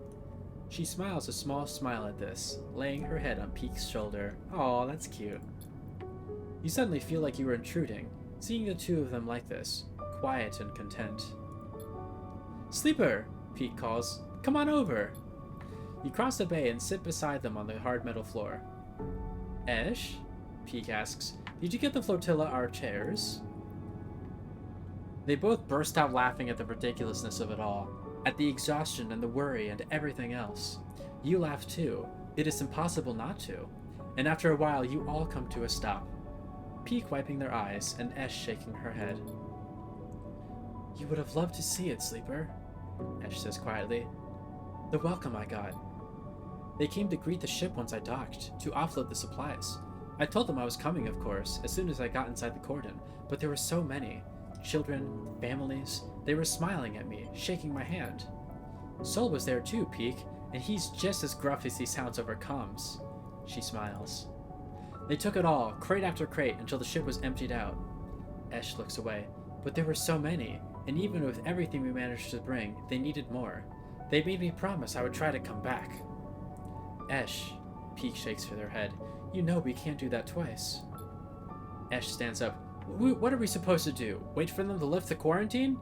She is angry again, that familiar tension rising in her voice. Peak tries to pull her back down. Sit, Esh, rest. You have done enough for today. Don't, Peak. I know my limits. Esh hardens. Okay, well, seeing as I didn't catch you, perhaps they will lift it. They know the flotilla poses no danger now. And if they can account for the extra load on the life support... Esh walks away toward the ladder that leads up into the upper part of the ship. I need to rest, Peak. She holds up a hand. Sleeper. Then she limps up the ladder, step by painful step. I'm afraid you were expecting a change in Esh's demeanor. Peak smiles at you. Well, at least she's honest. Peak nods. I think I need some rest too. They put a hand on your shoulder and get up from the floor. We couldn't have done this without you, Sleeper, and I know those in the flotilla would thank you too. Go rest. Peak limps up the ladder too, leaving you alone on the metal floor of the bay. Your thoughts drift to all those people on the flotilla, sleeping and sitting on metal floors like this. Children, families, playing in cargo bays and repurposed fuel tanks. You know their story isn't over yet, and you look forward to meeting them. The quarantine will lift. You will feel more sure of this fact every moment, even though you aren't sure why. You lie back on the metal and stare at the ceiling. What was it Fung told you Erlin said? The eye opens for us all? Maybe the old guy was right. A home for the lost. You like the idea of that. Maybe in time you can help make that a reality. But something is bothering you. A sliver of thought like a splinter you can't extract. Why are thousands of refugees coming here now? People don't abandon their homes for nothing. What wave is rushing through the system, and when will it reach the eye? You shudder on the cold metal floor and get up. Something is coming. You can feel it. This isn't over.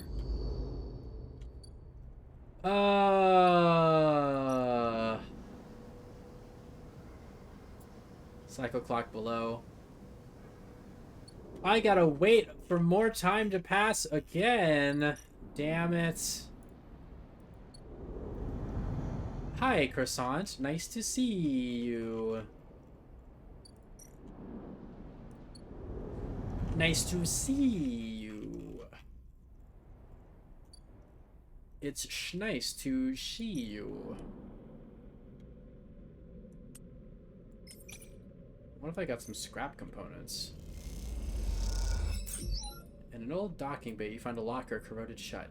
You crack it open, and the components inside are in perfect condition. It's nice to see you. It's nice. Whoa. I gotta wait 2 days for this to happen, whatever that is. Whoa. And this is coming back in... Wait, no. Yeah, it's coming back in 2 days. If I want to ending this stream, I could go the Lemon Mina route.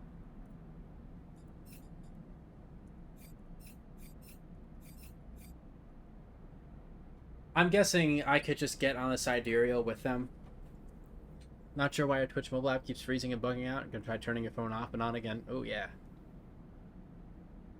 Yeah, Twitch mobile will be like that.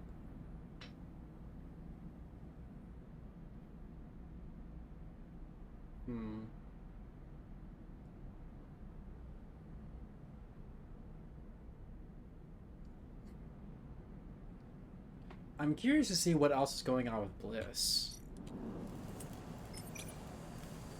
Alright, I forgot to have a +2 here, because interface. Bing.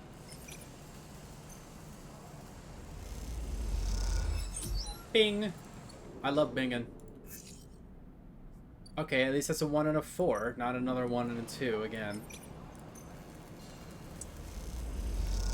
Bing.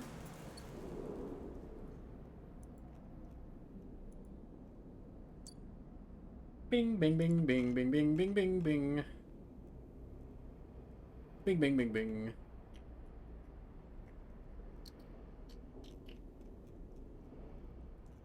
I guess I could try to get energy for myself.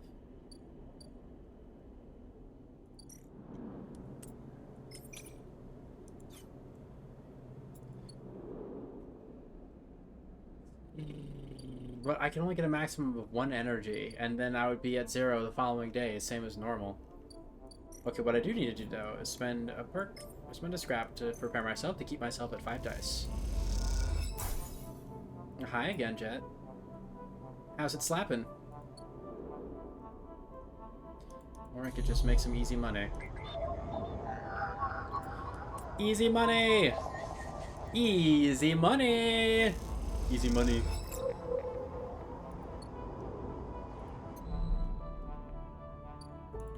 Alright, I'm gonna feed my cat. I want this cat! I want this cat to be mine!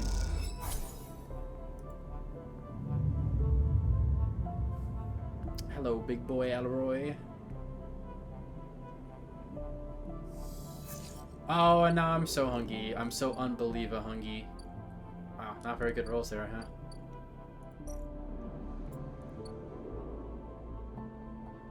Yeah, it was hard. I like that. I almost couldn't do it. Literally, if that last dice got a negative outcome,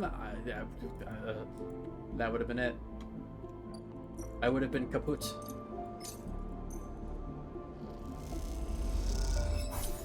It's just, if I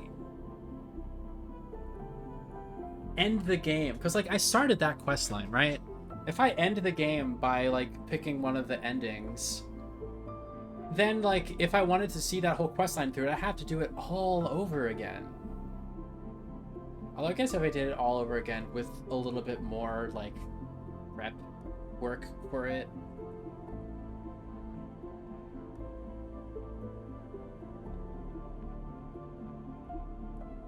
In a potential other playthrough. I don't know. I don't know. But one thing I'm gonna do, one thing I think I'm gonna keep doing, is I'm gonna keep scrap so that I can keep myself topped off at 5 thingy majiggies. That's how I'm gonna do.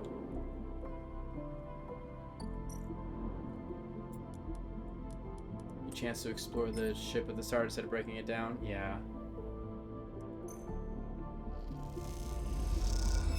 There were some other things too, like the thing with Ethan, if I got his protection.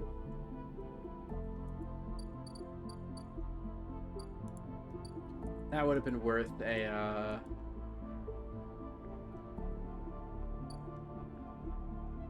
thing.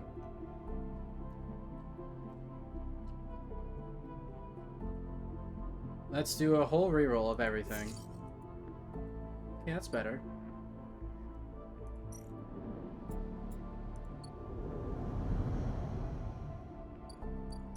I still need 1 day for this, right? I need 2 days for this. Oh dear.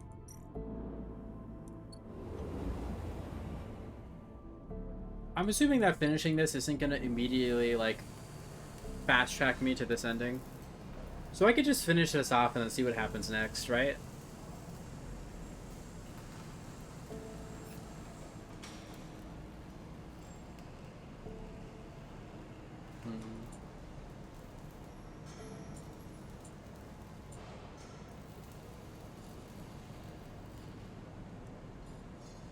Look at all the things I've completed.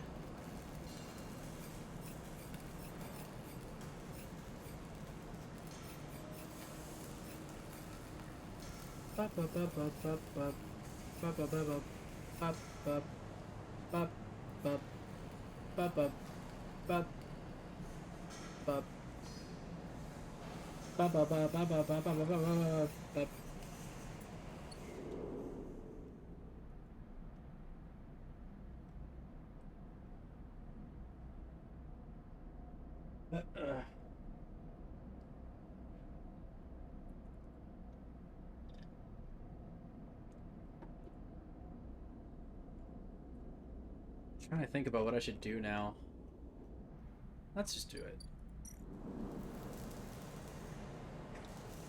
All endings have 2 option thing, like Garden. One is an ending thing and the other continues the game.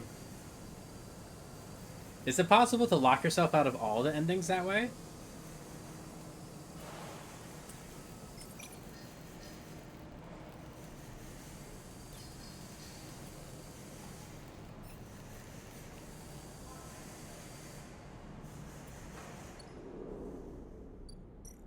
Let's do it. Let's see what happens.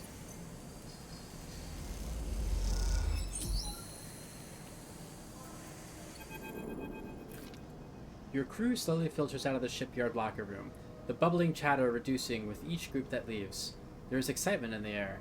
Havenog has just made an announcement. The assembly teams are done. Sat on the locker room bench, you can feel the sidereal out there, its hulking mass now intimately familiar to you. Over the past cycles, you have watched it grow, be assembled. You have walked through its veins and welded its bones. Now it is ready for the final stage. It will go to testing now, then enter a final process of sealing and resealing, checking and rechecking before it is deemed suitable for its generational trip. But for now, your work is done. You can't help but feel proud. A cough interrupts your thoughts. It's Lem, changing out of his work gear. Mina nowhere to be seen. He smiles. She'll be ready soon. Where's Mina? You two are fast friends, huh? She's being watched at home. Now that I'm on the work team, I can afford a bit more help. He corrects himself. Was in the work team. I mean, we are all out of a job now. Not that I'm complaining. Lem comes to sit beside you on the bench. She's got to be in her best shape when she carries you, Mina, and me out of here. So confident? Lem smiles apologetically. Why not? I figure I'm due a lucky turn by now. He rubs his hands nervously. No use in wondering what if until the draw anyway, and there's a few cycles till then. Lem is right, but the odds seem unlikely anyway. How many are working in the shipyard? Hundreds? 1,000? You've certainly seen more faces than you can count pass through. And are the Sealess Foundation even going to keep their promise? Out here, on the Eye, you get the sense that no one will hold them to it. Why else would they be building the sidereal in a surrogate system? As you think, Lem watches you with a worried look. Tell me about Sealess. The Foundation? I'm not sure I know much more than you. I hear they have a planet in mind for the sidereal, something temperate and habitable. I think they are run by some rich folk from the core. People interested in doing things different. Different how? Lem looks into space. Well, I guess they don't like the way the core runs things.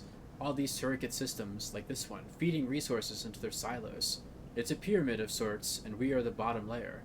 I guess Sealess wants to change that. I'd rather keep my mind on the prize, so to speak. I don't care much what they are for or against, as long as they can help us get out of here. You ever been in a thunderstorm sleeper? A real big one? I don't remember. Lem shoots you a worried look for a moment. It's something else. He smiles. The sound, the smell, the rain hammering down. The whole sky stretched out and bruised, roaring and huge. The place I was born, New Pembroke, a dry old rock in a Conway system, had 2 seasons. One of them was dry as bone, dusty, ugly.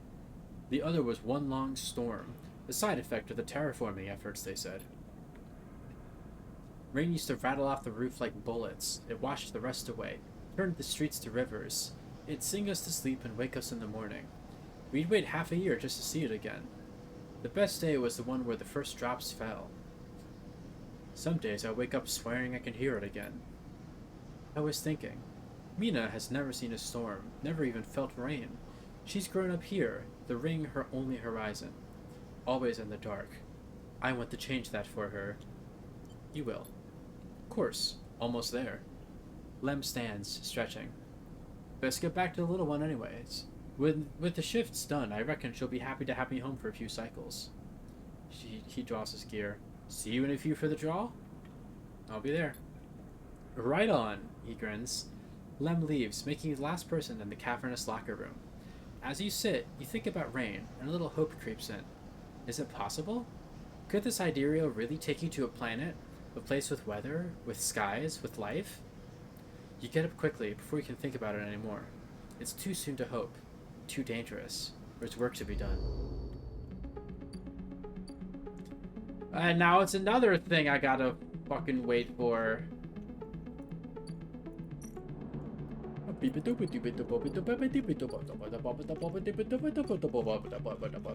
don't I go grow some fucking shrooms? I should go grow some shrooms. The aviary. I should go grow some shrooms at the aviary. Let's get some good fungal yield. Oh yeah. And I'll spend this dice also getting some fungal yield. Let's get the show rolling. Yeah, neutral outcome. Yeah. This is probably not going to be the best idea for my fungal yield. I don't even have any more spores to put in there. I could forage for some fungus, or I could collect some spores. This might cost me my energy, though. Why did I try to put a mushroom into the thing? Why am I talking like this? Hey, dudes, look! There's fungus among us. Don't be negative. Okay, neutral outcome. There we go. And I only need 2. Wait, how do I need... How many spores do I need? I don't know. Let me go to sleep. Wait, let me fix myself first, and then go to sleep. Yay, end cycle.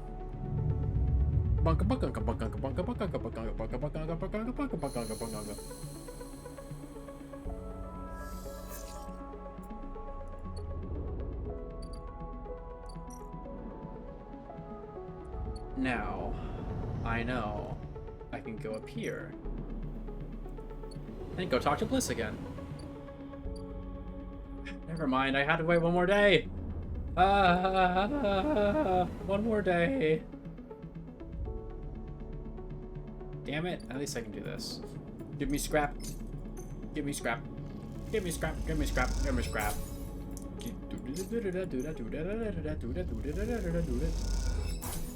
If I had realized how valuable scrap was, I probably would have been stockpiling it earlier. Yay!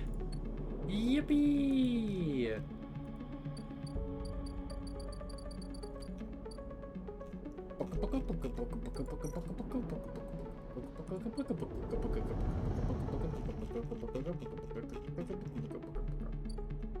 Oh god, so I still have to wait another day for everything.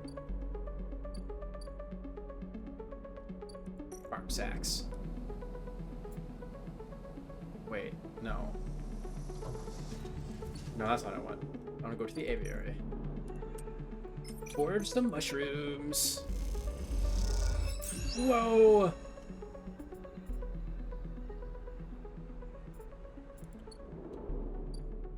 How many? Okay, how many spores do I need for this? I need 3 spores. And then the Hypha Labs. I need 2 of these. Not that I need my stabilizer right now, but it's something I can have.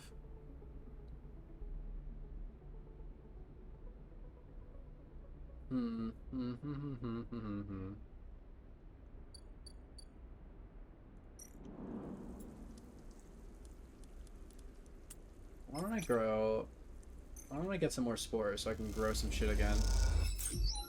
Positive outcome. Growing my mushrooms, growing my mushrooms, growing my mushrooms, growing my mushrooms. Growing my mushrooms, growing my mushrooms, growing my mushrooms, growing my mushrooms. Mush.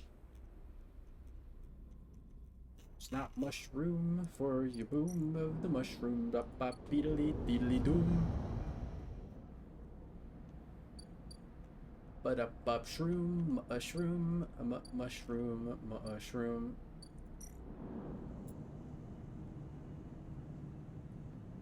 Moving aside to Aerial Horizon to the hub soon. Oh wow, look at the ship. Look how big it is.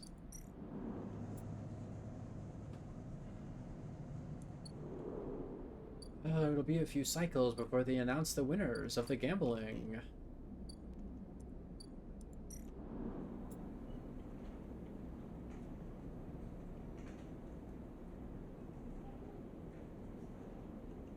Maybe I should hold on to my stuff in case I need it for future things. I don't remember with the tutorial of the game, but if your hunger bar is empty, your energy bar, and if you fail a task that costs you energy, does that like then move on to cost you condition instead?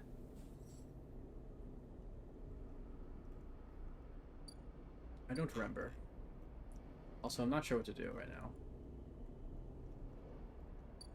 I think I'm gonna go get another scrap because I can.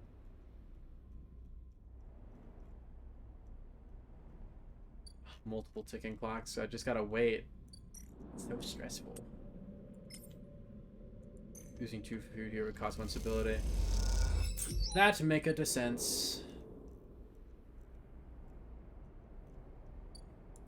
And then let's do the best money making thing, which is hacking.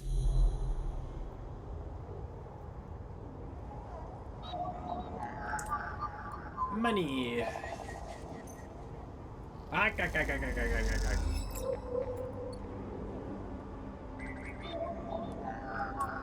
Basically, any number below 4 guarantees that you have access to these. Alright, there's some good money in the, well, not money I have yet, but money I can make later. Why is this guy's table still like a thing that's on the map when I can't like interact with it anymore? Because other nodes disappear off the map when you're not supposed to be able to do them anymore. I guess it could have worked on Rabia's stuff. I don't know. I feel like I've kind of given up on the Yatagan thing. How do I make this cat mine? Become mine, kitty. Become mine faster. I want a cat. Cat me. Alright, and I have to remember, prepare myself. So we can start next cycle with 5 things. And then end this cycle. I gotta end the cycle. Cat is always stray? Oh. I thought there was an achievement. That was something about getting a pet. Uh-oh. It hits you like a wave. A white-edged breaker roaring inland with the force of the entire ocean. The impact is a screaming brightness, blanking out everything. Behind it is silence. You float in silence. Suspended. No, you do not float. You are the silence. It has filled you up. It has emptied you out. You cease to exist. Time passes, though you do not feel it passing. Then something flickers in the silence. And then something moves. That something is you. You open your lights to a metal ceiling of flickering lights. You open your eyes to a metal ceiling of flickering eyes.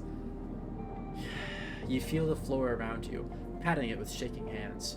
You assemble an image of yourself, lying on your back in a corridor. You shake off the silence and sit up. What was that? You glance around, looking for a sign of some change.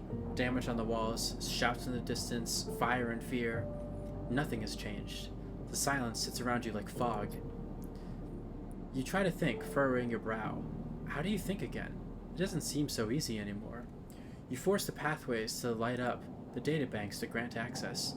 You feel like a fraction drive starting up after a long shutdown in cold vacuum. In the wave was noise. Just as the sound produced by a wave raking across a pebble beach represents trillions of impacts heard as a single roar, so this sound was the result of trillions of electrons flickering in place heard as a single, impossible scream. A memory or image comes to you, one from the moments before the wave hit. You squint as you imagine it, trying to cohere its blurry form. A broken, skeletal ring. The eye. And then a vast arc approaching it. A razor-edged white curve. The wave. The wave approaches the eye. The eye spins, turning each part to face that vast white edge. You recognize their skeletal data cloud forms. The bright market, the low end, the greenway, the wastes. Then, the wave hits just as the flotilla, the cordon, turns to face it. And after that, everything is silence. You open your eyes again. That is the epicenter. But of what? Moritz, say! Sleeper, long time. Moritz is smiling at you when you leave, clearly happy to see you again. Moritz, good to see you. Same, same. He rubs his hand on his jacket. How you been? Working hard, working my balls off, and I don't even have those anymore. I bet. He grins. Well, you are always welcome to hang at the bay if you want. He glances around. Actually, that's what I'm here about. I know Bliss said she didn't want to take any more big jobs, but she's changed her mind. Or something. He grins. Because now we have someone looking for a refit of their ship in our bay. You would not believe it. They want their entire ship disarmed. Cutting out defense arrays, weapon lockers, ship-to-ship countermeasures, the whole lot. He leans in. We'll be able to start an arms dealership with all the hardware we'll have up there when we are done. Anyway, it's a massive job and we need some hands. Bliss said to go get you. So come on up. Bliss is waiting on you to accept the job. It'll be good to have you up there again. He grins. Like old times. You say like old times, like that wasn't 2 weeks ago. Oh, but I imagine there's shenanigans going on over here too.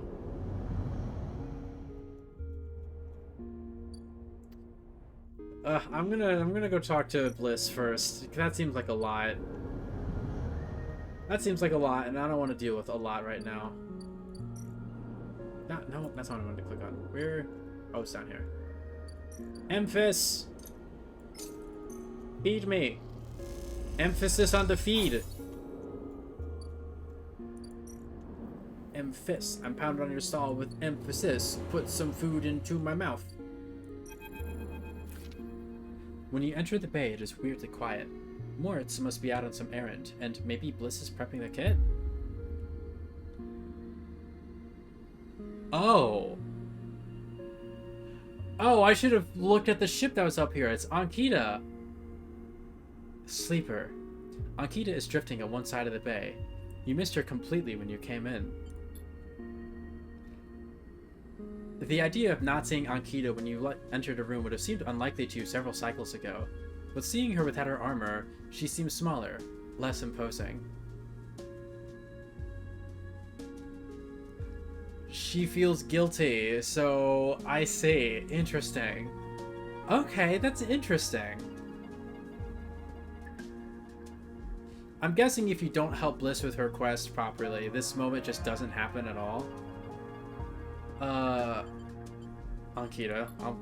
She nods and kicks off from the wall, drifting closer. So what is this? She asks.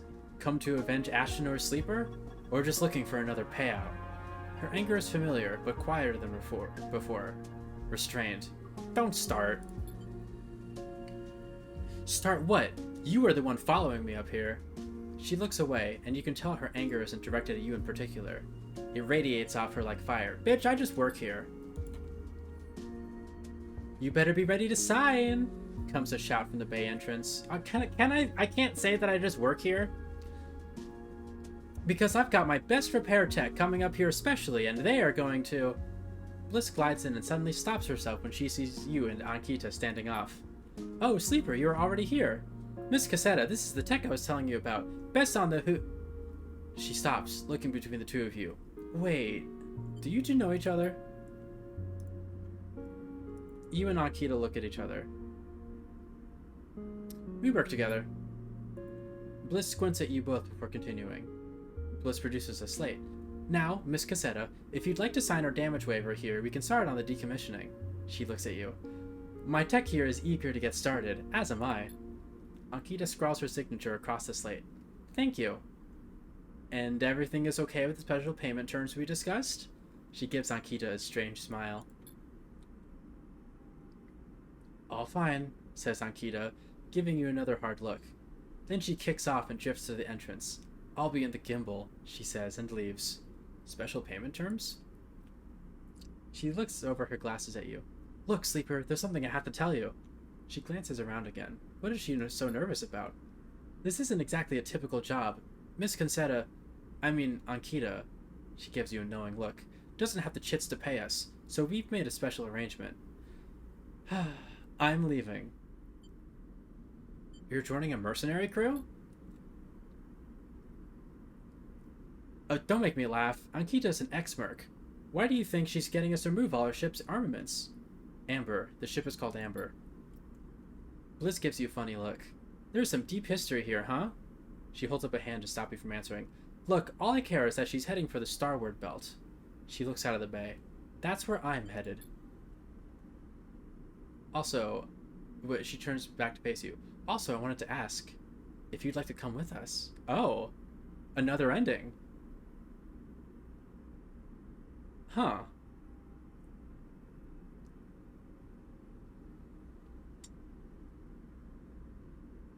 Interesting. Okay, I did want to explore more of the other story stuff.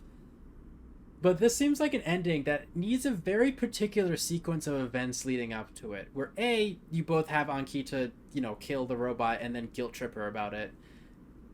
And then B, you help Bliss out with her stuff. I'm willing to have this be the ending I get, because it seems like a very specific kind of ending. And like stuff that you would have to actively work for on a different playthrough. Excuse me. Ugh. I'm fine with this being the ending that I get. And then I can end the stream. Here, let me go piss real quick before I say I would. Before I say I do. And then I get married.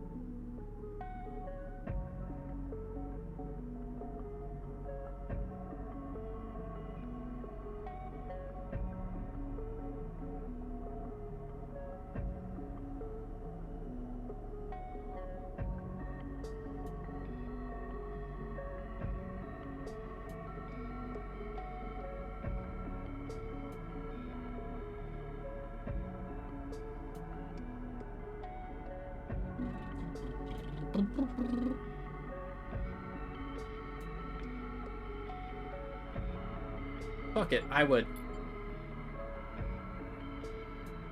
She interrupts before you answer. I know things have been hard for you in the Eye, and you helped me so much. I asked Ankita if she'd carry two of us, and she said yes.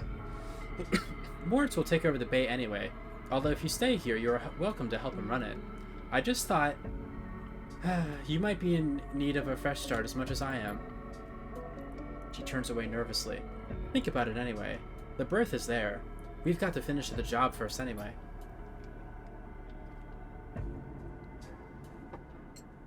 And with that, she kicks away and heads to the racks, before you can offer an answer. Moments later, Moritz enters with a new cutting torch for the disarming of the ambergris. The Starward Belt. You push your thoughts to the back of your mind. Time to get to work.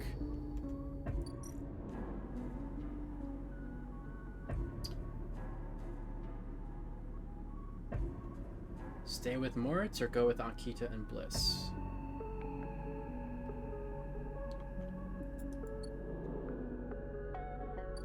Okay, I'll sit on that for a bit.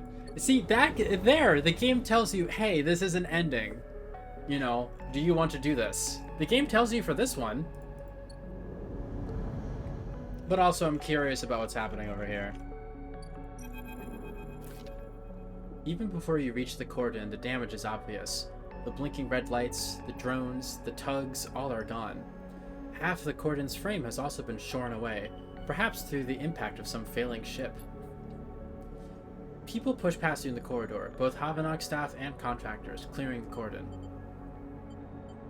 What's going on? You are met with suspicious looks and scattered warnings, but little else. From the equipment being carried out, you suspect this is no relief effort. Havanok are pulling out of this section of the station.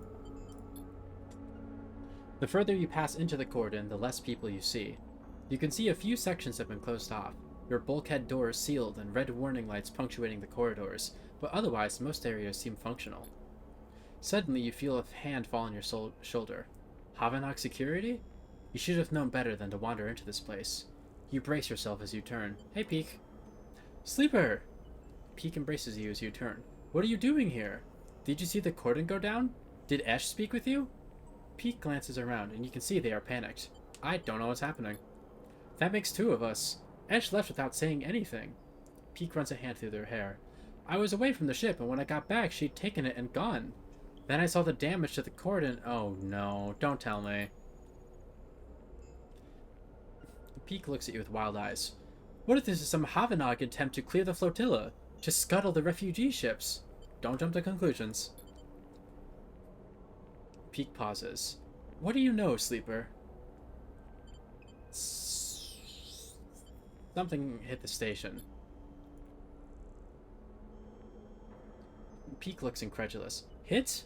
Sleeper, we'd all be dead if that was the case. They pause to think. Maybe not an object, but a shockwave? A signal? An EMP would have taken out most of the station, but how about you stop speculating and let me fucking explain it? Peek runs a hand through their hair. I don't know what you were saying, Sleeper. That doesn't sound... They look away down the corridor for a moment. Look, I have to find Esh. I'm sure you felt something, but we can talk about that later. They set off down the corridor. I can't sit around talking any longer. Find me on the flotilla. I'm going to find a way to Esh, no matter what. With that, they rush away into the depths of the cordon, leaving you behind. Seems like you'll need to follow if you want to get any answers.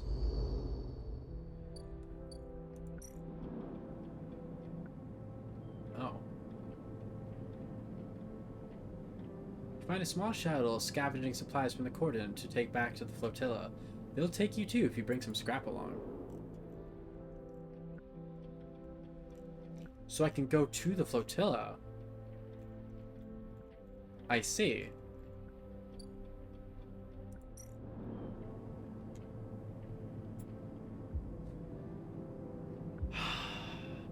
How curious am I about this?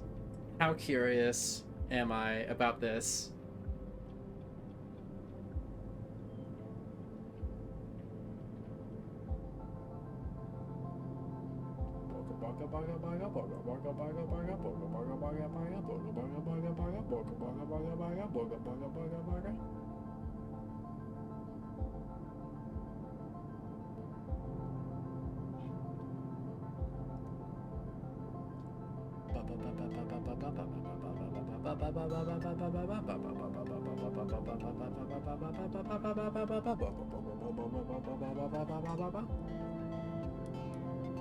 I'm curious. I am curious. Let's see what happens.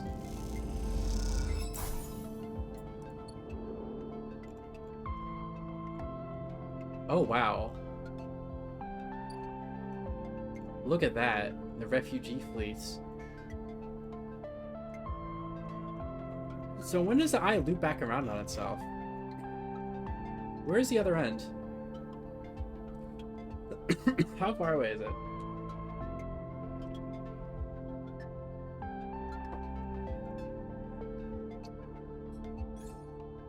Oh my god, there's so much here.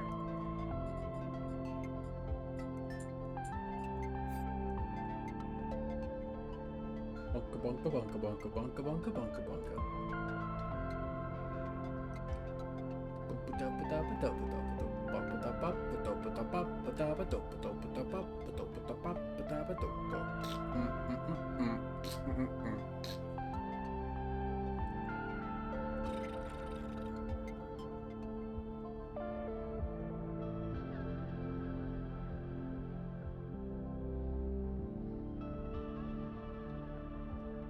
Oh my god, do I want to do another stream of this game to see all that? No, I'm gonna end it this. But there's so much content still. I don't know.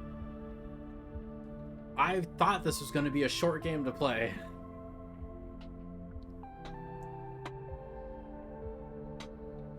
I'll see what's up. Oh. Flotilla's friend. Shifting chips, systems, and social structures. The only way to navigate the flotilla is by rolling up her sleeves and helping out.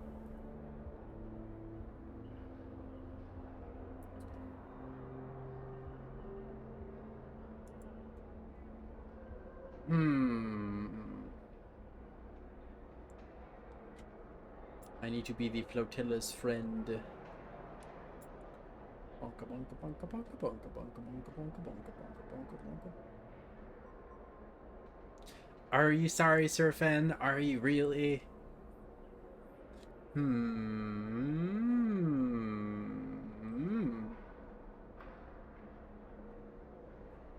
don't have to apologize. I'm enjoying this game. I'm having fun with it. I'm just trying to think how I want to do it.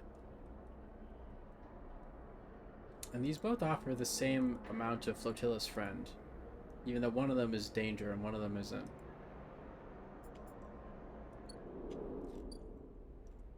And I'm certainly not upset that the game has this much content to it. I was just preparing for this to be short, like a short interstitial thing between other, like, longer games to play.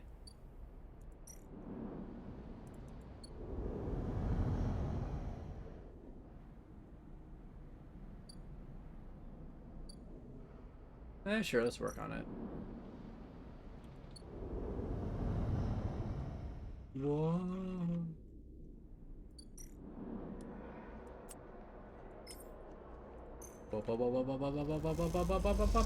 Bing! Oh, and I got energy from that. Nice. And then 2, 3, 2, 1. Let's re-roll these bones. That's better.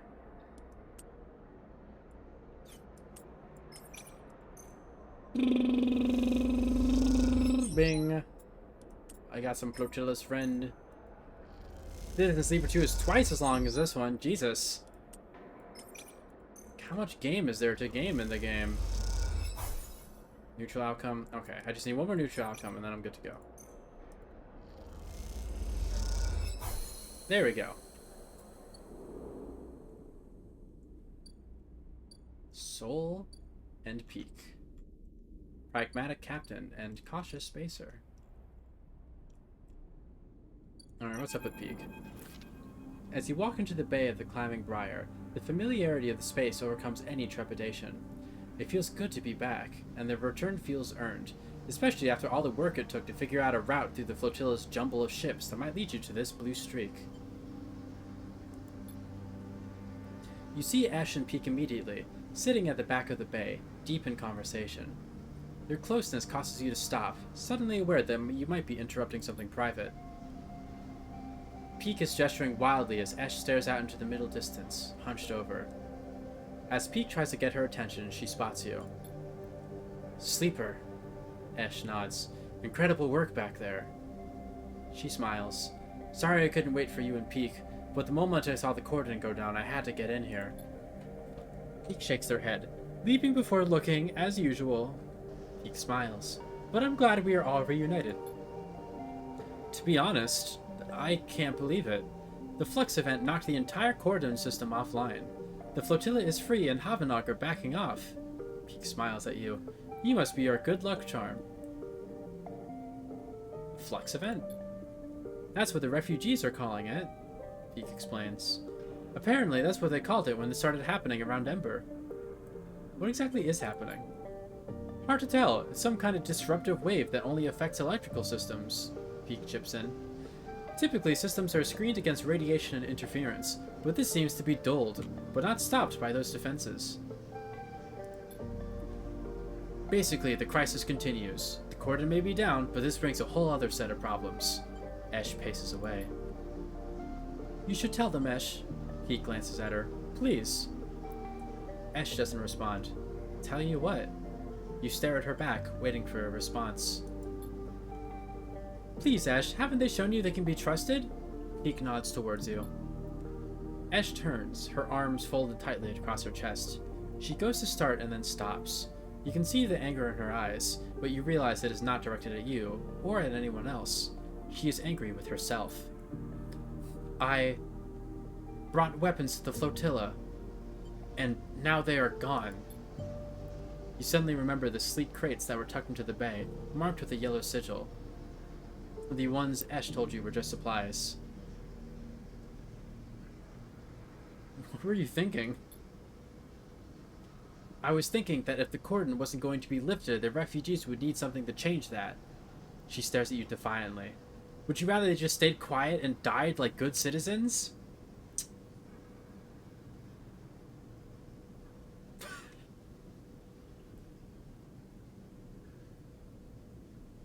Damn, isn't that topical? Wow, that really cuts like a knife. Oh, oh. Ay, ay, ay.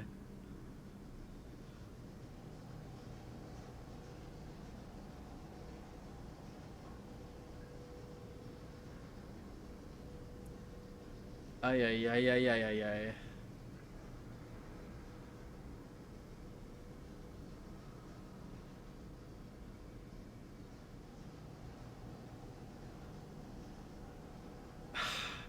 Sure, you all know what I'm thinking about right now.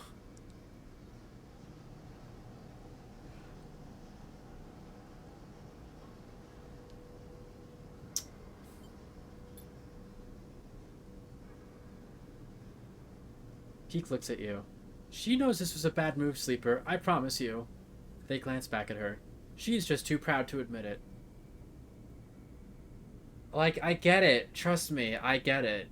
I have made that exact same argument. That, like, expecting...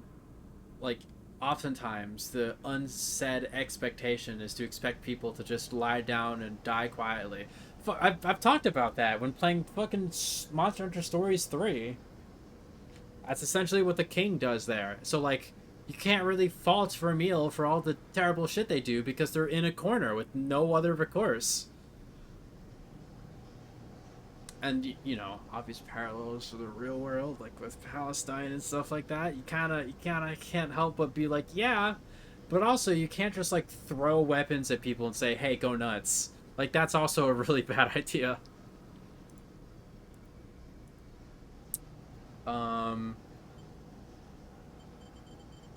So what now? I'm not gonna poke the bear. Peek looks at Esh. She finds them, and she gets them back. Shouldn't we help? Esh turns. It's okay, Sleeper. I don't want anyone getting mixed up in this. This is my responsibility. She looks away. Plus, Peek adds, you and I have work to do. I want to understand the flux, Sleeper, to study it. Peek's eyes light up. This thing is changing the entire system, causing problems across the inner system, driving refugees off Ember's moons, and now it's here. Is it like a quasar? Like something fired off by some other celestial body? If we don't do something about it, it's a problem for all of us. I can see more immediate problems, Esh sniffs. Peek ignores her. I've been looking at the networks, and when the Flux event hit, it changed everything. It shifted systems, corrupted nodes, and broke open data stores. They take out a slate and show you a flickering polygon. Some of these Flux nodes have appeared near the epicenter of the event, but I can't get access. You, however... I saw the way you worked with data when we were preparing for the run. I think you can get into these things. I want you to find a Flux node and bring me anything you can extract. They come and go, but most can be found in the barely functioning networks of the wastes. Start there. Perhaps together we can find something that might point us to what the Flux is, and where it comes from. Okay. They smile. I knew you'd agree. Esh looks indignant. Don't waste too much time chasing ghosts, Sleeper. There are people on this flotilla that need any help they can get. I'm sure Sleeper can do both, Esh. Peek smiles at you. I'll see you here when you have something. Good hunting! And they wave you out as Esh stomps away to make plans of her own. New drive discovered. Study the flux. The flux capacitor. Hardly flux canoer. I guess, Surfin, I should ask, is there a unique ending at the end of all of this extra content? Is there a unique ending you can get if you follow all this through to the end?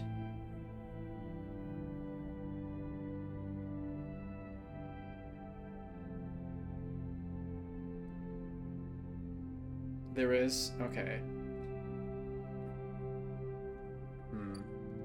And let me go talk to Soul. Let me see what's up. Someone told me I should be thanking you. The voice comes from behind you, cutting through the chaos of the crowded, cavernous bay. You freeze. Don't be afraid now.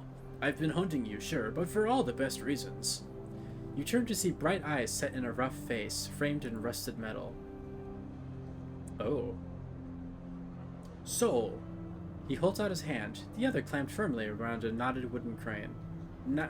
A knotted wooden cane. Do I know him? The name Soul does sound vaguely familiar, but I also thought the name Ashton sounded vaguely familiar, and apparently I was completely wrong about that, so who knows? Soul. Do I know you? Oh, okay, never mind. Soul bad guy. Soul frowns. I didn't mean to cause offense. He withdraws his hand. Forgive me. As soon as I saw you, I knew who you were. I didn't mean to be rude. I was mean to be like, you seem familiar. Soul puts a hand on her shoulder. I've been told a sleeper was part of that supply run that came in several cycles ago. He nods. A very welcome act, and we all thank you for it. Walk with me, sleepers. Soul sets off through the bay, his partial suit hissing and creaking as it helps carry him through the busy crowds. You notice people making way for you and Soul, standing back and letting you pass. You pass a makeshift kitchen, steaming pots on heating elements, a restless queue collecting meals. That algae that came through isn't exactly a full meal, but with what we have here, we've been able to make it work. You see a ladle of greenish stew dished out. The color is something, isn't it? Yeah, the one Esh met when she delivered supplies. I remember that. Soul bad guy.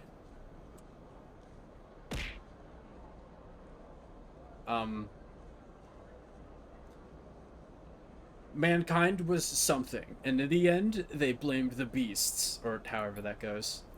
Soul leads you out of the larger bay, into a corridor lined with storage rooms that are now serving as dorms. You see someone filling a metal container from a standpipe, the water gushing out readily. Soul nods to the person as he passes. Just a little further now. Soul leads you into a freight elevator and whistles to some unseen operators start it up. It jerks into life and you pass through the layers of the ship.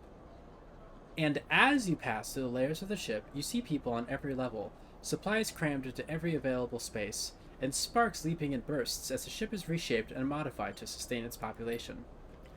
If Havanag were expecting an exodus from the flotilla, the Flux event has put a stop to that, Soul stretches. Some have crossed to the eye, but many just to gather their salvage or score a hot meal. So the pressure on our supplies is shrinking, but not like I'd hoped. With the Flux reaching all the way out here, people are starting to understand that our journey might not be over. Soul stares grimly ahead.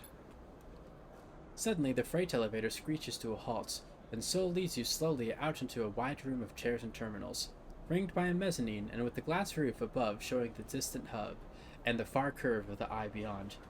The people at the terminals nod to him as he enters. This is your ship? Soul nods. That's right, the Pilgrim Seed is mine to care for. He leads you up to a railed platform at the center of the room and stops. She chose me, so to speak. Well, at least her crew did, and I do my best to serve them. Soul looks around the bridge of the ship, pained expression on his face. I'll admit that the responsibility isn't one that suits me, though we rarely get to choose such things. He glances back at you. But you, Sleeper, from what I understand, you chose to try to help us here. Is that right? I did my best to. Soul nods silently. But I have to ask you, Sleeper, why are you here now? Soul leans back, and you feel his eyes on you, assessing you.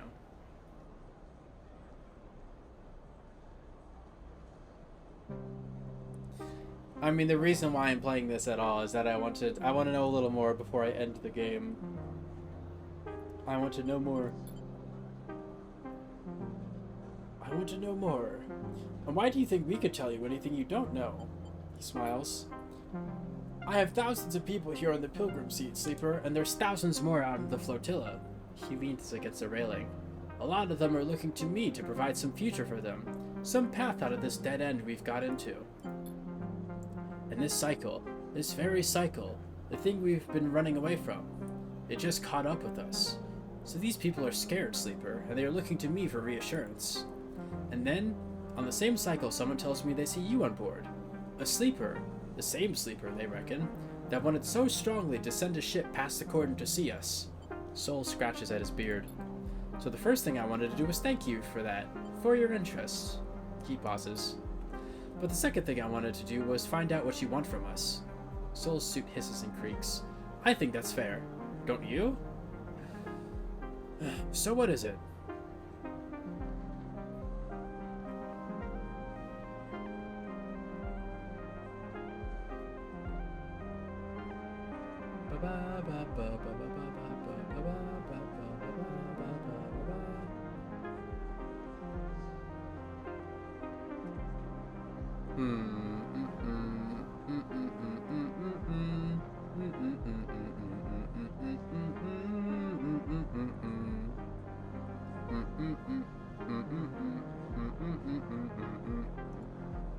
Tell me about the flux.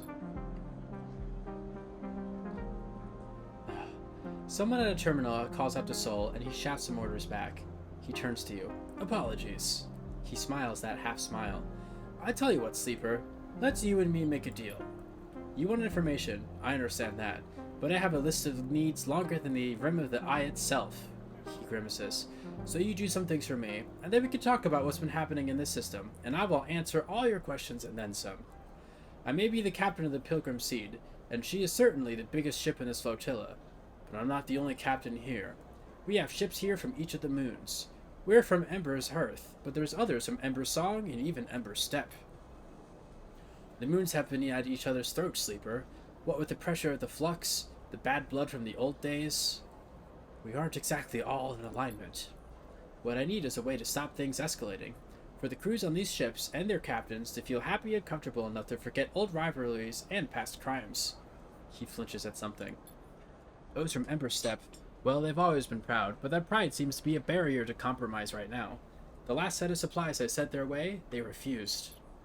Meanwhile, I have a supply shuttle at the docking axis the Emperor's Song ships gather at, but they have taken far too many cycles to unload. Maybe if you are heading that way, you can look in on them. I'm no politician, Sleeper, but if I don't... Soul stops. He leans back and flexes, his suit screeching. He groans a little, and you see the weight of the flotilla sitting on his shoulders, the suit the only thing keeping him vertical beneath all that pressure. Look, you'll see for yourself if you go. Meet the other Sleeper. See what they need. Keep them aligned. He speaks through the pain, his voice clipped. I understand. I hope... Soul grits his teeth. You are what you appear to be, Sleeper.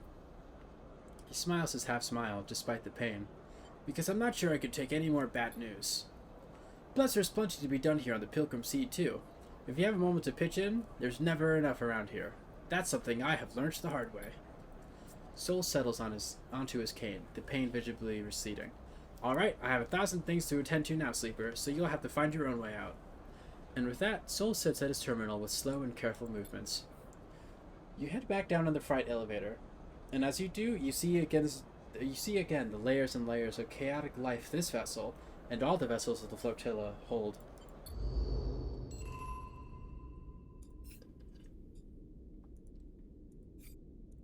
Oi.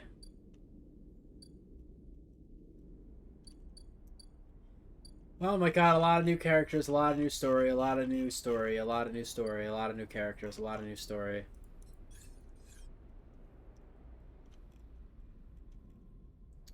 I'm gonna go to sleep. I'm gonna go to peep. I'm gonna go to sleepy peepee. I'm gonna go to peepee sleepy. I have to go complete the active scenes. No. Fine, I gotta go talk to Aki at the Ember Steppe Refugee. It's a strange sight, given your time spent in the Greenway, to see a greenhouse choked in red dust. It piles up along edges, gathers in curving waves, and is carried by some unseen wind to whirl in front of the glass ceiling. It is a desert in miniature, a captured landscape of iron-rich sediment and unseen life.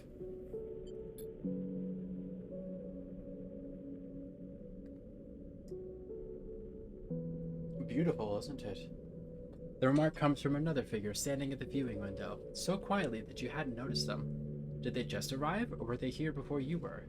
Their cloth-swaddled form reveals little. It is. They say nothing. You catch a glimpse of a pale face among the thick material, dark eyes glittering in the red reflected light. Oh. Oh, she's pretty.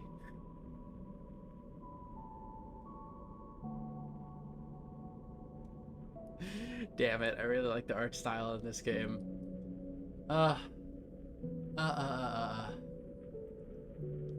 They turn to you as the dust swirls. Aki! They smile a tight smile. You are not from the flotilla, am I right? I live on the Eye. But that is not where you are from. She stares into the greenhouse. Everyone is from somewhere, whether they wish to be or not. The red dust glitters in her eyes, whether it is a good place to be from or not. Aki gathers her cloak around her shoulders against the cold. What brings you to the Wind's Long Shadow? Wind's Long Shadow? This ship. Aki looks at you curiously. Do you often wander around ships you don't know the name of? I was told it was the Ember's it's from the Ember's Staff. That's not the name of the ship. You are a strange one. Aki raises an eyebrow. I don't know whether to report you or send you back where you came from. She smiles to herself, which is nowhere at all. You glance around the empty corridor, suddenly aware of how quiet it is on the ship. Unlike the other ships you have been to on the flotilla, there is a silent order to the Wind's Long Shadow, and in this moment it feels unsettling. What happened here? Aki squints. That is a broad question, and I am not in the mood to recount the history of this ship, or step. Okay. Aki lets the silence sit, and you hear the wind and dust scratching at the viewing window. Ugh.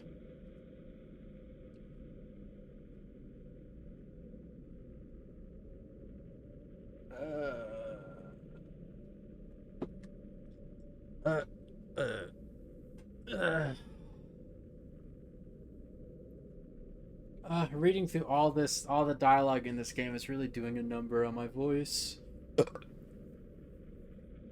You hear a creak as a set of shutters slowly begin to close across the glass ceiling of the greenhouse.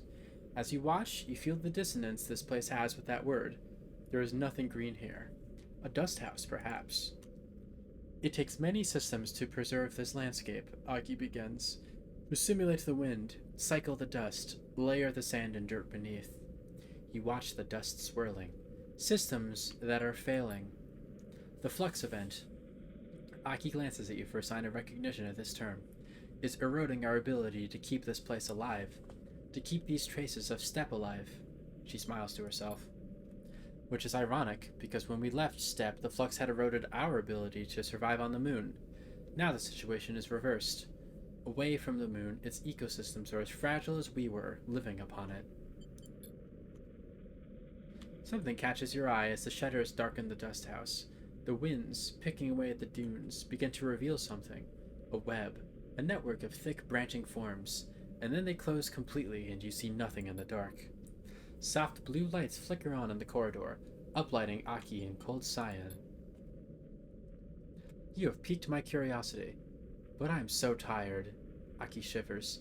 If you do not have a purpose here on the ship, I recommend finding one. Otherwise, I'm afraid you'll need to leave. Make yourself useful, and perhaps we will get another chance to talk. She turns. I would like that. With that, Aki pads away along the corridor.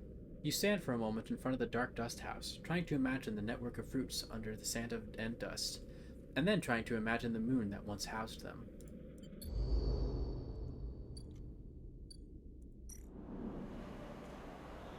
Unload supplies. And then what's here? Systems repair.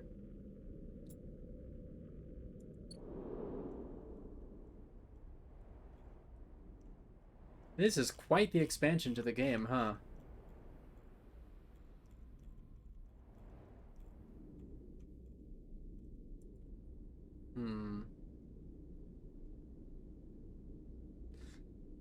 I just have to make a decision on if I'm gonna go for the ending that I have access to right now, or if I'm going to do another stream of this game to go check out all the new content-y stuff.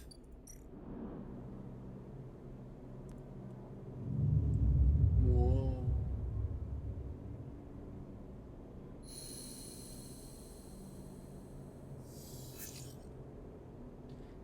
I forgot to upgrade myself.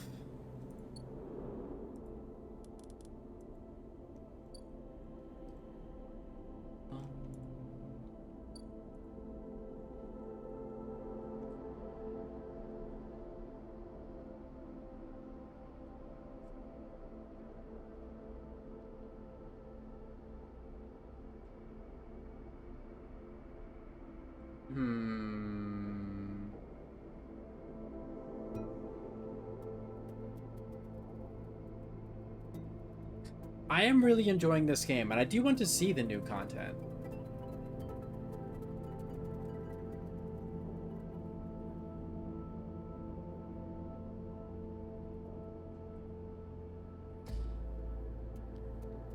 But also, it'd be kind of nice to get to the new content when I've like done the game leading up to that a little better and have, you know, have gotten more upgrade points. That would be kind of nice.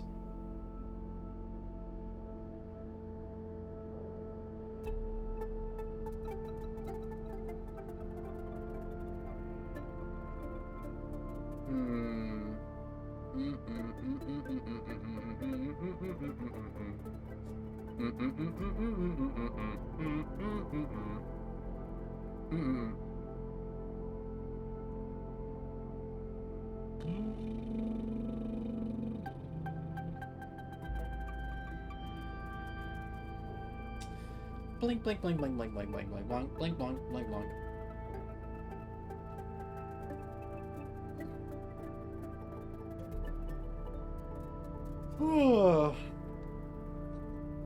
If I ever play Citizen Sleeper 2, I might like get a person or two to help me voice this character so that it's not so hard on my throat.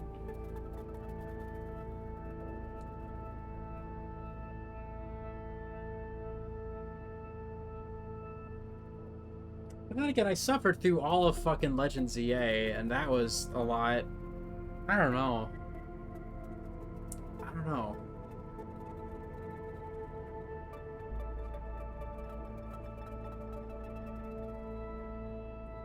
I do kind of want to get this ending though, because it's a neat little ending, I think.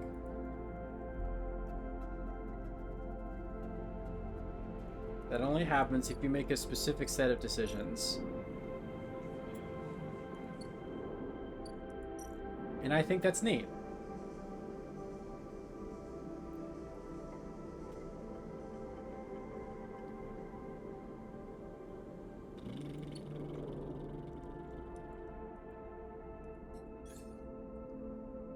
What? Bow.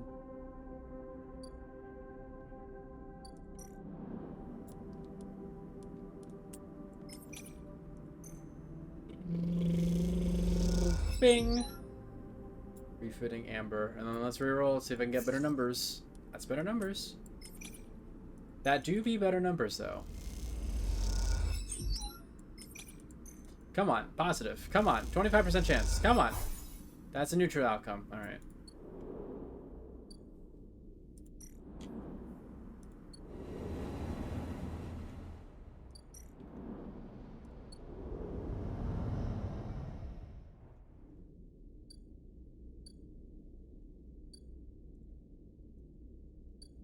Getting to actually, like, you know, just see the emptiness of space back here. Space is so pretty.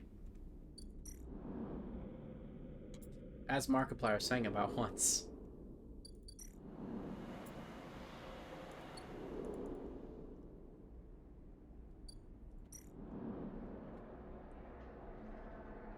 Oh, hi.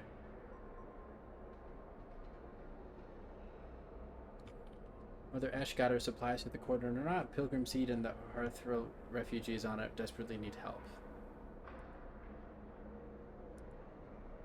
I see. Out of all the game that I played, I think there have only been 2 actions that I could do once.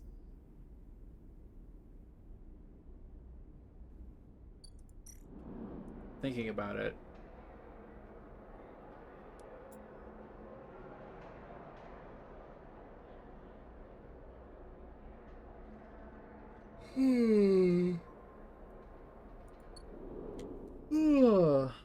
Ay, ay, ay.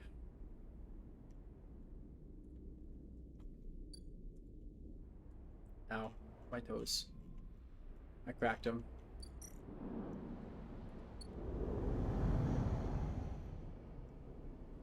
But yeah, I think I'm gonna end it by getting the ending that I got through my actions, and I'll probably play through all the bonus story stuff in my own time. It looks very cool, but it's a lot, and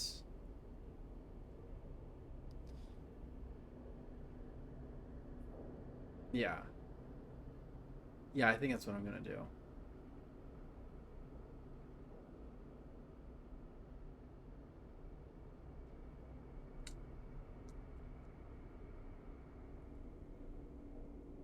Sorry, I'm just having an hawing. It's the fucking decision paralysis of this game. It's infecting my brain even when I'm not having to make a decision in the game, you know? Ah, it gets to me.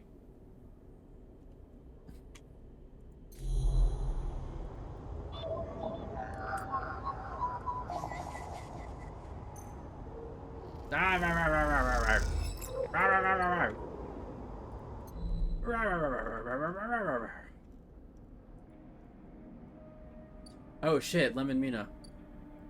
Right. Should probably see what goes on here. Crowds have already gathered by the time you get to the shipyard, and you recognize faces among them. People who have worked alongside on the Sidereal.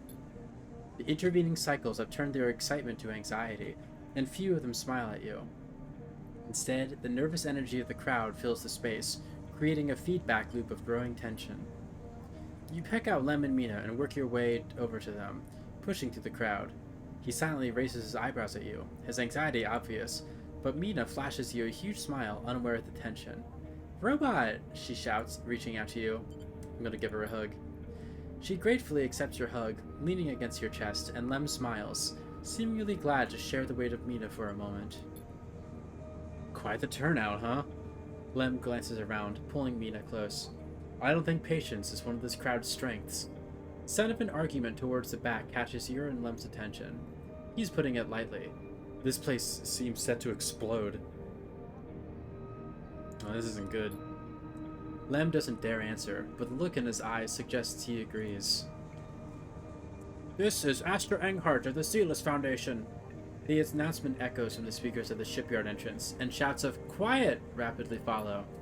I'm sorry I can't be there to meet you all, and thank you, on behalf of Sandra Sealess, for the work you have done on the Sidereal Horizon.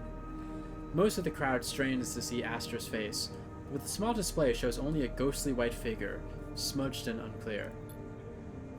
Sandra wants me to pass on her personal thanks for your commitment to and belief in the Sealess Foundation's mission.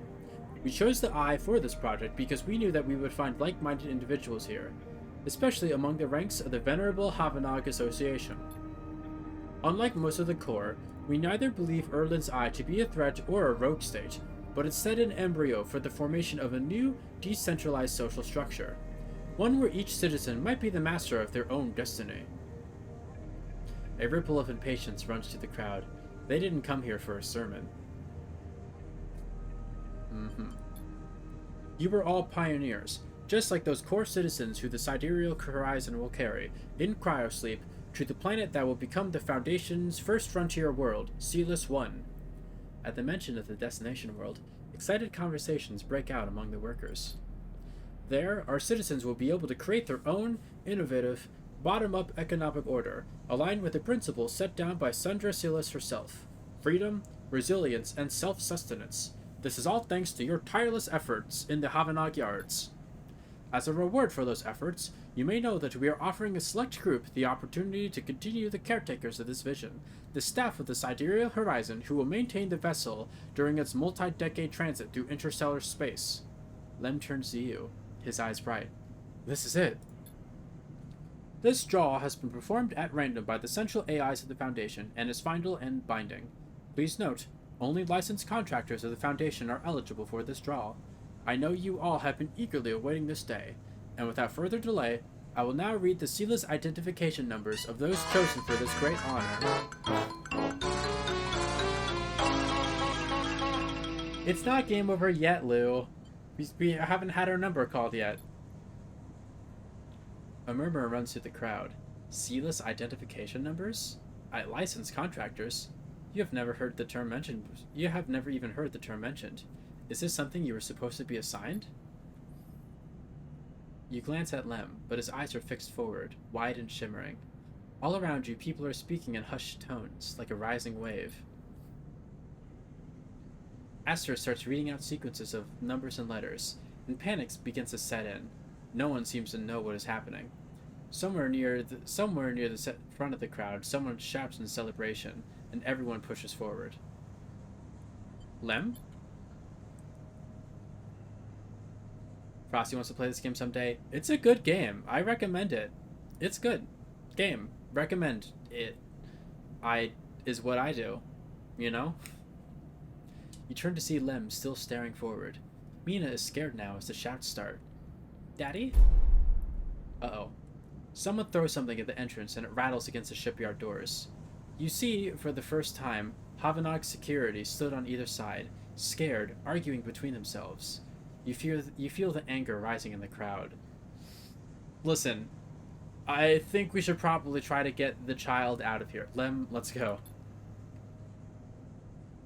He doesn't move. They might call out names. I can't. Mina tugs at his dog tags.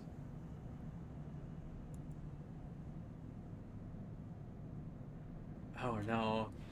Well, I forgot that the whole Lem and Mina side plot was also happening. Oh no, I forgot about this.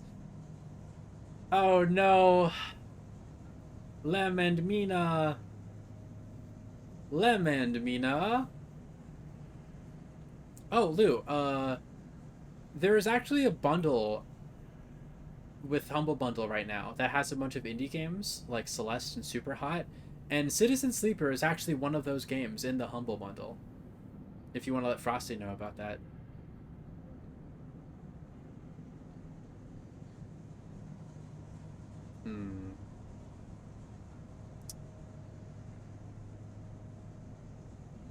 I feel like I just don't want Mina to get hurt.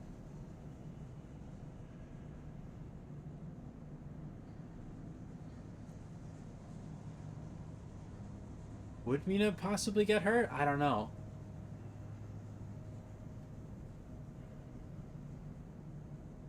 Can we just like get out of the crowd but still be listening? It's not happening. Lem blinks rapidly, and then turns to you. He opens and closes his mouth and looks down at Mina. He sees the fear in her eyes and understands. It's time to go. You lead Lem and Mina out, shoving people aside. As you do, you hear the sound of scuffles emerging at the front of the crowd, of metal canisters bouncing off the shipyard walls. You keep your head down and walk away, the sound of Aster reading off the ciphers echoing above the chaos like some strange mantra. When you turn to Lem, there are tear tracks running down his cheeks, and Mina is sniffling into his jacket. You feel the sadness rising in you too. They screwed you. Screwed all of you. You were never even on the list. The feeling is as unpleasant as it is familiar. You stare ahead into the tunnel as the security sirens sound out, a signal for the coming violence. Drive failed.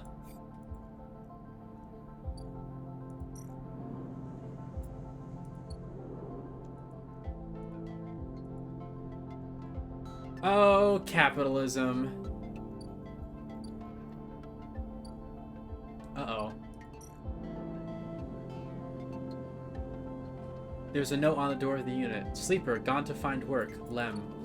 Oh, no.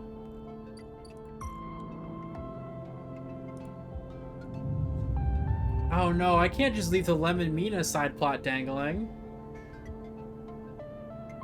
Oh no, I can't just leave the Lem and Mina side plot dangling.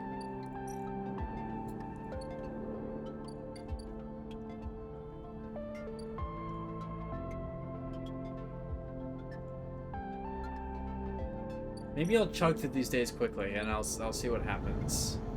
Let me see if I can grow myself some stuff. Simply Weak, your head is full of beans, Doripe.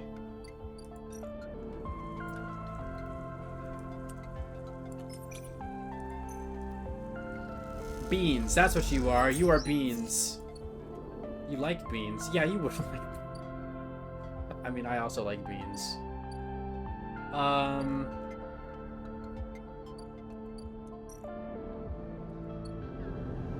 Okay, well, I don't have very good dice. What do I spend them on?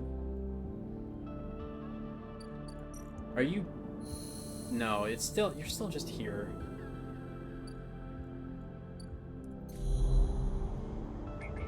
Actually, I'm curious. What are the... data nodes on this side? Data. Flux to node.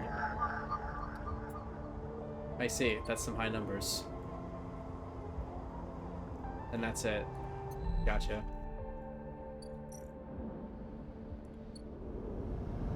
Ba ba ba. Are there achievements for like certain endings? I wonder. Oh, excuse me.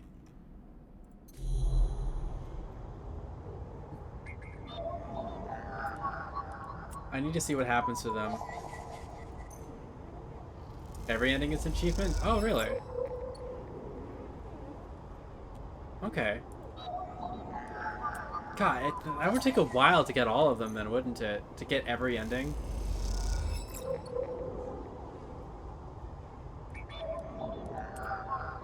Look at all this money I can get.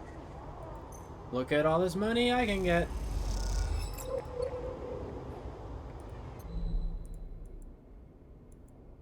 Yeah, it has to be the actual ending. I can't just choose to skip it. I figured.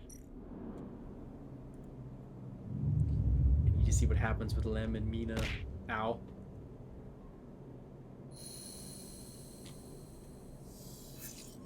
It's a shame that you can't, like, save state. So you could go for one ending and then choose to skip the ending and go for another one. Is dying counted as one of the endings?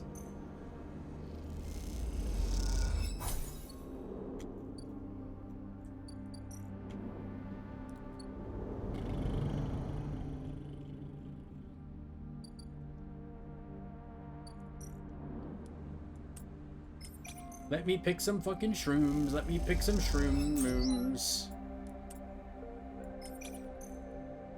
Let me pick some fucking shrooms. Shrooms. Ooh, 4 and 4. Nice. Let me pick some mushrooms. Yatati, yatatuns. Wow, I got all positive outcomes.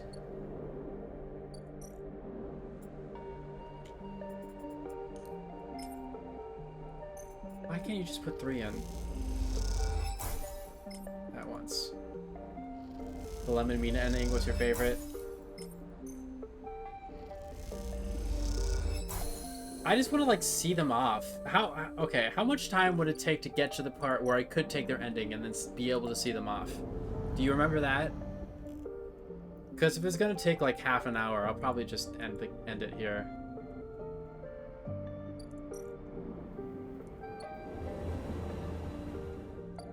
How do I get the broom closet ending? The broom closet ending is my favorite. Half an hour minimum. Well,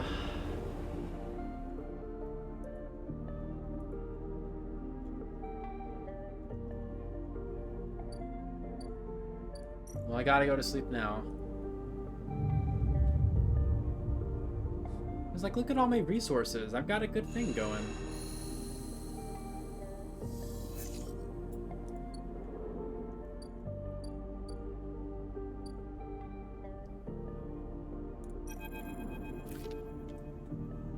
There's no answer when you buzz Lem's unit, but the door is open. You push the door and find Mina, sitting in the middle of the floor, playing with Bun Bun. Hi, Mina. Hi, robot, says Mina sullenly, waving Bun Bun's paw without looking up. Where's Daddy?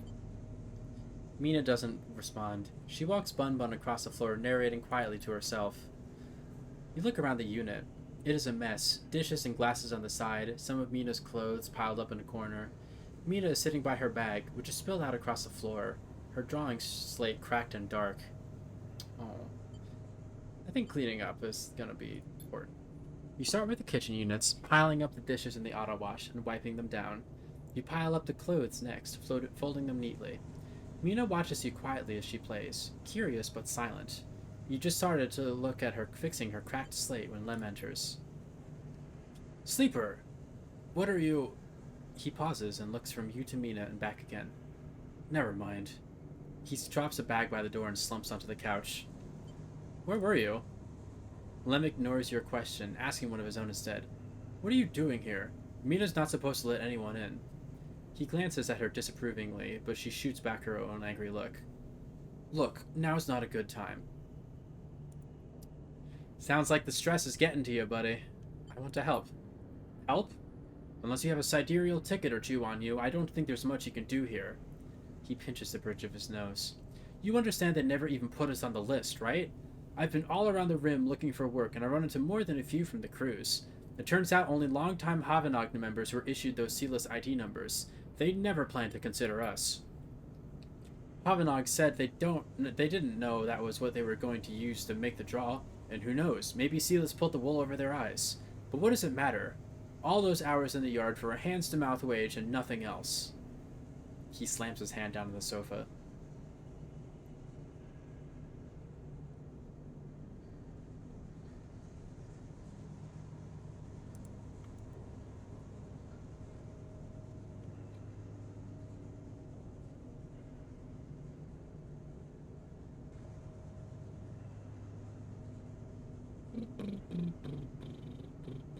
Wait a second. Wait, hold on. Lamb, what the fuck are you saying? She's not supposed to let anyone in. You left the door open. Fucker.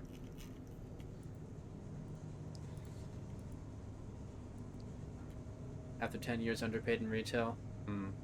Yeah.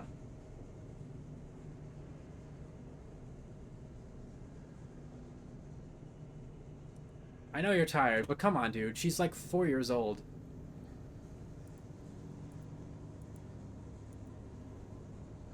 Although, honestly, I get being a parent is so incredibly hard, even under the best of circumstances. So, like, I get it, honestly. I can't give him too much shit, but I can still give him some shit.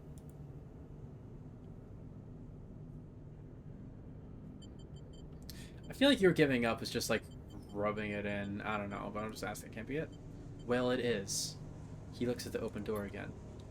They're moving the sidereal up the hub now, you know, he says without meeting your eye. That's where it'll depart from. They are bringing in a ship with all their cryosleep pioneers and transferring them up there, in microgravity, before loading the crew. We could steal a ticket. Lem laughs. There's no tickets, I was joking before. Just those ID numbers, coded to someone's identity. No stealing that. He looks over at Mina. Look, we'll be fine. We always have been. I just need a little time. He sighs. We had our hearts set on that trip is all. Mina comes over and climbs into his lap. He smiles. Mina's not even his actual kid. She decided to take her an orphan. That's true. That's true.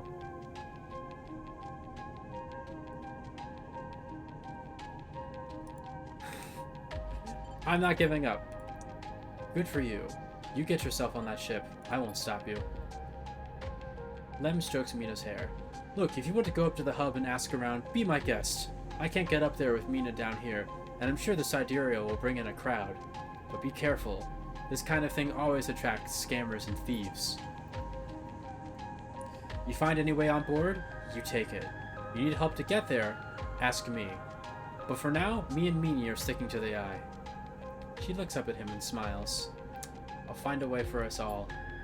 Lem smiles but doesn't say anything. You stand to leave and Mina grabs her hand, eager to give you one more smile.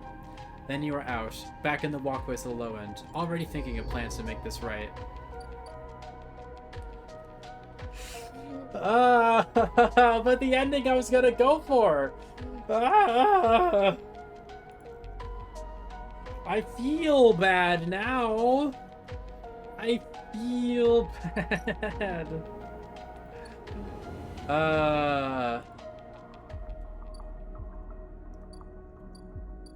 Sidereal dock.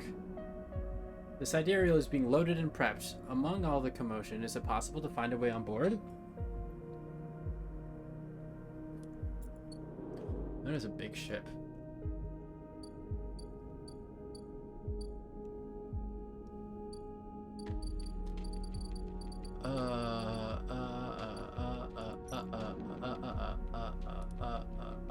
Let's see what happens.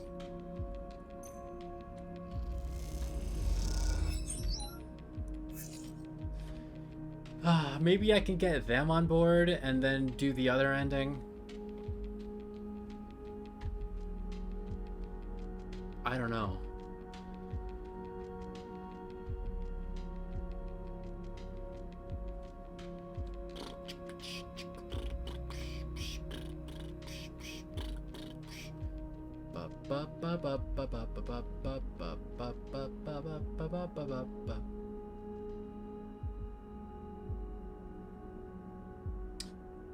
I need to go pee. I'll be right back. While I am tormented.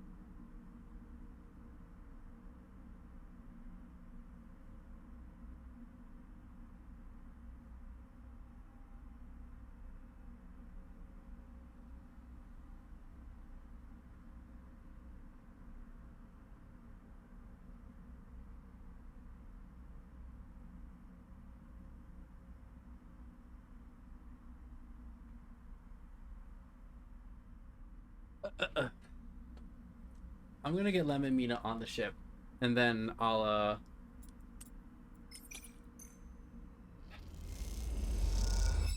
do the other ending. Bup bup. Bup.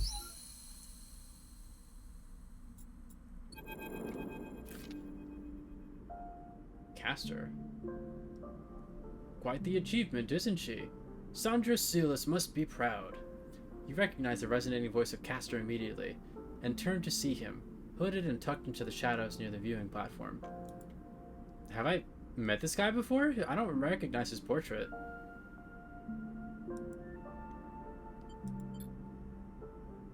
Oh, Castor! Right! Duh! That guy! Oh my god. I see you remember our game. Good. He looks around, but the platform is clear. I'm afraid you'll have to wait for a rematch. Microgravity makes Tavla a little difficult. He smiles broadly. Just put magnets in them, then. Castor walks out to stand beside you on the platform. The telltale clunk of magnetic boots accompanies his slow crossing. He notices you looking at them. I don't much like it up here, he explains. I heard there was some trouble at the Havanag shipyard when they announced the results of the crew lottery. I was there. I know. He sighs, meeting your eye. An ugly business. Sealers are too used to the way things work in the core. Exploitation is the only logic they know. He gestures out at the sidereal. You know why they built this monstrosity on the eye? Money? That was a part, perhaps, but there are cheaper shipyards. He stares at the pristine yellow hull. Sealus built it here, says Castor gravely, because they didn't want anyone to know it exists. He rubs his forehead. And secrecy is something I cannot abide. He turns to face you. There are people being loaded onto that ship as we speak. Sleeping people, locked in cryosleep like the person that you were emulated from. There are hundreds of them, and Sealus wants to send them out to a planet at the edge of the settled systems without anyone knowing where it is. But you, Sleeper, can do something about that. You are like me. You deal with data. You can read it right out of the air. With someone like you on that ship, secrecy isn't a problem. You can ping back whatever I need whenever I need it, as long as you are on board. With you on the sidereal, and with some minor modifications, you can be my eyes and ears. I will keep track of Silas's grand project through you. In short, says Castor, stretching, I can get you aboard, Sleeper, but I'm going to need you to help me. Who are you? I am a concerned party, someone who likes to know what is happening when it is happening, not afterwards. Huh.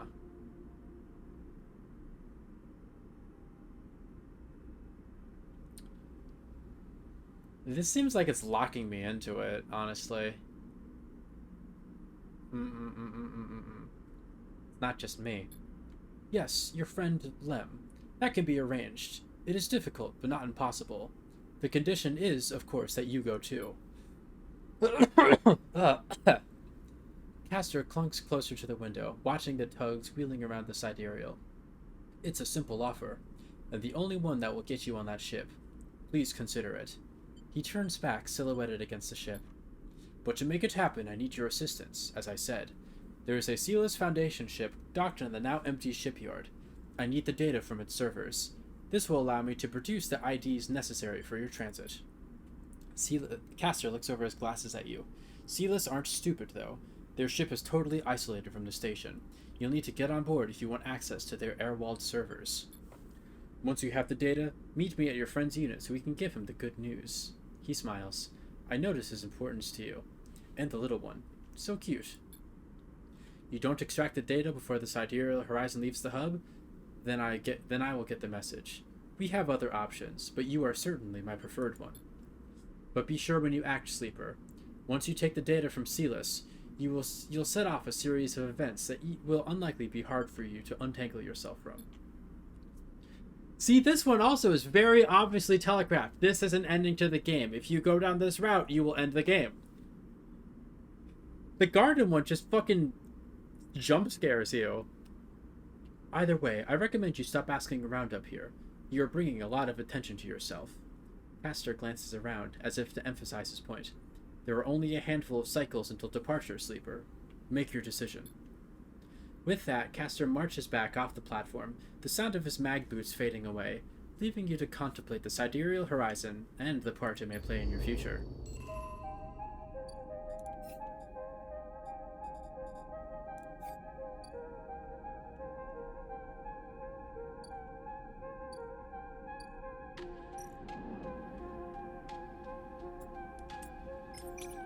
Or I could just do this. I could just do this and get this ending.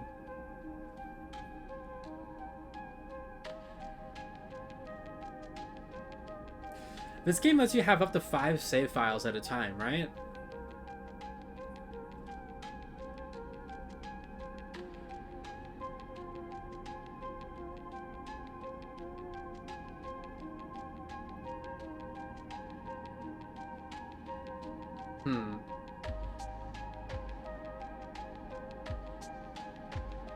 What if I tee up 5 different games to be on the route to a particular ending, and then in the future I do another stream where I explore all of those endings?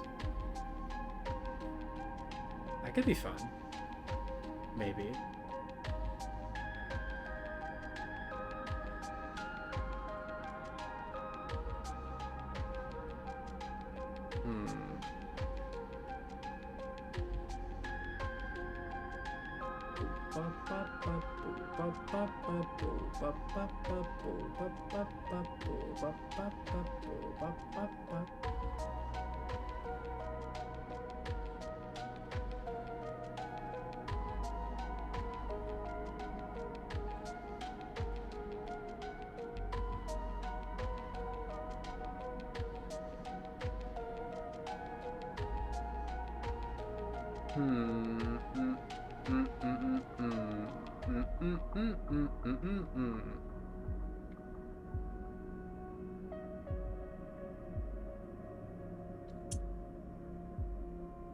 Now I'm just thunkalizing. I'm thunkle-donkling. I'm considering and I'm consplittering.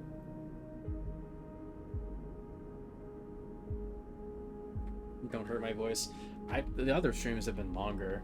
of this game that I've done. I'm also just thinking what it is I'm going to stream next week, because next week I think I'm going to be gone for the weekend, which I guess I should mention in the Discord probably. But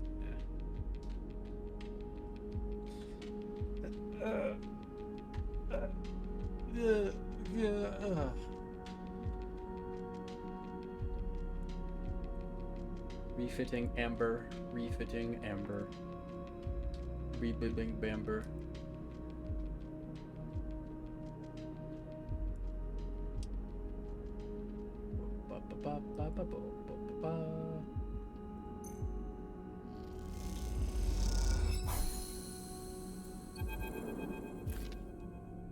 Amber looks better than she ever has before. Bliss has done an incredible job of cleaning up the hole, and despite the exterior changes being limited, she has the impression of being lighter, somehow sleeker than before. Moritz drifts by. He has been loading up the final equipment onto Amber. It turns out Ankita will be taking her weapons, but packed and ready to sell at the first starward belt port she hits. But now that Moritz is done, he seems in kind of a daze, floating back and forth aimlessly. You okay? What's that? He turns. Oh, right, yeah. Packed and stacked. He smiles a weak smile. Was hoping Miss Cassetta would let me keep a warhead. What do you think of her? Miss Cassetta? He shrugs. She seems tired. And old. Like, older than she looks. Hey, Sleeper. He looks down. Did you know Bliss was leaving? Ah! Ah! Yeah! Yeah!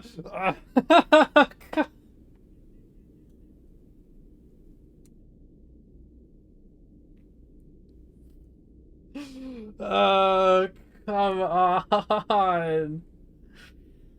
Uh,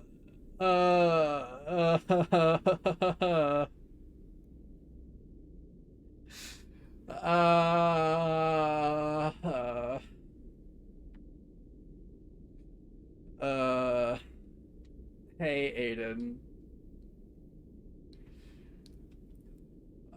My throat hurts because I've been reading a visual novel for the past 5 hours, basically.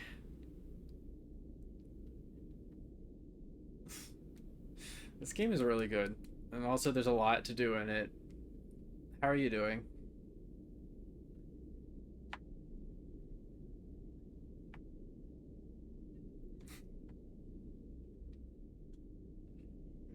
Yeah, I'm sure. You love getting a kick out of that.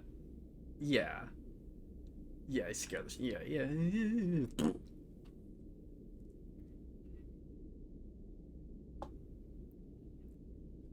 Gotcha. Thanks for coming by. Bye. You couldn't hear the jump scare. What? But I have the...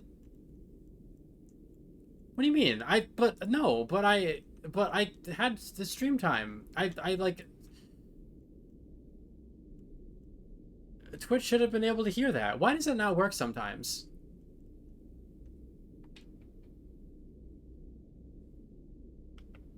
What?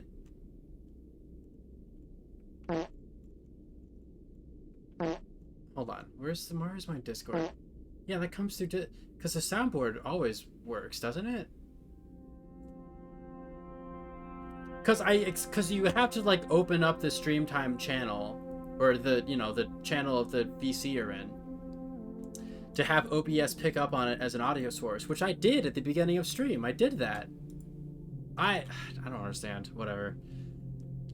I mean, you heard me get scared by Aiden. It's you got what you wanted out of it. It's fine. You're fine. It's fine, and you're fine. You're fine, and it's fine, and you're fine. I don't understand why that doesn't work sometimes. Because I swear whatever. Whatever. The moment's passed. Maybe I need to like stay on stream time just in case somebody I don't know. Because maybe I need to test the soundboard and make sure that like that audio is coming through.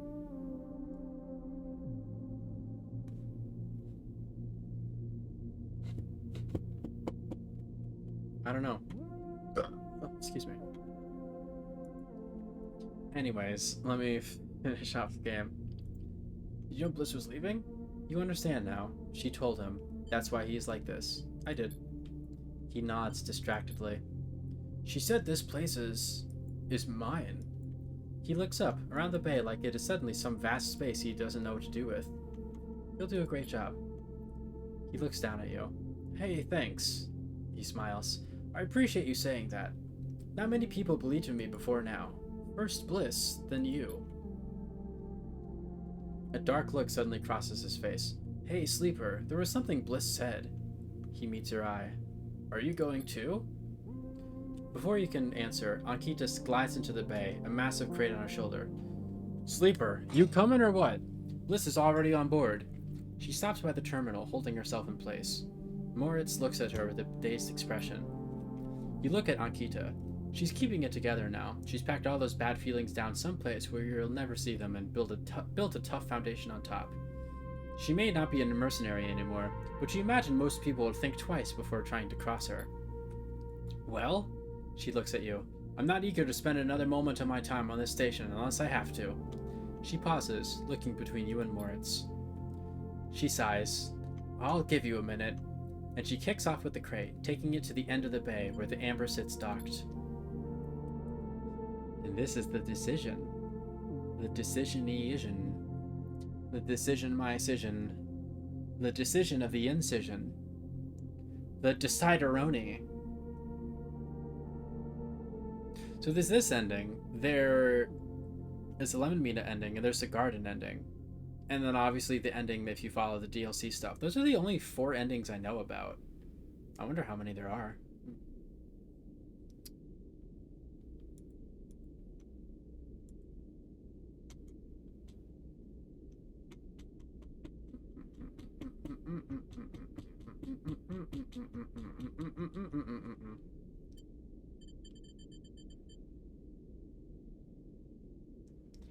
I don't think Moritz wants to be left alone as part of the problem. Look at this guy. Look at this guy. Look at this guy right here. Look at him. This guy? Look at him. You see this guy? You see him? Look. Bleh. Bleh, bleh, bleh. Bleh, bleh, bleh. Bleh. 8 endings. So I know about half of them. Damn.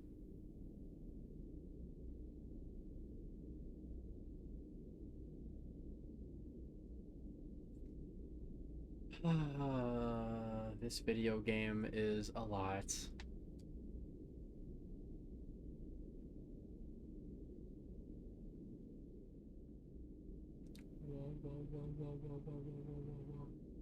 Can you copy save files? Like if you start one and then you get to a certain point in it and you copy and paste it across the other 5 save file destinations just so that you can like not have to start from square one every single playthrough. That would be convenient.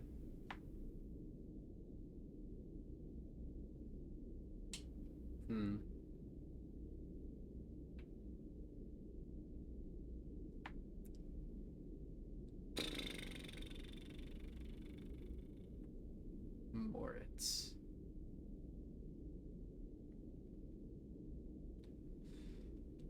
Oh, this game is really good, and the decision paralysis it hits me in the brain with is crazy. It's crazy, I tells ya. It's insane-eroni.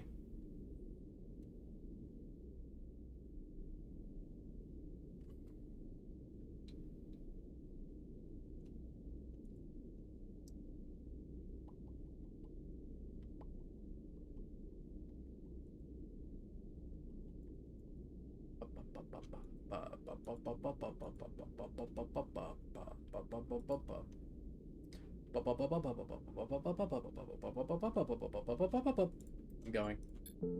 Moritz looks like he might pass out. I get it. He steels himself. It's the right decision.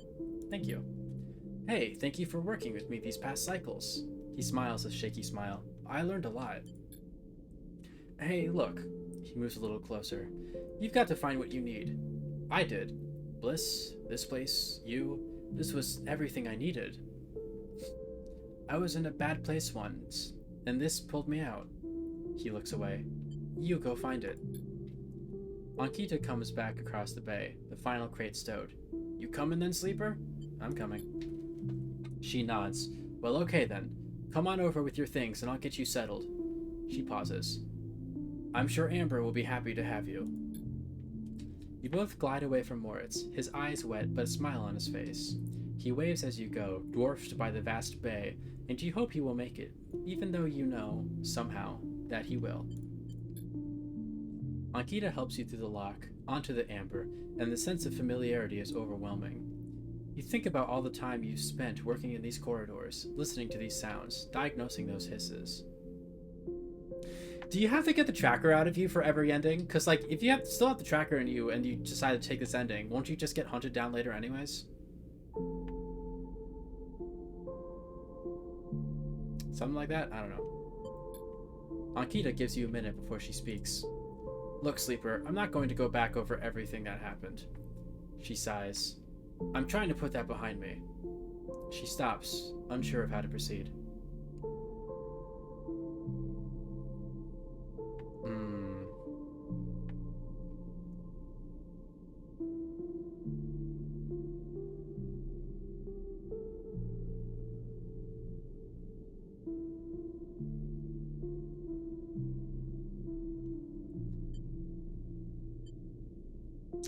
I don't want to say it's okay, but I do want to say the past is done. I'll just, no. She nods. Thank you. Don't know if we can begin again, but we can move on. She sounds pained, tired. As you move off down the corridor towards the berths, she tries again. I don't think it was that I thought the wrong things about who or what you are. I think I just didn't think. Of you, I mean. I didn't think about how things might affect you. And I realized I've been like that for a long time. Focused, stubborn, willing to get the job done at any cost. She pauses. This is hard for her, but you don't want to interrupt. Well, I'm sick of paying the cost. I'm sick of being used as an extension of something bigger, something crueler than me. And having that cruelty, that violence flow through me. I just want to be me for a while. She looks down. Or at least figure out who that is. Okay, this is sweet, honestly. She takes a deep breath. So what I'm saying is, you can get off at the first port we hit in the belt. I wouldn't blame you. It's a smart move. She pauses. Or you can stick around and we'll see if we can find a way to make space for all of us. She looks away, her energy exhausted. I'll think about it. She nods. Nothing else. This is you. She turns you to a small room with a bunk and a porthole to the flickering lights outside. The outside wall is sloped, like a roof, and tucked beneath it is a small desk and terminal. Bliss is next door, though I think she's in the hold right now. She said she wants to make sure the warheads are locked down tight.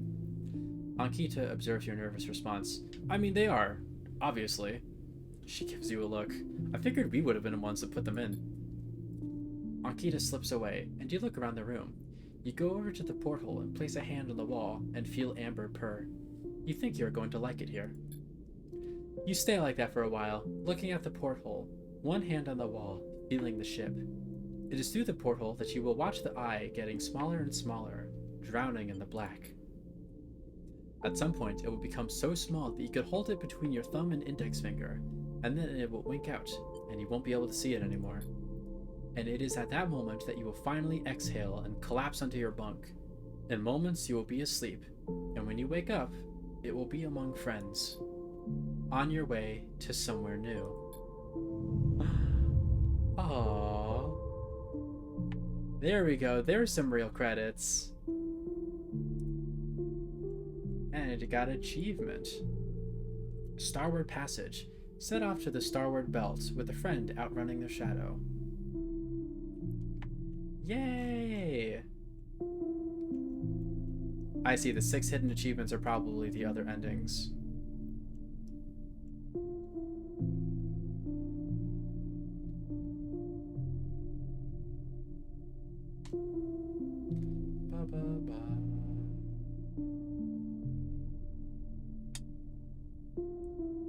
And I didn't steal 3 shipments just to see what's inside. I didn't get to do that.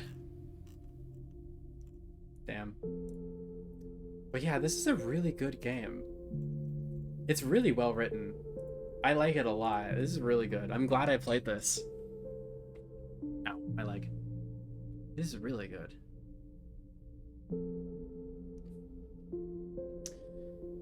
And I guess I'll probably have to play Citizen Sleeper 2 at some point. And I might do that stream in the future, where like I might set up my 5 save files for various endings and then do a stream where I just go through the endings.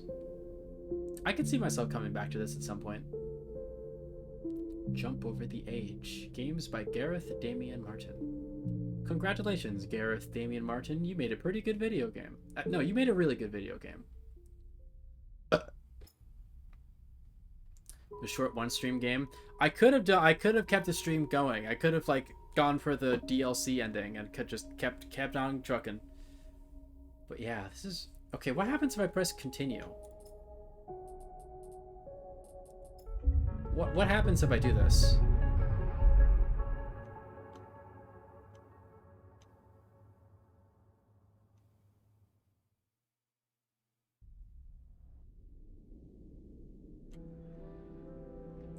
So I can't keep going with the same save file. Okay, it doesn't just end it. You can just pick up and where you left off. Oh. So you could just use the same save file to see multiple endings. Well, then I should have done the garden thing. I should have seen what that did. Oh, damn it. Oh, whatever. This stream is done. Okay. So I could have seen the joining the garden ending and seen what that looked like.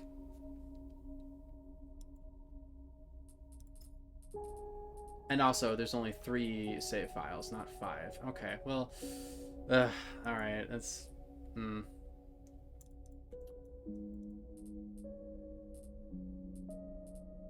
I guess it's one for each type of character you get. I don't know what I'll do. I might just do more in my own time. We'll see. But yeah, this is a really good game. Very, very much critiquing capitalism-y, or critiquing, just, you know, showing the horrors of what it will look like if it carries off into space to make all new space horrors. The character art is really good. I need to see. Let me look up Citizen Sleeper. Let me see. Citizen Sleeper. Let me see Wikipedia.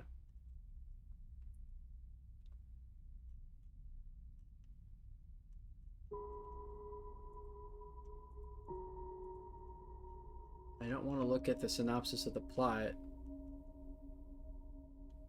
Got accolades, nice. Only won one thing, Social Impact Award at the 23rd Game Developers Choice Awards.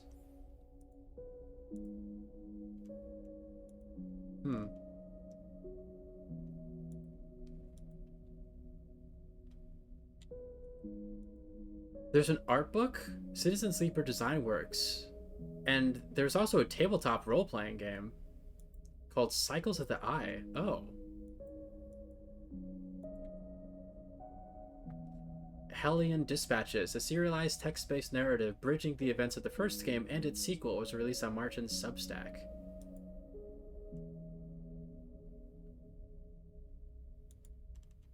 Huh. But, like, who did the art?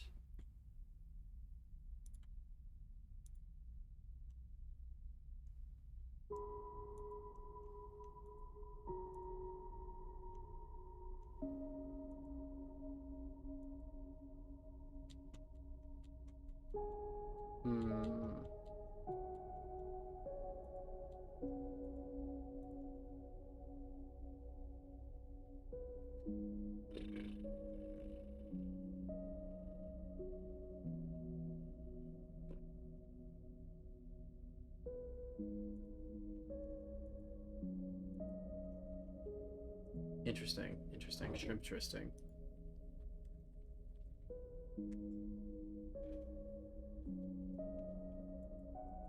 But yeah, this game is really cool. I like it quite a bit.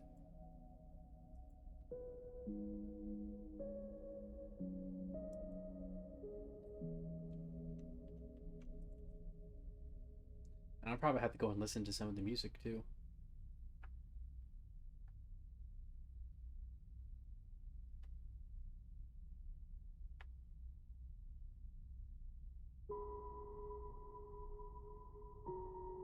And also, most of the women in this game are very pretty. uh,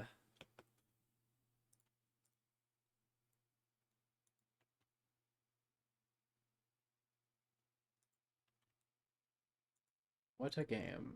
What a game! What a game! What's a good game?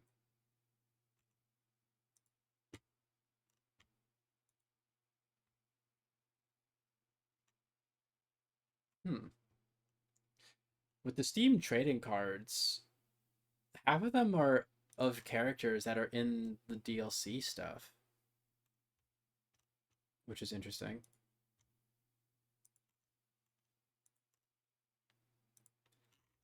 And then how much do I want to play this game to see? Because like there's more game to see, you know, obviously. There's many more endings I could explore. I'm real curious. And I want to see that art book.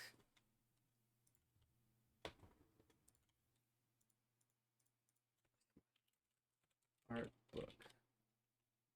Citizen Sleeper Design Works. Lost in Cult is expanding its Citizen Sleeper Design Works to include the newly announced sequel.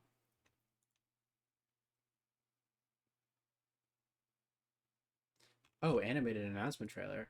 Oh, is there a thing we could watch? Hold on. Let me open up the YouTubes.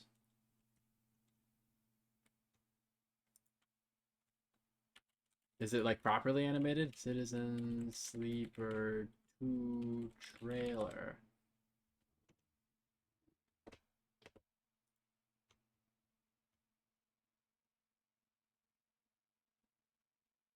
Wake up, sleeper. Oh. Don't whisper in my ears like that. You're not ASMRing me like that. Oh, I mean it's okay. It's not quite it's not the animation I was looking for, but we'll still watch it. I brought it up, so I might as well.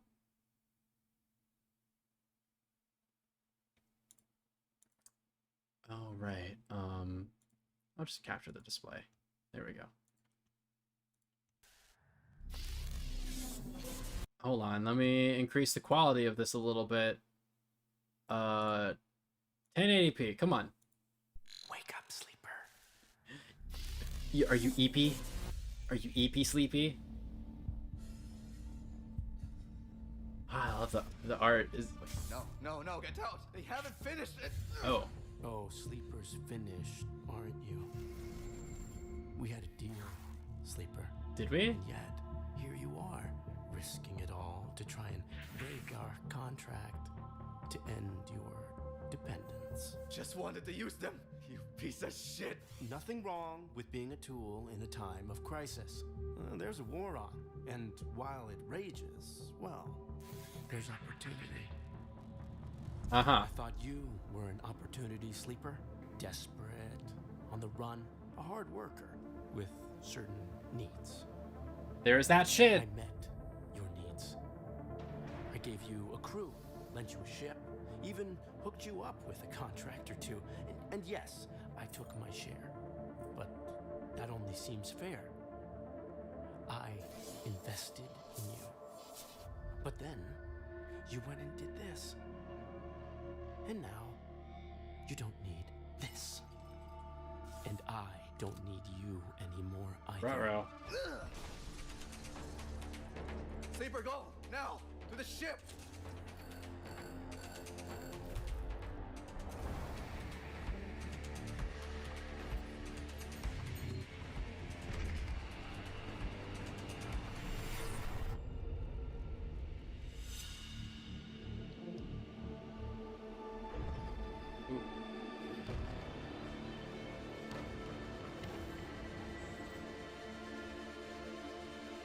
This This is just the beginning, Sleeper.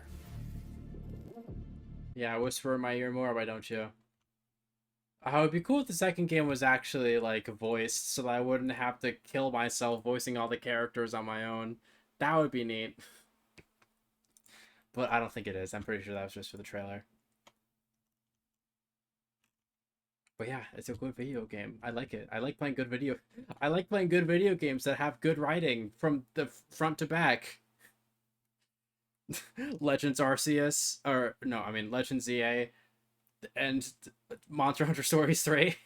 It's a good. I enjoyed myself with this game quite a bit. And now I have to figure out who it is I'm going to raid. Isn't that fun? I also have to think about my raid message, of course.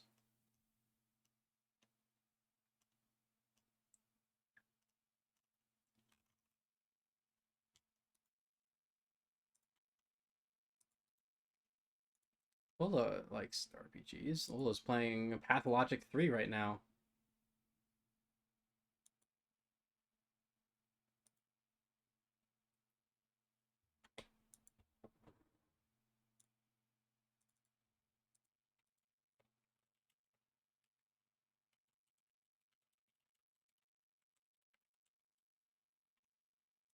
And thank you for recommending this game to me, Surfan. I liked it quite a bit.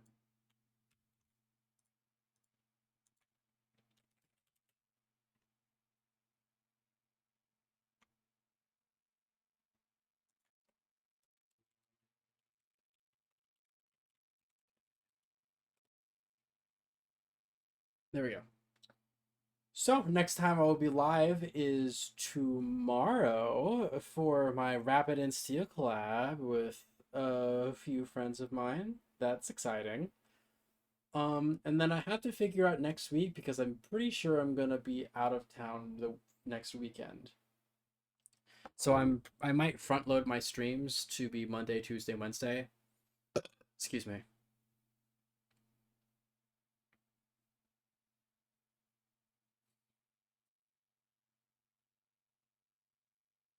Or I might just do Monday and Wednesday like I usually do. I don't know. I'll figure it out.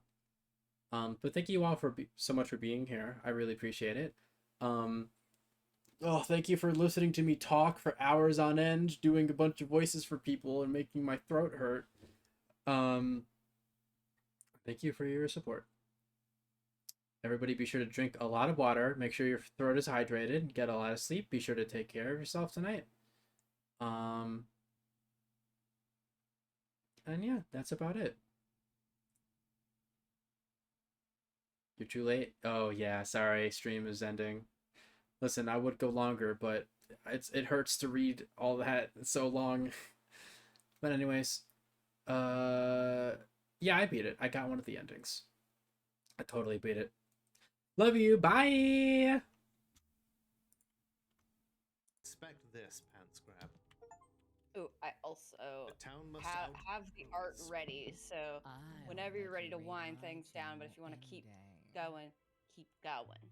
Okay. Oh,